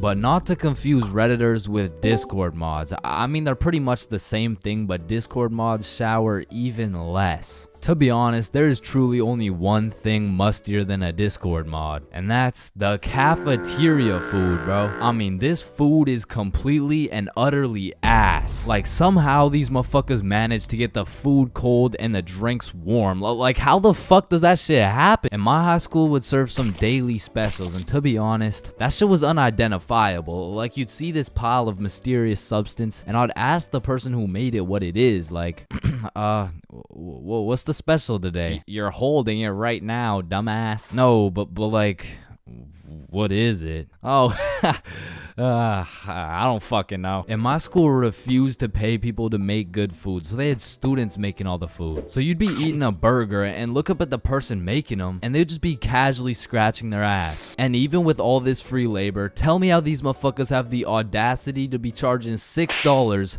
for 3 chicken strips, bro. That's $2 for one small soggy piece of some shit that's probably not even chicken. I mean, that shit is a robbery. And speaking of robbery, the high school change rooms are shockingly similar to Detroit. And we all know, you can't have shit in Detroit. Like, if you leave anything not locked up, it's gone, bro. Your iPhone, gone. $5, finessed. 2-week-old rotten sandwich.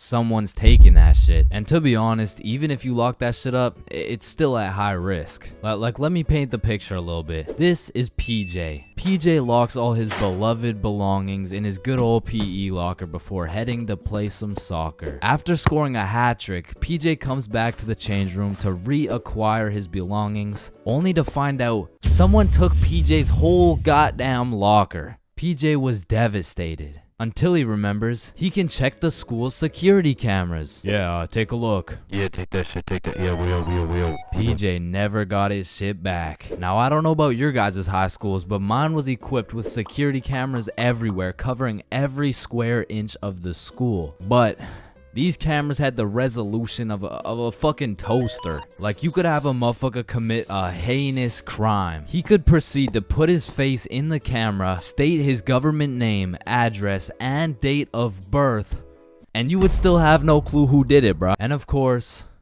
the teachers. Teachers have the ability to make or break your high school experience. So real quick, let me go over some of the teachers you will encounter in high school. The angry teacher, the chill teacher, the lazy ad teacher, the funny ad teacher, the teacher who doesn't know how to teach shit, Miss Cakinson, the teacher who wants to be the chill teacher, but shit just doesn't work. That teacher that plays videos all class. The gym teacher with several allegations. The weird science teacher. And the teacher who subscribed to Chains for Real. Wow, what a G. And that's high school in a nutshell.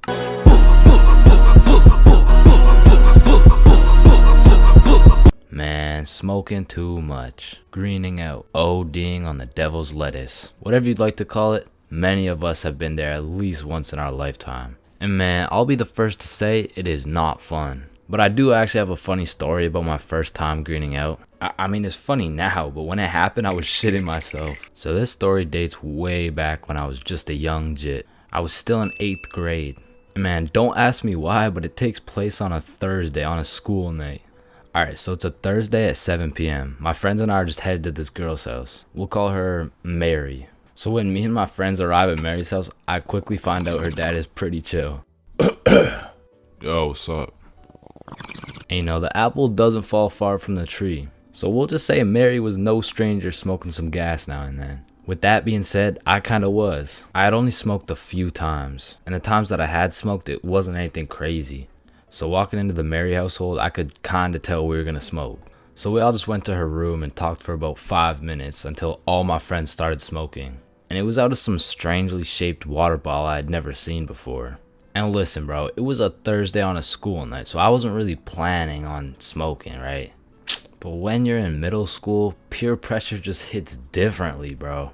So there my dumbass was on a Thursday night using this weirdly shaped water bottle for the first time, knowing that I had a curfew of 9 o'clock. And I just instantly started coughing. I was definitely the least experienced out of all my friends, so I remember my homies were kinda helping me out. Especially my homie Bob. Bob brought me some water and told me to let him know if it hits too hard. I told him yeah for sure, but I'm pretty sure I'm chilling because it had already been a few minutes at this point and it was safe to say I didn't feel anything.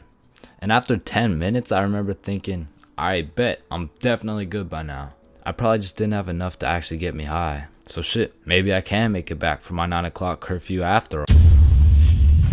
That shit hit me like Mike Tyson in his prime, bro. I don't know why no one told me this new device would have me slumped like Nate Robinson, but it's already too late at this point. My vision started to get choppy. It's like I was running 30 frames per second in real life. And of course, the dry eye starts to kick in, and I just get really hot out of nowhere. And I guess at this point, Bob could just see the panic in my face. So Bob was like, come with me, and he brought me to the bathroom. And bro was prepared. He threw down a pillow and a blanket, was just like, you're gonna be alright, bro. And as he leaves me in the dark in the bathroom, I can hear from the other room, he's definitely greening out. He's greening? Nah, not Chains. Nah, my boy. Rest in peace. Rest in peace? Bro, am I about to die right now? But to be honest, my brain was way too fried to even care. The effects were getting worse by the minute. And as I laid there in the dark on Mary's bathroom floor, I felt my soul leave my body. I was just flying around space and, you know, traveling through the galaxy and shit. But I'm brought back to life because I felt my phone buzzing. And when I woke back up, I had no clue where I was. And then when I looked in the mirror, who the fuck is this guy? Well, I was out here putting the pieces together, trying to figure out who I am. Bob hits me with another, come with me. I got a ride so we can get you back home. But you have to act normal, okay? Okay, just get in the car. It was his older sister driving. And when I got in the car, I was stressing. Act cool, bro. Act cool. Hi, how are you? I'm not high. Fuck, she knows. And the rest of the ride was just pretty much silent. I got out of the car and I stumbled all the way over to the front door. At this point, I was praying my mom was asleep. So I called my brother to open the front door. What's up? Door.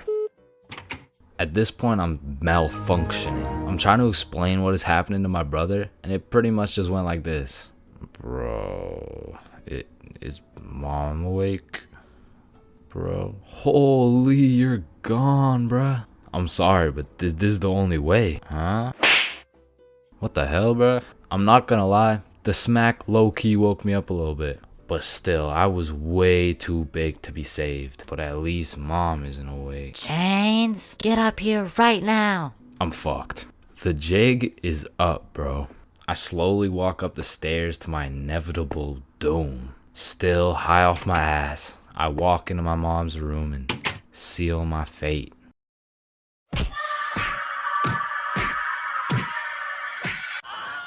Yeah, bro, I got grounded for 1.5 years. And when I woke up to go to school the next day, I was still baked as hell.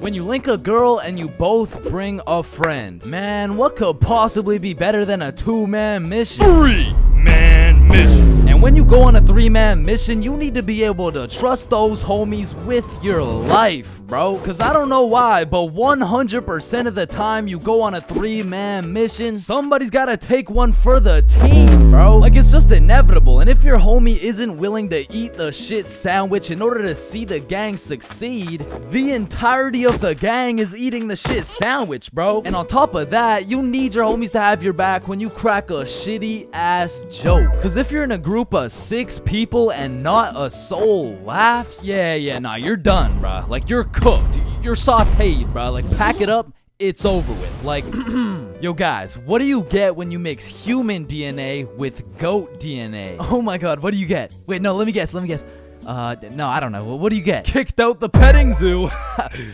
Fuck, I sold. Actually, that's a really good joke. Facts. Wait, it was? And lucky for me, I got the 2 most perfect dudes for the job.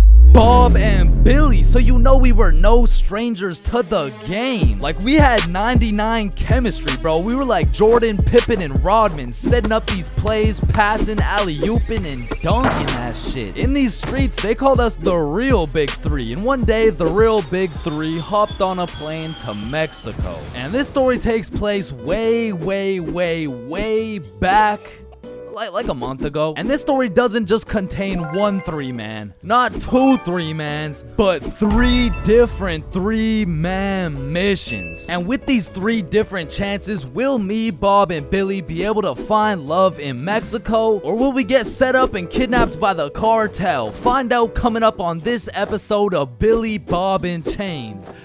Wait a minute. So boom, we get to Mexico and we're staying at an Airbnb. So we start with all the essentials. We unpack, get some food, check out the rooms, download Tinder, play some music, get settled in, you know, shit like that. And some of you may be thinking, damn, Chains, Tinder? Shit, I didn't know you were down bad like that. And let me just clear this up, alright? I'm not, okay? I'm down horrendous. And you really don't know me at all if you thought I was gonna leave Mexico without running a 3-man with the homies. So I'm just doing what I gotta do. Don't hate the player, hate the game. So we got there on a Monday, and for the first few days, we're exploring, we're trying some food, going to the beaches. It's great, you know, a bunch of nice and relaxing shit. But at night, it was grind time, bro. I was swiping more than a girl with daddy's money, and I was shooting more shots than Drizzy Drake at his local middle school. So by the time Thursday rolled around, I secured the first 3-man mission of the trip. And when I told the boys, they were hyped as fuck. I mean, Bob was so excited, dude almost made a facial expression.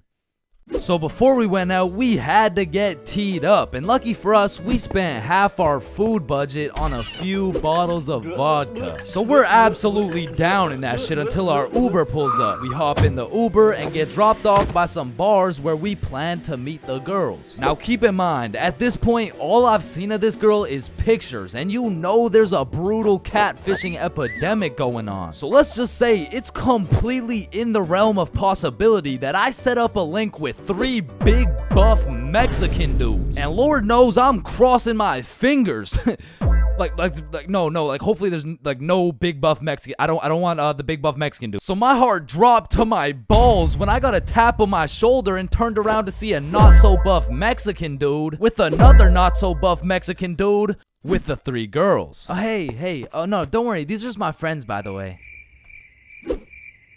Hey. Oh, shit. Okay, yeah, what's up? And not only was I relieved that she wasn't a jack dude, but she was fine, nice, and she spoke English. Same with Bob's girl and Billy. Yeah, nah, he had to take one for the team for sure. Hey, bro, I'm sorry, but this is just the way the cookie crumbled. Shit, bro.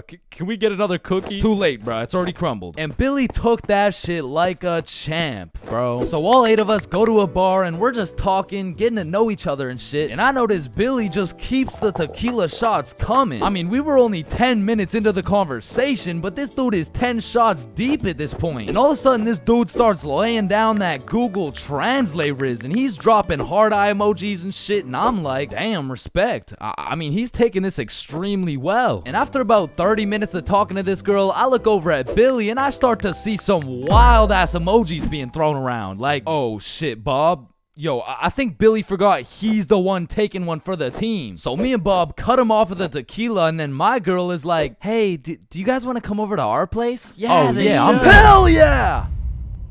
Is he alright? Yeah, he's fine. So we hop in their whip and go to their crib, and at this point, it's getting kind of late, so we're just chilling, listening to music and things of that nature, when me and Bob realize Billy and his girl are nowhere to be seen. So I turn to Bob and I'm like, yo, should we stop him? Damn, bro, you're right. We can't let him do that shit. And listen, bro, I've never been the type of dude to cock block, but if it's the homie who's about to interlock with the chalk chick at this o'clock, I'll walk up, knock, unlock, and block that cock if I have to. And so I did just that. I walked up, knocked, of course, unlocked the door, and respectfully, I blocked that cock. Yo, what are you doing? I'm taking one for the team, remember? Nah, I think the team's doing just fine, But bro. you know me, I was gotta do it for the team, like for I don't think the team needs this one, gang. No. Remember, I'm supposed to be like taking it for the like this is for the. Yeah, you right. Let's just go home, Billy. No, wait. Well, how are we gonna get home? We're in Mexico. Man, shut the So we said our goodbyes, got in the Uber, and man, I felt like a basketball coach whose son just lost to a special needs team, bro. Hey, listen, bro. I had a lot of tequila tonight. I'm sorry. I just Billy, I'm not mad. I'm just disappointed. Damn, bruh.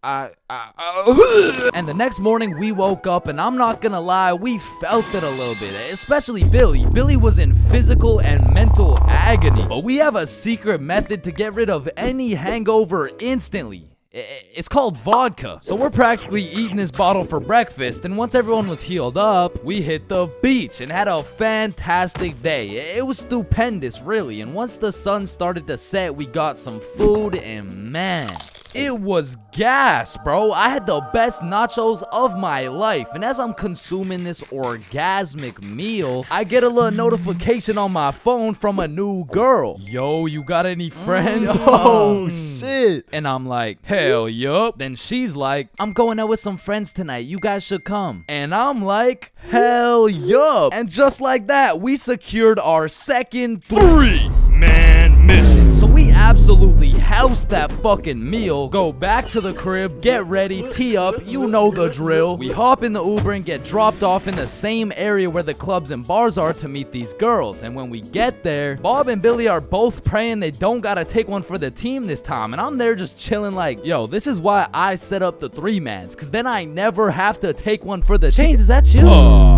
Shit. Who's asking? It's me, Sarah. Oh, no way. Really? Like really? Yeah. Yeah. Oh, yeah, no, you must be looking for the other Chains. No, don't worry, this happens all the time. Oh, no. Chains for real. Yeah, look at this. This is you. Oh, fuck, would you look at that? I guess it is me. Fuck. Like shit, I don't know how she did it, but she got my ass, bro. I got catfished nicely. But I guess it was just my turn to take one for the team. And I look up at who she brought, and she pulled up with 4 straight dimes for the homies to choose from. Like, bro, why me? So we're walking, and the girl I'm temporarily associated with is like, hey, let's go to the club. Yeah, let's go. So we go to this club, 8 people deep, and the girls are like, yeah, let's buy a bottle. Yeah. Where's your money? ¿Qué? No entiendo. Wait, I could have swore you spoke English. Oh, yeah, no, I'm fluent for sure. Yeah. You said you wanted a bottle, right? Yes, please. Yeah. You got bottle money? No entiendo. No hablo inglés. And now I'm starting to get the vibe that whole time, these girls just wanted a free bottle. And as soon as I start catching on, she starts upping her game. Like, oh my God, you're so strong. Look at these muscles. So I go to give Billy one of those side eyes, and when I look over, these motherfuckers are completely lost in the sauce. Yeah, I'm buying a bottle. Everyone, bottles on me. So Billy pulls me aside like, yo, we gotta split a bottle, bruh. Nah, I'm really not fucking with this girl. Come on, bruh, please. I need it, bruh. Just take one for the team. Come on, take one for the team. All right, bruh, I'll split it with you. Thank you, bro. I got you. So are you guys getting a bottle? Yeah. We're getting a bottle. Oh my God, you're so strong and you're a baller. Yeah. Baller? The fuck? I don't know, bro. She's weird as hell. Yo, can I get a bottle for this table? Yeah, for sure. What do you want? Listen, bro. Just give me the cheapest shit you got. Oh, I feel you, bro. Times are tough, you know. That'll be 1,100. God damn, that's a lot of pesos, bro. Pesos?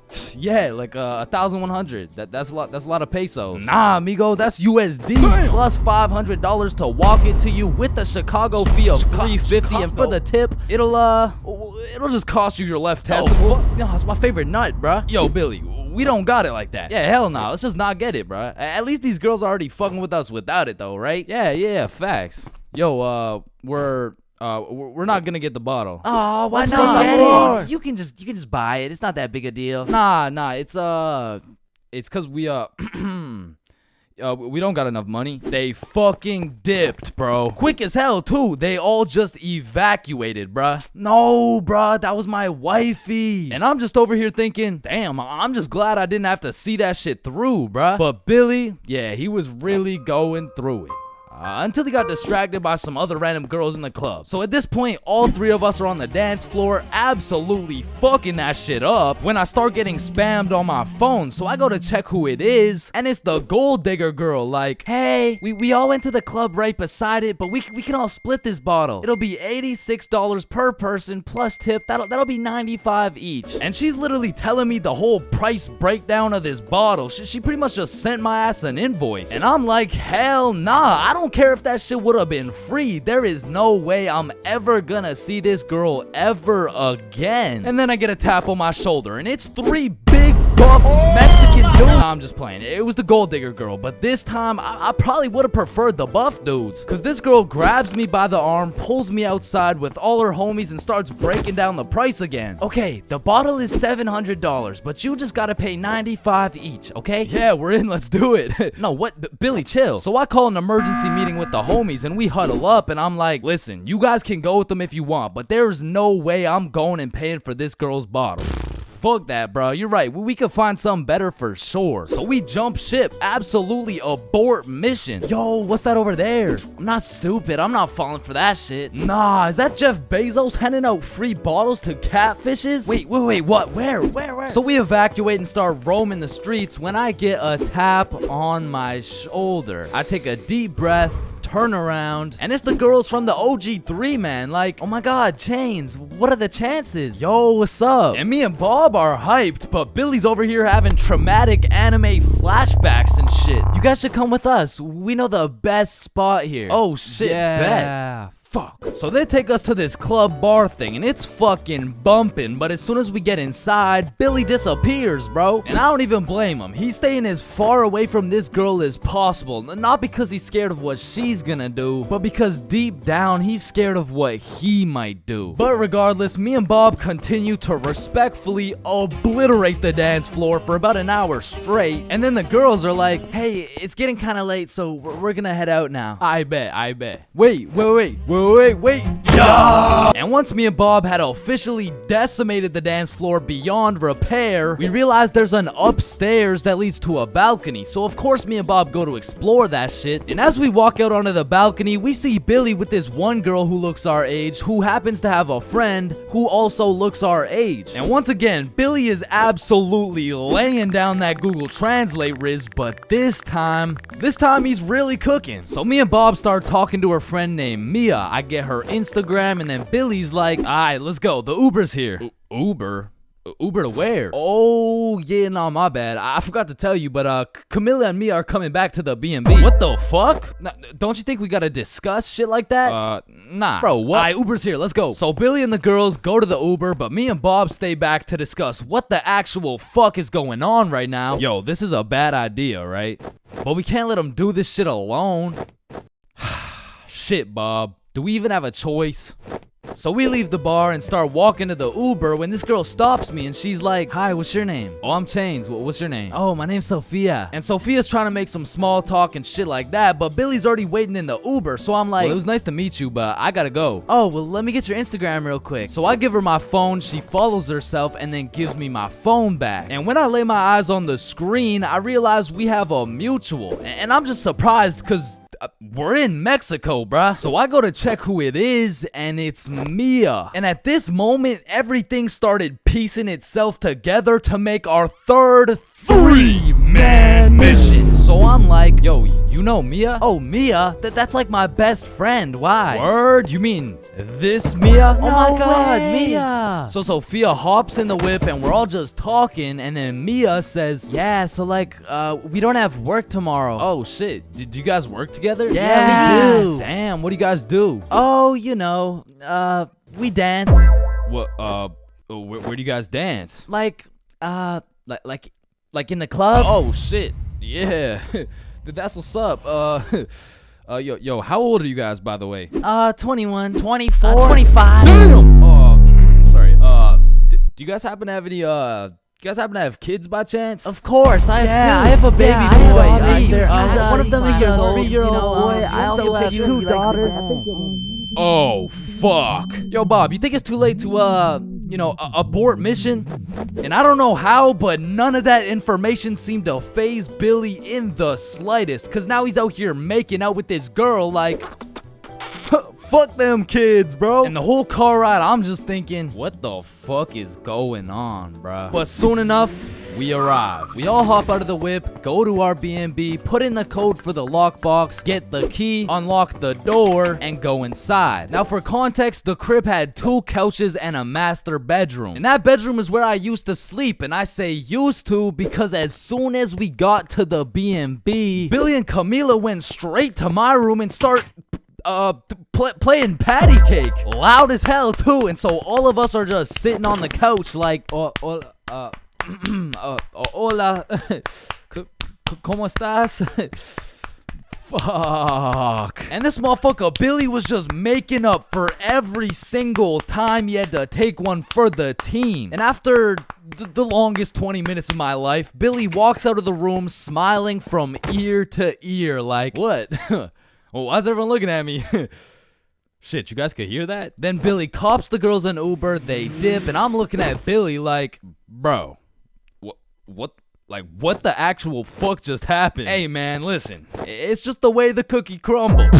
Nah, bro, you are crazy. And at this point, it was probably 4 a.m. or something, so I go to my room to look at where I'm supposed to sleep, and there's a bunch of lubed up rappers on my bed, and I'm not talking Diddy. So needless to say, after a long night, I slept on the couch, and we all woke up rotten, bro. So rotten, even the vodka method wouldn't work. So we decided if anything could make us feel better, it would be a plate of the world's best nachos. So we get ready, leave the crib, and then Billy's like, yo, who's got the key? Shit, I don't got it. Bob, you got it?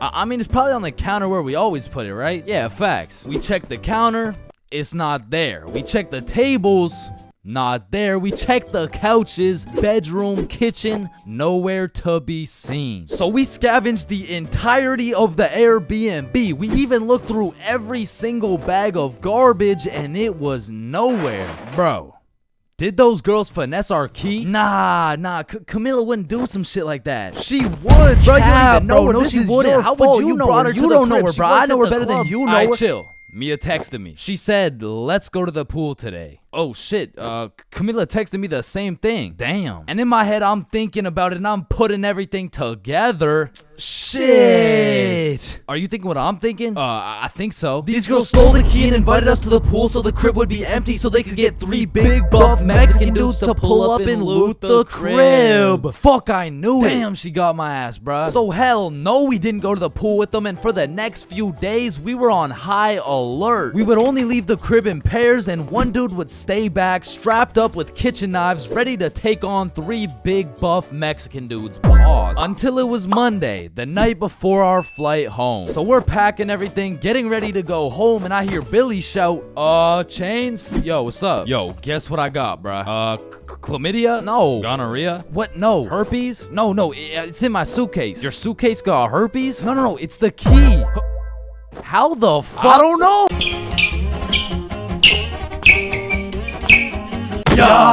Yo, if you're still watching, if you're awake, you're conscious, shit, I just wanted to tell you, even if you're unconscious, I'm trying to speak here subconscious right now. I'm probably in your dream as we speak.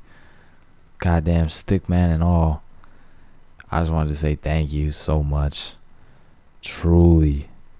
From the bottom of my heart. Cause shit, I'm just a normal dude. And you guys' support has changed my life. And I really wish I could talk to each one of you individually. It would be amazing. I hope I can meet some of you someday.